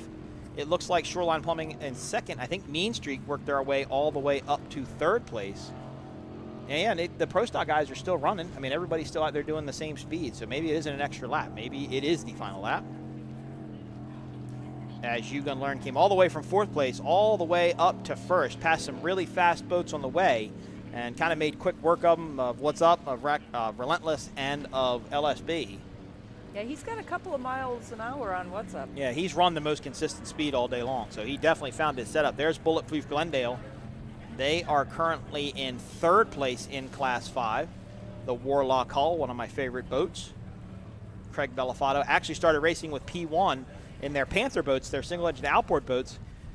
Raced that for a couple of years and then bought this Warlock Hull to come out and run in Class 5. And there is You Gonna Learn. So You Gonna Learn going to come by this time. This should be the end of their race. You Gonna Learn in the lead. Was Up should still be in second, and LSB in third. This is our third race of the day. We got one more race coming up happening. They said at around 3 o'clock, but we'll see. It's 2:15. We might just try and get this one off as early as we can. There is the checkered flag. I believe Woody, the Class 5 Woody boat, took the win in Class 5. Looked like Shoreline Plumbing was in second, and Bulletproof Glendale in third. Here is You Gonna Learn as they come around. Now, there's What's Up. What's Up's closer than I thought they were. They weren't in our camera view, but like I said before, this water doesn't aerate up as much, so I kind of can't see the trails to see where the next boat is. And the last time by, You Gonna Learn, I didn't see any white water around them. But Was Up all of a sudden found some speed to try and go after him. I think it's going to be a little bit too late as they're going to come by and take the checkered flag. There goes LSB, Hurricane of Awesomeness, Revex Oil. They are in third place, and it looks like they're going to stay there after battling with Relentless. Relentless still running a good amount of speed. They're still fast. It just they lost it somewhere on the course. As the checkered flag is out and waving to wrap up race number 3. And here they come. These are 1 and 2 in Pro Stock. Was Up and You Gonna Learn. You Gonna Learn in the lead. Now look at this speed from Was Up. Gotta wonder if Mike and Dante there didn't think that they were that close. Maybe lifted a little bit more than they should have and allowed this group to catch up. But hard to say. Was Up 3 and You Gonna Learn. This is a drag race down to the finish. 2 white Phantom Hulls, a Gen 1 and a Gen 2. And I think it's going to be You Gonna Learn is going to take the win as they cross the start-finish line and turn to the inside of the course. Up, still going. I can't see the start-finish line from where I am, so I don't know where it really lines up. But a good deck-to-deck battle here between Gen 1 and Gen 2 Phantom Hulls. Ed and Anthony Smith in the number 3 Was Up boat, president of OPA and his son. A lot of racing experience and time together. And there they go. There's the finish line. Now they will cross. So it's You Gonna Learn unofficially in first, Was Up in second, and it should be LSB, Hurricane of Awesomeness, Revex Oil coming across in third. to wrap up the Pro Stock V race. We've got some Class 5 boats out there that will continue to finish their laps, and I believe the Class 4 boats were done, and Class 3 stopped a little earlier with the Team Woody boat. Not sure what happened to them here in Michigan City. This is the third of 4 races happening live. You can go to oparacing.org for more information, or find us on Facebook, facebook.com/OPA Racing, or Facebook.com/P1 Offshore for all your information. Keep up with your teams, follow points, follow our schedule, and pick a race to come to near your hometown next. Morehead City, North Carolina. Morehead City, North Carolina, Fort Myers, Florida, and Englewood Beach, Florida, our last 3 races of this 2021 season, and it's been a great season. We've been able to enjoy good racing, be able to get back out a little bit, be smart about what we're doing. I recommend that to everybody, but it's good to see the family and get back out. As here is Class 5. Now this is going to wrap up their race, I believe, as well. And it was the Woody boat in first, Shoreline in second, and Bulletproof Glendale in third. As the checkered flag comes down, hard to see who that is. There's Chalker, the old Tuggett boat. That's a beautiful boat. Team did a great job with it. Had a good show downtown last night. Blue lights on the trailer, the speakers, and the whole shebang. Kevin Smith formerly owned that boat until him and Jim kind of combined forces. To him and Britt combined forces and were starting to run their boats together. They also have a 40-foot fountain to run in V Extreme, but they haven't been able to get their motors back, had to focus on other projects, and haven't been able to get that boat put together. So there is Mean Streak, boat number 555. The DCB Hull completed their first race entered, and I believe they may have been up on the podium. There is Team Woody. Michael and JJ got the checkered flag, so they're your unofficial winners. Remember, say unofficial because all these boats have to go back and have their speed checked to make sure that they were completely legal. There's You Gun Learn, Dante and Mike. There's Bulletproof Glendale. Congratulations, I believe, on a second to that team as they head over to the start-finish boat to get their checkered flag. Beautiful shot of the beach here in Michigan City, and look at just the fans have just filled in all along the shore. A couple of years ago, they actually had a volleyball tournament just to your left.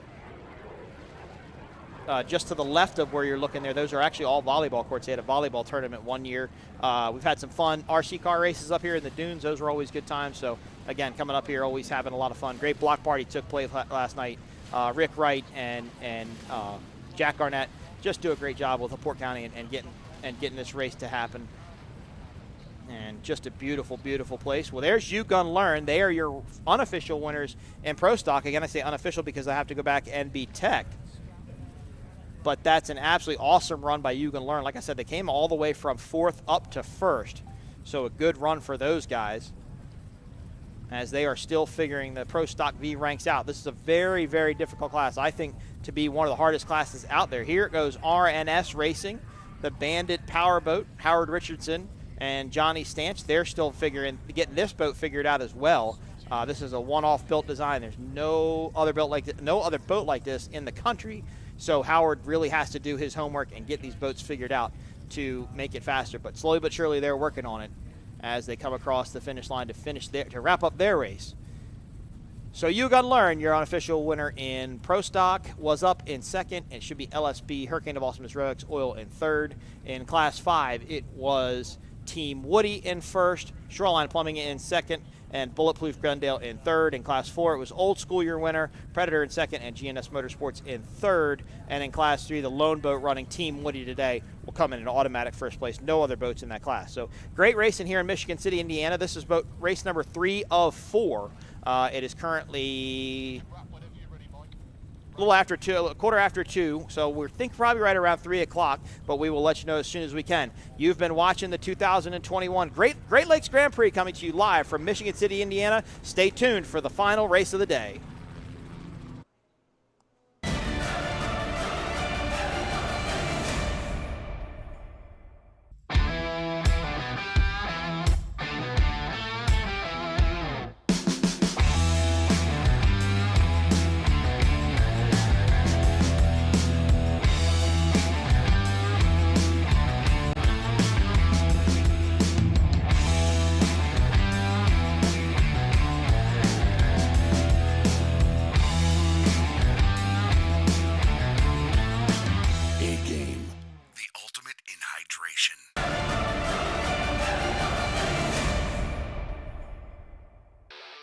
ultimate performance. Ready to race. Ready for fun. From the backyard to the racetrack, Traxxas radio-controlled vehicles are engineered for years of high-speed, high-flying fun. Visit your local hobby store to experience the fun of RC from Traxxas, the fastest name in radio control.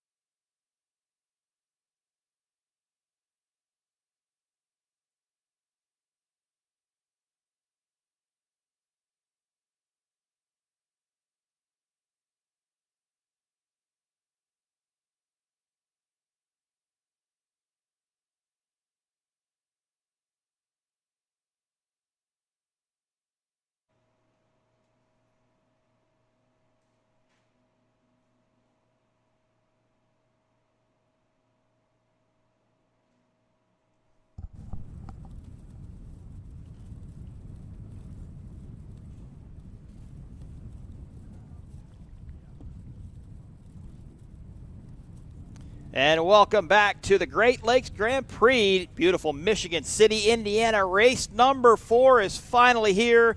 The big boats are going to run. We're going to see some amazing speeds. We've got the parade lap happening right now. We've had exciting racing all day. I don't expect this to be any different. Of course, the most exciting race I think we had was Pro Stock V just one race ago. That was epic what was happening up front until they finally got some separation. Maybe some attrition came into play and some of the boats slowed down. So kind of a rough day for some teams, but really great racing here in beautiful Michigan City, Indiana. This is a beautiful town, beautiful Lake Michigan. So glad to be here. One of my favorite race sites out there. Again, if you want one to think about bringing your family to, this is definitely going to be it as we continue to move forward. Signed a 5-year deal with OPA, so we know the race is going to happen for at least 5 more years. And that's key, so make sure you get on your schedule to come up here and hang out with us. Go to oparacing.org for more information. Keep up with your teams, keep up with your schedule. Find us on Facebook, facebook.com/OPA. As you see everybody getting ready to complete their parade lap, there is my son's favorite boat just to the right of the screen. That is the Batman boat, boat number 211. So in this race, we're going to have Class 1 with 3 boats. We're going to have Super Cat with 3 boats. Factory Stock with 1, the Extreme with 1, and Class 2 with 3 boats here in Michigan City, Indiana. There's WHM. There is MCon, 2 of our 3 Super Cats. I believe that's Chariots of Fire, just to the outside of them. Now, it'll be interesting. I'm really intrigued to see these cats run because we saw what the Breeze was doing with the super stock boats, rather, how they were pushing them around and what Bob Teague informed us of that. So it'll be interesting as they run these super cats, all 3 skater hulls actually, and how the Breeze is going to affect them because I'm hearing it's blowing about 18 miles an hour off of this beach. So it's coming up over top of us and then right down onto the water. So you might see the wide turn situation again where everybody's trying to run down to the buoy without having to turn the wheel as little as possible. So beautiful day here. There's the Bat boat. As I said, one of the crowd favorites. Kids always want a picture with that one. There was a Team Woody boat. That's the Class 2 entry, the Fountain, 35-foot Fountain. There's the 450 boat. That is the Factory Stock team. Taylor Sissom and Johnny Tomlinson on board of that. I see Knucklehead behind them. Ed Smith, Anthony Smith, no relation, but Anthony Smith did race earlier in the 3 was up Pro Stock entry, and he was in that epic battle we had just one race ago here in Michigan City. So I want to apologize. We've been using this app to communicate all day long, and we've been using phones, and it's absolutely just destroyed my phone, I think, and I'm trying to get it to charge, so I do apologize. A little bit of a communication issue between me and production, but we're going to pull this off without any sort of issue. It's been a great day. Thanks to Greenlight Production, my producer Rob, all of our cameraman Lauren, everybody. It's been great working with them. I think it's been just an epic broadcast. So thank you, everybody there. Appreciate it. As we get ready to finish this last race, we'll be in Morehead City, North Carolina next. That's going to be on September 11th. Of course, a very important holiday, not holiday, but a very important day within our country. Thanks to our armed forces for supporting us, Coast Guard, Army, Navy, Marines, and Air Force for supporting us, making us do what we love to do on the weekends, which is bringing you boat racing. You can go to T3telemetry.com. You can watch the Lucas Oil boat in this race. They're going to run in the Class 1 group, and you'll see them out there. If you go to T3telemetry.com, you can see the gauges, you can see heartbeat, all kinds of information. It's very intriguing stuff, something we're trying to incorporate more into boat racing. And, of course, they have a new sponsor, E3 Lithium Marine Batteries. Got the overcharge protection, over discharge protection, short circuit protection, excessive cranking protection, built-in cell balancing technology, and LE battery fault light indicator with remote helm mount. E3 Lithium .com for more information there. And my phone is charging, so I know Rob can hear me as I talk. My phone hopefully will become online in just a second. I'll be able to hear you guys. We're going to wrap up our parade lap. Now, you didn't see Miss Geico go on the parade lap. They called in to race control prior to the beginning and said they're just not going to do the parade lap, so they stayed down in the mill circle. Britt Lilly driving Miss Geico today. He is 3rd race of the day, filling in for Travis Pastrana, who I mentioned earlier had a prior rally event, so he is at that. He'll be back with us in Morehead City in just a few short weeks. Again, oparacing.org for more information. I've been super happy to have everybody listen. I appreciate all the kind comments and the kind words. glad to be here, glad to be doing it for you all. Julie, I know you're listening. Ed's out there right now. Ed, one of our other cancer survivors for the year. So glad he's here with us. Fought really hard to be here, so we're glad he's here. Julie, we know you're listening. Dunescape Beach Club. That's the tower, the building that we're in. We're on the penthouse floor, 9th floor. Beautiful view up and down the beach here in Michigan City. And I think the owner said this is one of 9 penthouses along this whole beach from Chicago to like the next big city up, which is like St. Joe or something along the lines of that. So always cool to hear information like that. So we're going to go down in the mill. The first start is going to be Class 1. Class 1 is going to be Miss Geico. It's going to have SV Offshore and Lucas Oil E3, the 3 boats in that race, and they're going to run 12 laps for 66 miles on this 5.5-mile course. Supercat will be in the next start. They will also run 12 laps for 66 miles. And Supercat, as I mentioned, we have WHM, MCon, and Chariots of Fire. Chariots of Fire, the new team here, John Emmons and James McIntyre in that boat. WHM, Billy Moth, the plumber, Jay Muller, the martini maker, as it shows to the side of their boat. And then MCon with Myrick Cool and Tyler Miller. Myrick drove Performance Boat Center earlier in the day in that battle with CMR. And then in the factory stock class, we have boat number 7, the MTI, Taylor Sism and Johnny Tomlinson in that 39 MTI, powered by twin 450s. Some people consider that to be the future of the super stock class, simply because, as these 2-stroke motors start getting phased out, these 450 motors would be the way to go. Beautiful shot of the beach here in Michigan City, Indiana. Look at all the people in the water, just hanging out, having a great time. Tons of tents. They're under the VIP tent. They're hanging out. Just beautiful as we get ready to wrap up our racing for the day. You see, there's even sandbars out here that you can see right there, the change of color in the water hanging out. And this shoreline actually curves and changes. It's really cool to see. You never would think a place exists like this, and you get to see some of the dunes. There's a zoo here. They just made a donation. Billy Moth made a donation to the tiger it's a word I'm using, to tiger display, I guess, or the home of the tigers in the zoo. He made a donation in 2019. He made another donation this year as we get ready to go have a start. Looks like Class 1's going to come up on plane. Pace boats just to the inside. That looks like SV Offshore. So it's going to be SV Offshore, Miss Geico, and Lucas Oil. So while this is all Class 1, some pretty good variation in power here. SV Offshore is running the 860 Mercuries. Miss Geico is running the 1100s, and Lucas Oil is running the 1350s. So Lucas Oil and Miss Geico can really keep up with each other. SV Offshore, a little underpowered, but still a really fast outer limits cat, also known as Sweetwater Marine. If you keep up with racing, they flipped over in Cocoa Beach. The boat actually ended up on the beach on the lid.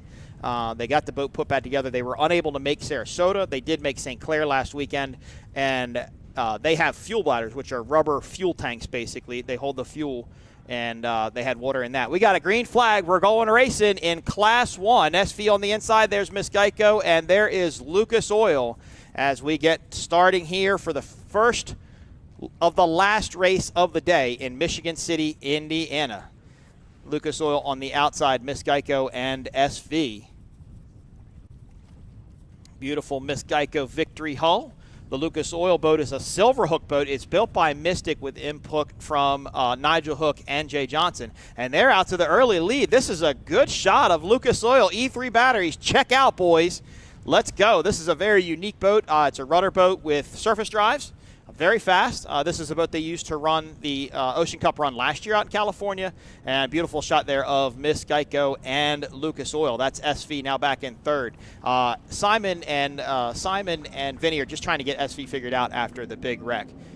As now Geico, they went inside, and they're going to be able to turn a little bit tighter than Lucas Oil, but Lucas Oil rails it around the corner as Jay Johnson turns. But the beautiful Miss Geico boat, Britt Lilly, Steve Curtis, as Lucas Oil just now goes through your shot, and they're going to be on the outside and try to make it around. Let's go back to the Supercat start. They went just by in my live shot. If we've got somebody that can pan out. Beautiful shot there of Miss Geico. Rooster tail is up. Steve Curtis has got the hammer down, and they're getting ready to take off. There is Supercat. That's Chariots of Fire. And my last view, it was MCon in the lead, WHM in second, and Chariots of Fire in third as they got their start. And here comes Class 3, V Extreme, and Factory Stock. they're coming into my view, and Class 2 rather.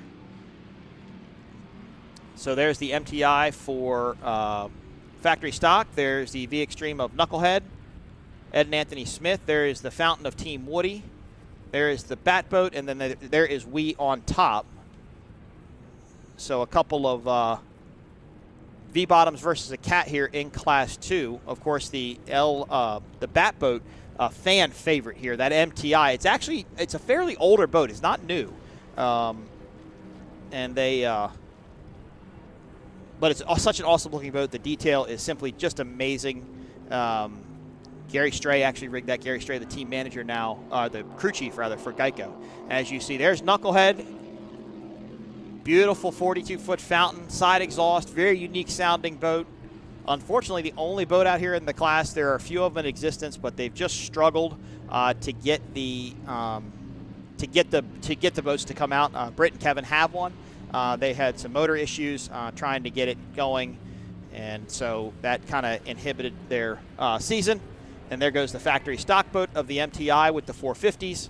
Taylor Sism, Johnny Tomlinson, and there is Miss Geico. And Janet handed me a note just a minute ago. So Lucas Oil saw 138.15, 138 miles an hour down that straightaway on the start to keep up with Miss Geico. And here comes Miss Geico, the beautiful number 113, as we come by. And I'm going to press my talk button just to let everybody know, Rob, I am back on Unity. Hopefully he heard that when I hit the button. But here goes Miss Geico. They are the lead in Class 1. It was Lucas Oil in second, and then SV Offshore. And I'll tell you the rest of the SV Offshore. So they run bladders. Some boats have fiberglass tanks, some bladder tanks. Bladder basically, as it exactly sounds, it's a rubber bladder. And it has foam on the inside of it. What the foam does, it prevents the fuel from sloshing around, just as if your tank had baffles in it. And there was water in the foam that they hadn't gotten out from their accident in Clearwater. They actually had to pull the baffle out yesterday, or pull the tank out yesterday, clean it out, and get all that water out of it, and then put it back in. And that's a monumental thing to do. They actually use a shop vac, they suck it down, they get that thing real small, and they pull it out. Here is Supercat. Nice battle for second, though. WHM and Chariots of Fire. Chariots of Fire went out way wide, but he may be looking for that. We haven't had our down the tunnel shots yet. Hopefully we'll see them shortly and see if the wind is having an effect on these Supercats. Bigger boats. WHM is a 40-foot skater. MCon is a 388, I think, if I want to say correctly. And then Chariots of Fire is a 388 for sure. Chariots of Fire, the oldest boat in this class, as that used to be Talkin' Trash, then it was Cleveland Construction, and now Chariots of Fire out of New York. Great to see the boat out and running. The Cleveland Construction team really, they put a lot of work into that boat to get it running. And now Cleveland Construction, which was owned partially by Ed Smith and Mark Smalls, Ed Smith now in Knucklehead, as they sold the old Cleveland Construction boat to Chariots of Fire. Real wide through that turn. Now, this is a really hard class to run. These are naturally aspirated 750 horsepower motors, okay? No blowers, no superchargers. And what that means is that when they go into a corner, they're going to slow the boat down. As they exit the corner, they start to trim the drives up. And as they trim the drives up, they hold the throttle down.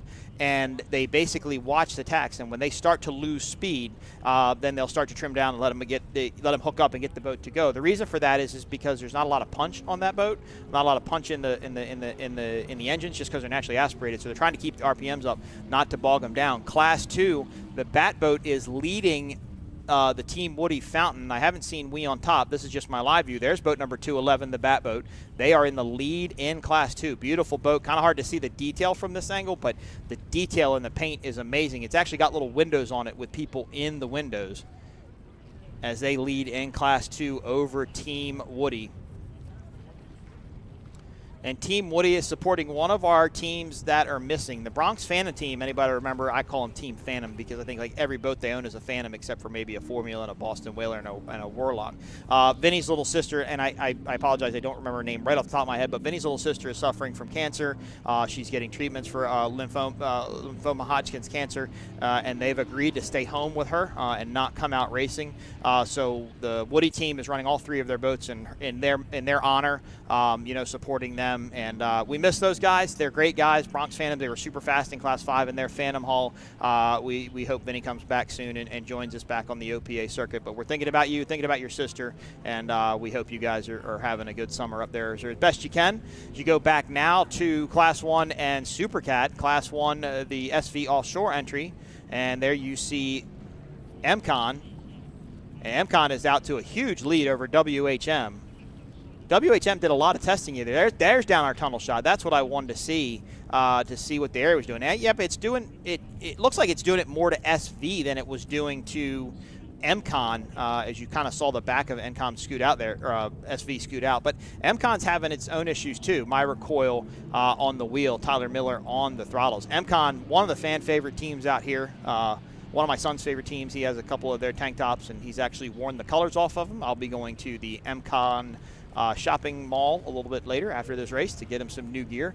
You can go into the pits and check out everything. I know it's a little bit late to say it, but you can go in the pits and check out all the gear. All the teams have T-shirts that they want to sell and get rid of, and it really supports a team. It helps them not only recoup the cost of the T-shirts, but it also helps them get to the races. So make sure to swing in and be able to pick up some T-shirts from your favorite race teams. So that's MCon, your leader in Supercat. SV should be, I think they're in third in Class 1. And here is Chariots of Fire. Again, if it looks familiar, it's because it's Cleveland Construction colors. That was the colors when the boat was sold. But now deems Chariots of Fire. They're based out of New York. And that's John Emmons and James McIntyre in that skater hull. 3 skaters in the class. There's the victory hull of Miss Geico, that chartreuse famous green color. Sir Steve Curtis on the throttles. He is actually a knight, Sir Steve Curtis. Britt Lilly, not a knight, on the wheel there. He trades back and forth with Travis Pastrana as needed. They are childhood friends, actually, and Britt was the one that got Travis involved. Travis came down to Cocoa Beach and was going to race with Britt in their big fountain. Then they blew an engine, and then Travis was able to fill in another boat. Travis got kind of hooked, so he's driven Geico now, and he actually throttled Britt's boat in Sarasota. As he starts to get his feet wet in offshore powerboat racing. Great to have Travis Pastrana involved with boat racing. So there is Miss Geico. They are your leaders in Class 1. It looks like, just out of my vantage point, Class 2, yep, Batboat still leads in Class 2 over Team Woody. Now, Class 2 is the only bracketed speed class out here. So again, they'll have to watch their GPS speed. They'll go back and get their GPS monitor checked to make sure they did not break out. Miss Geico and the rest of the boats can go as fast as they want here on this beautiful lake right outside of Michigan City, Indiana. The Great Lakes Grand Prix coming to you live from Michigan City, Indiana, 2021. Our last and final race of the day. There is Lucas Oil, such a unique looking boat. It's a custom design boat. There's no other boat like it in the country. Lucas Oil, one of the longest running sponsors here in offshore powerboat racing, up there with Geico. And without support of like Lucas Oil, E3, Geico, we wouldn't be able to do what we do. They're huge assets to the sport. And they've also got E3 lithium marine batteries on board. There's boat number 06, MCon. And you see racing for Jamie. That's one of the MCons. I believe that was their sister, if I remember correctly. She passed away of cancer. So they're racing in her name. That's why you see the name Jamie and the pink ribbon on the side of the boat. MCon, a fan favorite, one of my favorites. I love the team. There's WHM, Billy Moff and Jay Muller. Billy Moff, a very seasoned racer, been doing this a very long time. If you talk to Billy, he'll tell you stories about how long he's been doing it. Been around for a while. Again, he made a great contribution to the Tiger exhibit. That's the word I was looking for, by the way, exhibit. Tiger exhibit in 2019, and he made another exhibit, or another donation to the exhibit on Friday night. Big hop there by him. That wind is yeah, you can see how rough it is because there's actually white caps underneath of them. So it's blowing pretty hard. I think that 18 miles an hour that I heard out there is pretty correct. But MCon is simply checked out on lap number 4 for Supercat out of 12, so not even to the halfway point yet, and MCon is gone. Now remember, you have to finish to win it, right? It's a race of attrition. Got to keep everything together. And there is Knucklehead, that beautiful fountain. This is one of my favorite boats out there. The sound is just like nothing you've ever heard. The exhaust actually comes right out of the side of the boat, so it's got tailpipes that are what are they, about a foot long, Val? I think they're about a foot long, and that boat is uniquely, just has such a unique sound. It's a very, it's got a lot of history. That actually used to be Instigator, Hooters Instigator, that raced up here some years ago. Peter had sold it to Ed, and now it became Knucklehead. Good shot of all of our boats here racing. That's Knucklehead there on the left, Geico all the way out to the right. The cat behind Geico, that's the Marine Technologies in the 450, factory stock class, the MTI, the new Mercury 450s on it. That's a beautiful boat, beautiful colors. As I said earlier, they debuted their hauler here in Michigan City, and it's great looking. It's beautiful. The colors are fantastic. Taylor Sissom, the daughter of Randy Sissom, the owner of MTI, wanted to get into racing, and they came up with this class as possibly the future of the cat outboard class as these two-stroke outboards start to get phased out a little bit more and more in life, everything going to four-stroke. There is Team Woody. The Fountain, the 35-foot Fountain. These is one of the older factory Fountain race boats. Reggie Fountain III on Facebook always posts about this boat. He raced this boat for quite a while. Everybody knows, obviously, Reggie Fountain and his involvement with this. This boat was owned by David Rabb before he passed some years back. And then these guys have done a great job with it, put a lot of work into it. Billy and Chad, just two great guys. We always say hashtag living right because that's kind of what they always say. As they come around, beautiful boat. Love their colors, and they're really starting to make an impression on the sport. They have 3 boats now under their umbrella. They have the Class 5 boat, the Class 3 boat, the Levitt Class 3 boat, and then the Fountain. And they're always wanting to add one more. In fact, Deception, who runs in Class 6, while it doesn't say Team Woody, they are affiliated with this team. So they actually have 4 classes with a boat in each class. And Billy Shipley laughs and says sometimes he'll want a boat in every class if he could do it. So thanks to Billy, great asset to the sport. I really enjoy getting to have him around. Out of Texas, rather. Hashtag living right. As you see that Fountain come down, got what's called tractor pipes on that Fountain. That's the exhaust you see there. Leaderboard says that Batboat's still in the lead. I apologize. I thought it was Team Woody, but yep, there goes the Batboat. So Batboat continues to lead in Class 2, Team Woody in second, and we on top in third. That's another very unique Bandit built boat out of New Jersey. Not one of those boats in existence. I know there's a Bandit pleasure boat somewhere, but as far as the Canopy race boat is concerned, that's one, and then Howard's boat is the other one. And that's it. Yeah, only 2 Canopy race boats. Very unique looking, and it's funny, the top looks kind of familiar. If it does, it's the familiar top of a Corvette, and that's what it was molded off of. It's actually molded off of a Corvette roof line, and that's why it looks how it does. Unique looking boat, but these guys out of Texas are starting to get it figured out slowly but surely. It's hard to get into something like this with a boat that's a one-off, but the wind is actually pushing him around too a little bit, I think. And again, look how windy it is, because it's even pushing the Rooster Tails down over the side. So it's quite breezy out there with Brad Wade and Brian Cole. It's not Brad in the boat today. It is, excuse me for 1 second. Nope, I read the wrong one there, didn't I? I think my notes might be wrong. I think Jeff Musselman is in We on Top with Brian. There is Miss Geico. Unique look down the tunnel. Number 113. They are leading in Class 1, and they just go around. What just went around Knucklehead? Just didn't get to see the. Didn't get to have a Cat V bottom battle like Fountain was always known for. This is the twin turbo Mercury 1100 boat. If you go on Miss Geico's Facebook page, Gary Stray, their crew chief, does a lot of good, informative videos about some stuff. And there's a really good video, but it talks about how Steve Curtis throttles the boat and the information he uses to run the boat. He doesn't actually have tacks in front of him. He has boost gauges. And with the twin turbo motors, he wants to keep the boost in a certain place because that's where it's making the most power. And he says if you drop out of that zone, then you're going to lose power, and that's how he runs the boat. So that's pretty fascinating information. There was the MTI boat number 7 running in the factory stock class. Here is SV Offshore. Simon Prevost back in the boat out of Canada. He was able to come over and race. Going to run for the rest of the year if everything stays the way that it is. There's that beautiful MTI of Taylor Sissom and Johnny Tomlinson. Johnny Tomlinson, the multinational and world champion based out of Florida, owns TNT Marine. He's throttled probably everything you could ever imagine. He actually throttled boats in the Miami Vice movie. There's a couple other movies he's been involved with, and he gets to fly all over, not gets to fly over the world, but he flies all over the world helping people with their go-fast boats, and just a great all-around guy. And running with Taylor, and a good person. Taylor really likes running with him. I couldn't think of a better teacher to try and teach somebody how to drive a cat boat, especially a race boat with those twin Mercury 450 engines on the back of it. MCON continues to lead in Super Cat. They are way out in front. WHM and Chariots of Fire are second and third. And Chariots of Fire, I give a hat off to those teams. This is their first actual race in the boat. They didn't get to race in Sarasota because of weather, and they're running right there with WHM, so that's always good. There is the bat boat, number 211. They are leading in Class 2. Elliot Gray and Terry Forsyth running the bat boat, the MTI.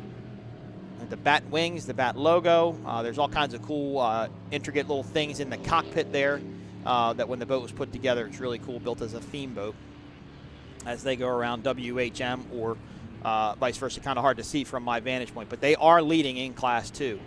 And there is Knucklehead. They are the only boat in V Extreme coming up on lap 5.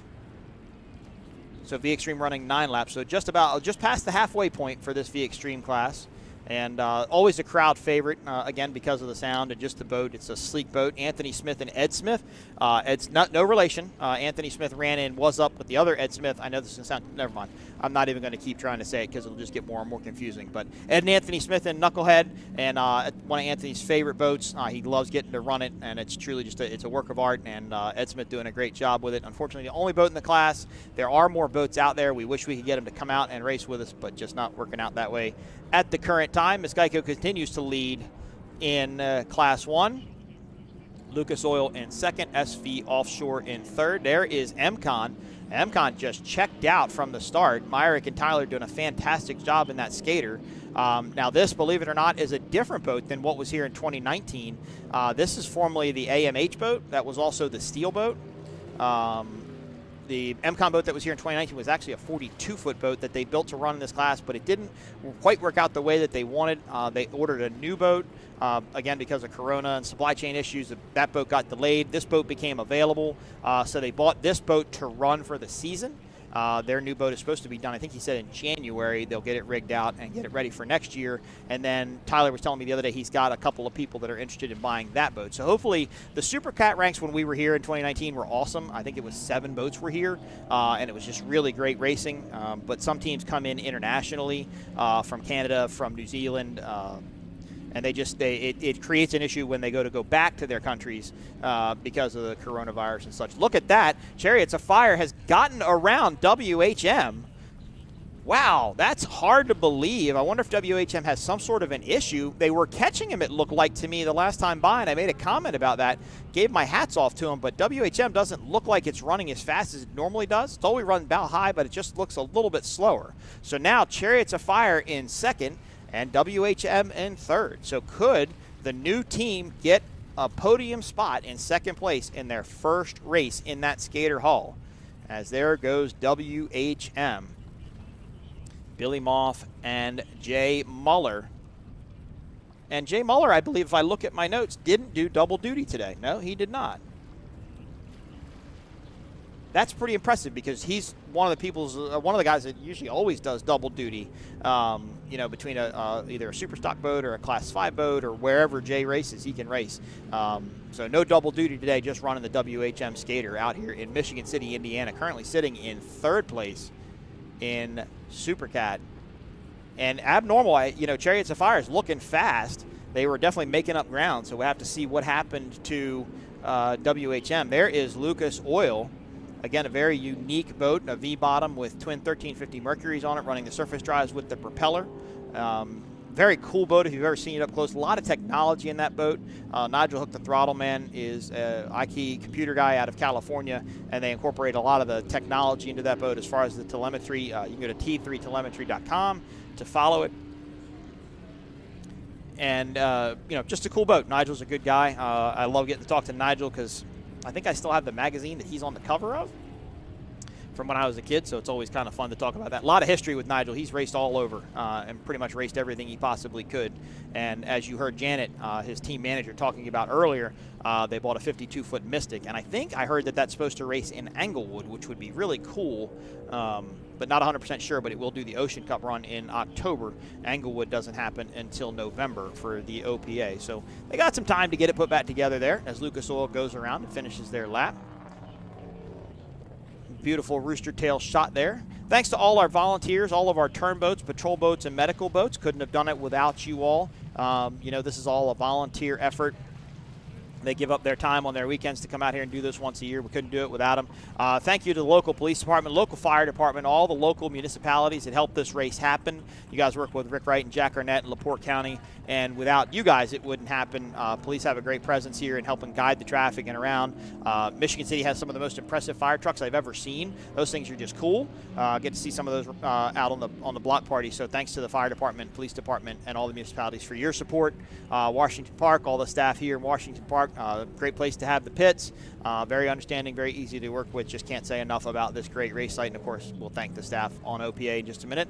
There is We on top. They are currently in third place in Class 2 in that Bandit-powered boat. And, again, just trying to get the boat figured out. It's a very unique package, one-off boat. And when you have a one-off boat, you sometimes don't have information to gather from other people. Like skaters can kind of share some information, or Victory Halls can kind of share information, and they can kind of mirror their setups if they could, or if they can.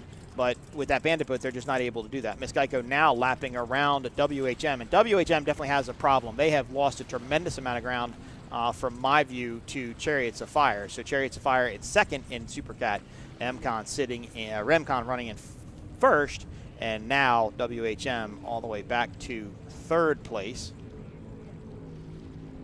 I guess Tony Marcantonio, my good friend Tony Marcantonio, it's a JD Byrider team. He's listening. Tony, good to hear from you.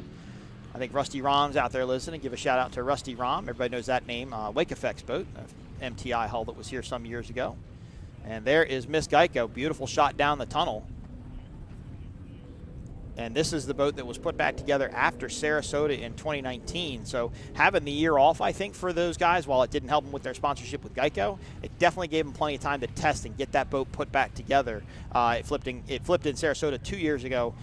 Really got torn up pretty badly. And in order to fix it, the deck was so damaged in the rollover that in order to fix it, they made a mold off of another Victory hull that Steve Curtis has. They literally made a mold and then popped their own top, or their own deck, and put it back on. There, again, if you go to their Facebook page, lots of videos about how that was done. Very fascinating process.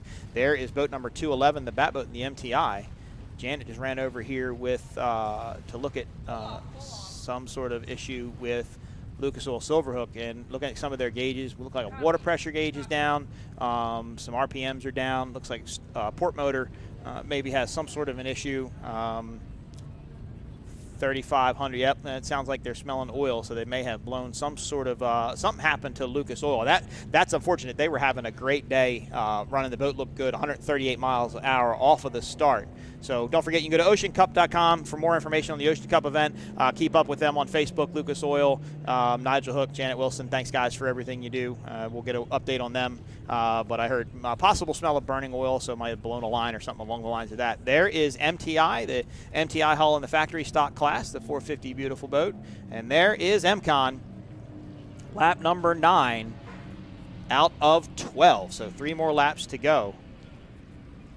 So Taylor Sism and Randy Sism were in Sparrows Point, Maryland just a couple of weeks ago, and they actually set a kilo run in the shootout event we had up there. They had a center console there as a pleasure boat they did a run in. They had the cat boat pleasure boat, and then they had the race boat, had a big presence at the shootout on the river in Sparrows Point. And Taylor says we need to try and do one new event a year, get out there, really see our fans. Taylor in charge of customer relations and marketing for MTI, based out of Wentzville, Missouri. And it doesn't look as impressive on the camera shot as it does in person. It's an absolutely gorgeous boat. The blue is just fantastic. Love the lines of an MTI, and of course it's got the new Mercury 450 horsepower racing engines on it. Talked to Randy when we were in Maryland a couple weeks ago. He's going to do a center console with the new 600s shortly. Of course, those are the motors that Mercury just rolled out last year with the lower unit that turns while the motor stays still. He's getting excited. Actually, I think he had a customer that ordered some of those to put it on the back of it, and the boat's being built as we speak. Full line of boats, center consoles, and catamarans from MTI. Again, based out of Wentzville, Missouri. Performance Boat Center, a dealer for them. Based out of Lake of the Ozarks, Missouri. Sunset Beach. No, yeah, I think so. Oh, there's GNS. They were 467. They are down off of a plane. Not sure what happened to them. We do still have. Wait a minute. Why was GNS? That's not even who they. Yep. They weren't even out there in that race. They weren't even supposed to be in this race. They were running Class 4, and we just got a shot of them. So not sure what's up with that. There is WHM. They were in second pretty much by themselves, and they have lost speed. Chariots of Fire now in second. Still out there running, so not sure what happened. Again, they did a lot of testing yesterday, a lot of weight moving around. Oh, no. Oh, no. Chariots of Fire falling off of a plane right before the finish line. What a tough day as they were sitting up in a solid second place. And by the looks of it, it looks like they're on one motor. Looks like just running off of the port motor. And such a tough day for John and James. They got around WHM for second. MCON just went around them in my live view on the outside, putting them a lap down.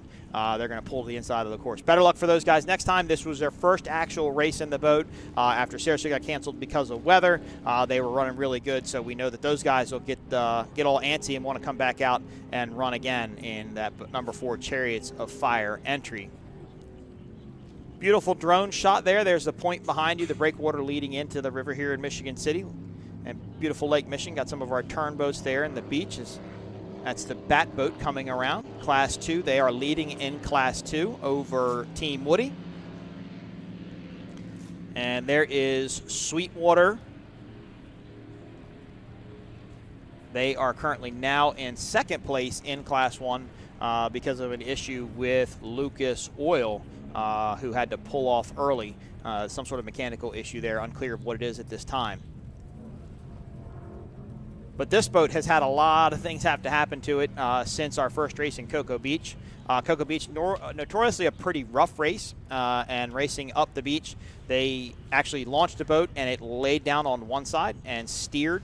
When it did, it high-sided, which means it rolled over to the higher side of the boat. It flipped, which is bad enough in its own right, especially in saltwater, but then they couldn't get a tow line on it fast enough because of the waves and where the boat had flipped, and unfortunately it washed up on shore, and you can see there's pictures out there on Facebook, and I believe they're on their Facebook page, of the boat upside down sitting on top of the canopy, of all things. And amazingly, I talked to Vinny a couple weeks after the accident, and I said, was the canopy damaged? Did any, because you figure if it's sitting upside down, what's going on with that? And he said, believe it or not, the canopy didn't have any damage on it. So the boat went immediately back to outer limits. The motors went to Mercury. He's running the 860 Mercury Racing naturally aspirated engines. All of it went back to, the motors went back to Mercury. The boat went to outer limits.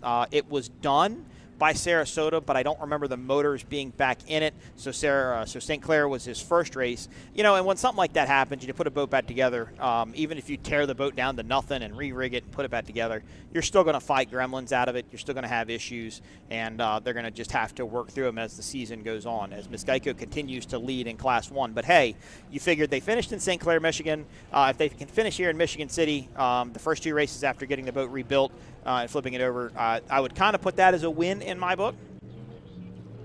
I think that shows their resilience, shows Vinny's and Simon's resilience to want to get that boat put back together. And, of course, Vinny owns a trucking company who owns all those beautiful trucks that run with that SV offshore team. You go over there, a couple lowered trucks and various things sitting over there, beautiful stuff, as we look forward to what comes from them in the future. Our next stop is going to be Morehead City. That's going to be the weekend of September 11th.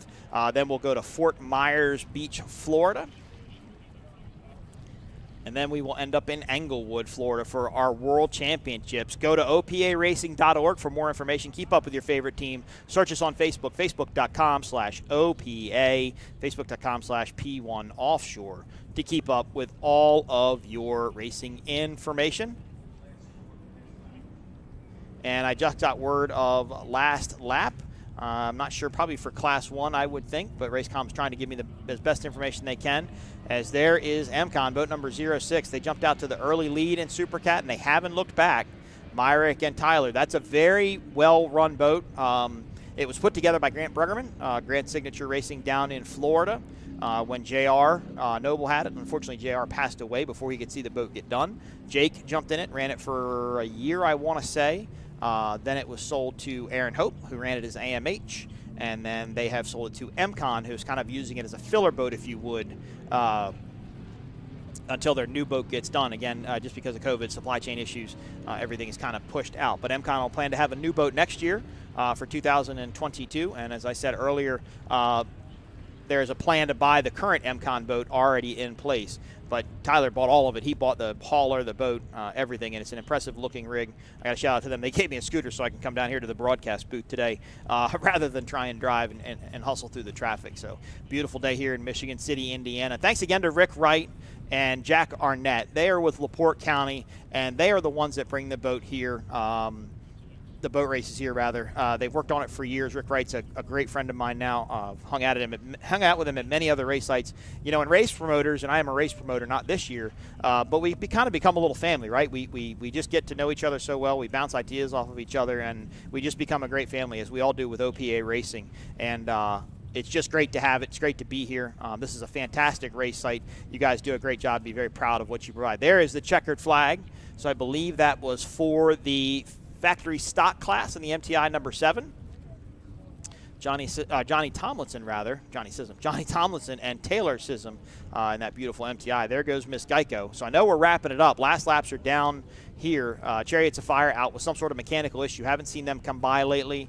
It was the Bat Boat leading in Class 2. Woody was in second. We on Top was in third. Miss Geico leading in Class 1. And SV Offshore now in second, after Lucas Oil went down with some sort of mechanical issue. There's that cool-looking MTI. Pulls down into the middle. Taylor will get her checkered flag. I know for a fact they have T-shirts for sale because I saw them out earlier today, or yesterday maybe, don't remember which one. Ms. Geico also has merchandise out for sale. As I said earlier, most of these teams do, all of them usually have merchandise out for sale. So swing by and pick it up. It helps these racers get to these events, and you know, whether they're the big teams, you know, the MTIs or the MCons or the Geicos, all the way down to the Class 7 teams. If they've got shirts, you're supporting them in getting to these races, because it takes everything that you need to get to these events. There is weontop.com. Brian Cole driving, and Robert Bryant is on throttles, I believe, in that boat. Oh no, Jeff Muselman. I'm sorry, Jeff is in that boat today. Not Robert Bryant, but we on top as they go around. Big blower motors in that thing. You can see the tractor pipes coming out of the top of the engine hatches there. And there is Miss Geico, the 1100 horsepower Victory hull, 2 1100s. This is the boat that pushed Class 1 to come over here to the States and run the 1100 Mercury program. And in 2019, we saw 222 Offshore and Victory were the two teams that ran over here in Class 1 in 2019. And again, just because of what's going on in the world, they weren't able to get back over here. Both of the boats, as far as I know, are still here in the United States. Neither one of them left. And we're hoping that those guys come back in 2022 for more racing action. We're wrapping up the day here in Michigan City, Indiana, the Great Lakes Grand Prix. One of my favorite events. Beautiful water, beautiful town, beautiful beach. Give a hat off to everybody within OPA. Dee, Val, Jim, Stu, all of our safety directors, our president, Ed Smith, all our safety fleet, our patrol boat fleet, everybody. Thanks to OPA. Thanks for putting on safe events, great events here in offshore powerboat racing. You got to see the P1, the Aquacross group earlier today and yesterday. Aquacross ran jet skis yesterday afternoon and this morning. Always cool to watch those guys run. Appreciated having those guys here. And you can see actually the P1 turn buoy right there as Miss Geico pulls down into the middle. So thanks to Michelle, Ozum, and their entire staff for their support here at the event. And of course, thanks to my producer Rob and Lauren with Greenlight Production. Been fantastic working with them, doing all this kind of remotely and listening to each other over phones and everything. It's a great broadcast, and I think a lot of the fans enjoyed getting to see it. So thanks to Greenlight for all the continued support here. OPARacing.org for more information. Facebook.com to keep up with your favorite team. So here comes MCon, as they kind of come across. I think this will be the checkered flag for them as they come across. WHM just went in front of me, and they actually looked like they picked up some speed. So not what happened, because Chariots of Fire got past them, and then Chariots of Fire went out with an issue. So it should be MCon, WHM, and Chariots of Fire, top 1, 2, 3 in Super Cat. And Knucklehead will come in first place in V Extreme as they ran solo. Miss Geico first place in Class 1, SV Offshore in second. Super Cat is MCon, WHM, Chariots of Fire, top 1, 2, 3, Factory Stock, MTI, and V Extreme, your winners. And in Class 2, the Bat Boat won, pending no disqualifications for breaking out of the speed category. So, again, these results that I say, all except for Class 1, are unofficial, as they are spec classes, and there are rules that have to be enforced to make sure these boats fall under the rules that apply to their class. There is WeOnTop.com. They came in third place in Class 2, behind the team Woody Fountain, who came in second, and We On Top in third, and the Bat Boat in first here in Michigan City. Cool shot there of SV Offshore, the Outer Limits Cat, getting ready to go around We On Top. I think even though SV Offshore didn't take the checker flag, didn't take the win, I think that this is a win for them. Giving all they've been through since the boat rolled over in Cocoa Beach, only the second race back in. Hey, to go out there and finish it, I think is awesome. To have to pull your fuel tank out yesterday, your bladder tank out yesterday, get the water out of it, I think that's awesome. So second place for them, I consider that to be a win as they start to make their comeback here in the series. Here is Team Woody, hashtag living right. This is their big boat. This is their 35-foot fountain. As they come across start-finish line, they will be in second place in Class 2 behind the Bat Boat. Again, pending no infractions based upon scoring, or based upon GPS speed. The GPS will be pulled out of the boat. There's the last two GPSs that need to be read. Actually, they'll read all three, We On Top, Woody, and Bat Boat, to make sure nobody broke out, because it can change the running position in a couple of different ways if somebody broke out of the speed category. So Billy Shipley, Chad Woody, great team.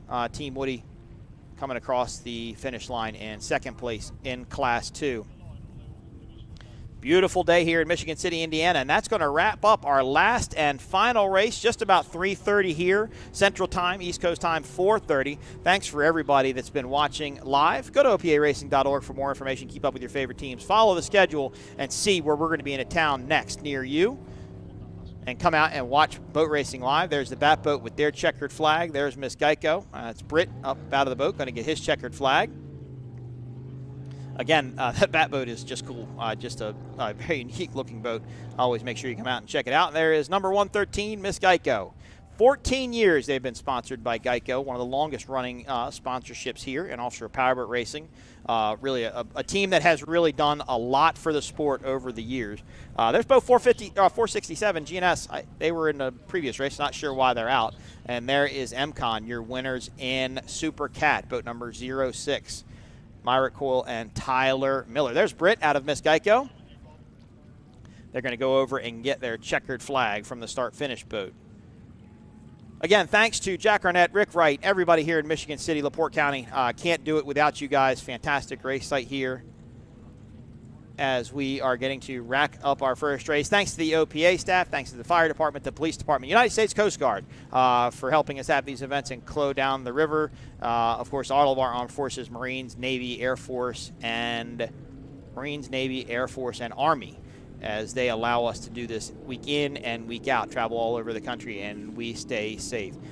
And there is Britt up on the bow, getting ready to get the checkered flag for Miss Geico. Another beautiful drone shot. These drone shots today have just been epic. Our drone pilot did a fantastic job allowing you to see down the tunnels and look at the various boats that have been racing today.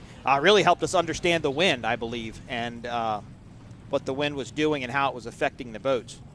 And there's Taylor Sissom. She's out of her boat just behind Geico as they're going to go up and collect their checkered flags. We on top. They had to run their laps to make sure that they finished in order to get points. So they just came across the finish line. They will be in third place in Class 2 behind Woody and the Bat Boat. Thanks to Stu and Val, Race Control, up here at Dunescapes. Thanks to the Dunescapes. Once again, 9th floor penthouse, great place to hang out, watch a race. Got to sit in some air conditioning, a lot out in the sun. And there is Britt Lilly taking the checkered flag in Miss Geico in Class 1. Britt raced 3 boats today. He raced the Pit Viper Tugget boat. He raced LSB, Revex Oil, Hurricane of Awesomeness, and wrapped his day up with Miss Geico and takes his checkered flag. So congratulations to Britt.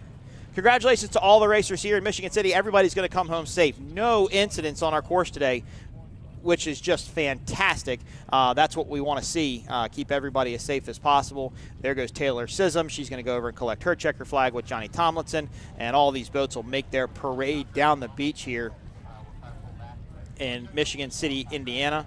And I believe that they're going to dump a diver in out of the helicopter. Now get them kind of cooled off, and then they'll pull up on a safety boat. And there goes Bat Boat running down in front of me, doing their victory lap. Probably coming to our shot in just a minute. Oh, there's the helicopter. I don't know if he's going to drop somebody or not. There was talk of doing it as just kind of a show to the fans. I was actually a patrol boat many years ago in Cambridge, Maryland. One of the first races I did. This was probably in 2002 or 2003. And I had one of the medical guys on my boat, and the helicopter pilot was friends with the medical guy, and he actually brought the helicopter down, touched the landing, the leg there, the runner, whatever that thing is called, the landing gear, and actually just tapped the towel at the bow of the boat and lifted off and flew away. And it was one of the coolest, scariest things I've ever done, because that puts out a lot of wind, and if you're not expecting it, it's not something you're quite used to. All right, Miss Geico gets ready to head back in. Thank you so much for listening to live coverage of the Great Lakes Grand Prix, coming to you live from Michigan City. Our next stop will be Morehead City, North Carolina, September 11th. Go to oparacing.org for more information. Keep up with your favorite teams, points, and see when we're coming to a town near you. I am Mike Uwoski for Greenlight Production. Everybody put the race together. Thanks for watching. We'll see you next time.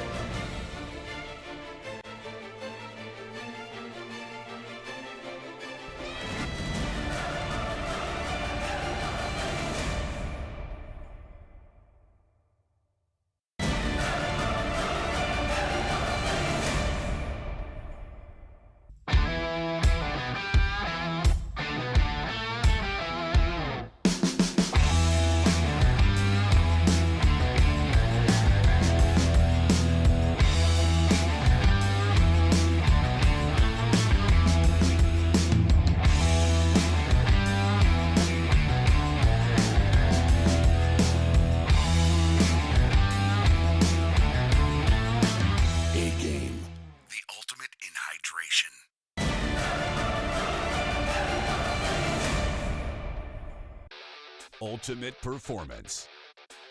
Ready to race. Ready for fun.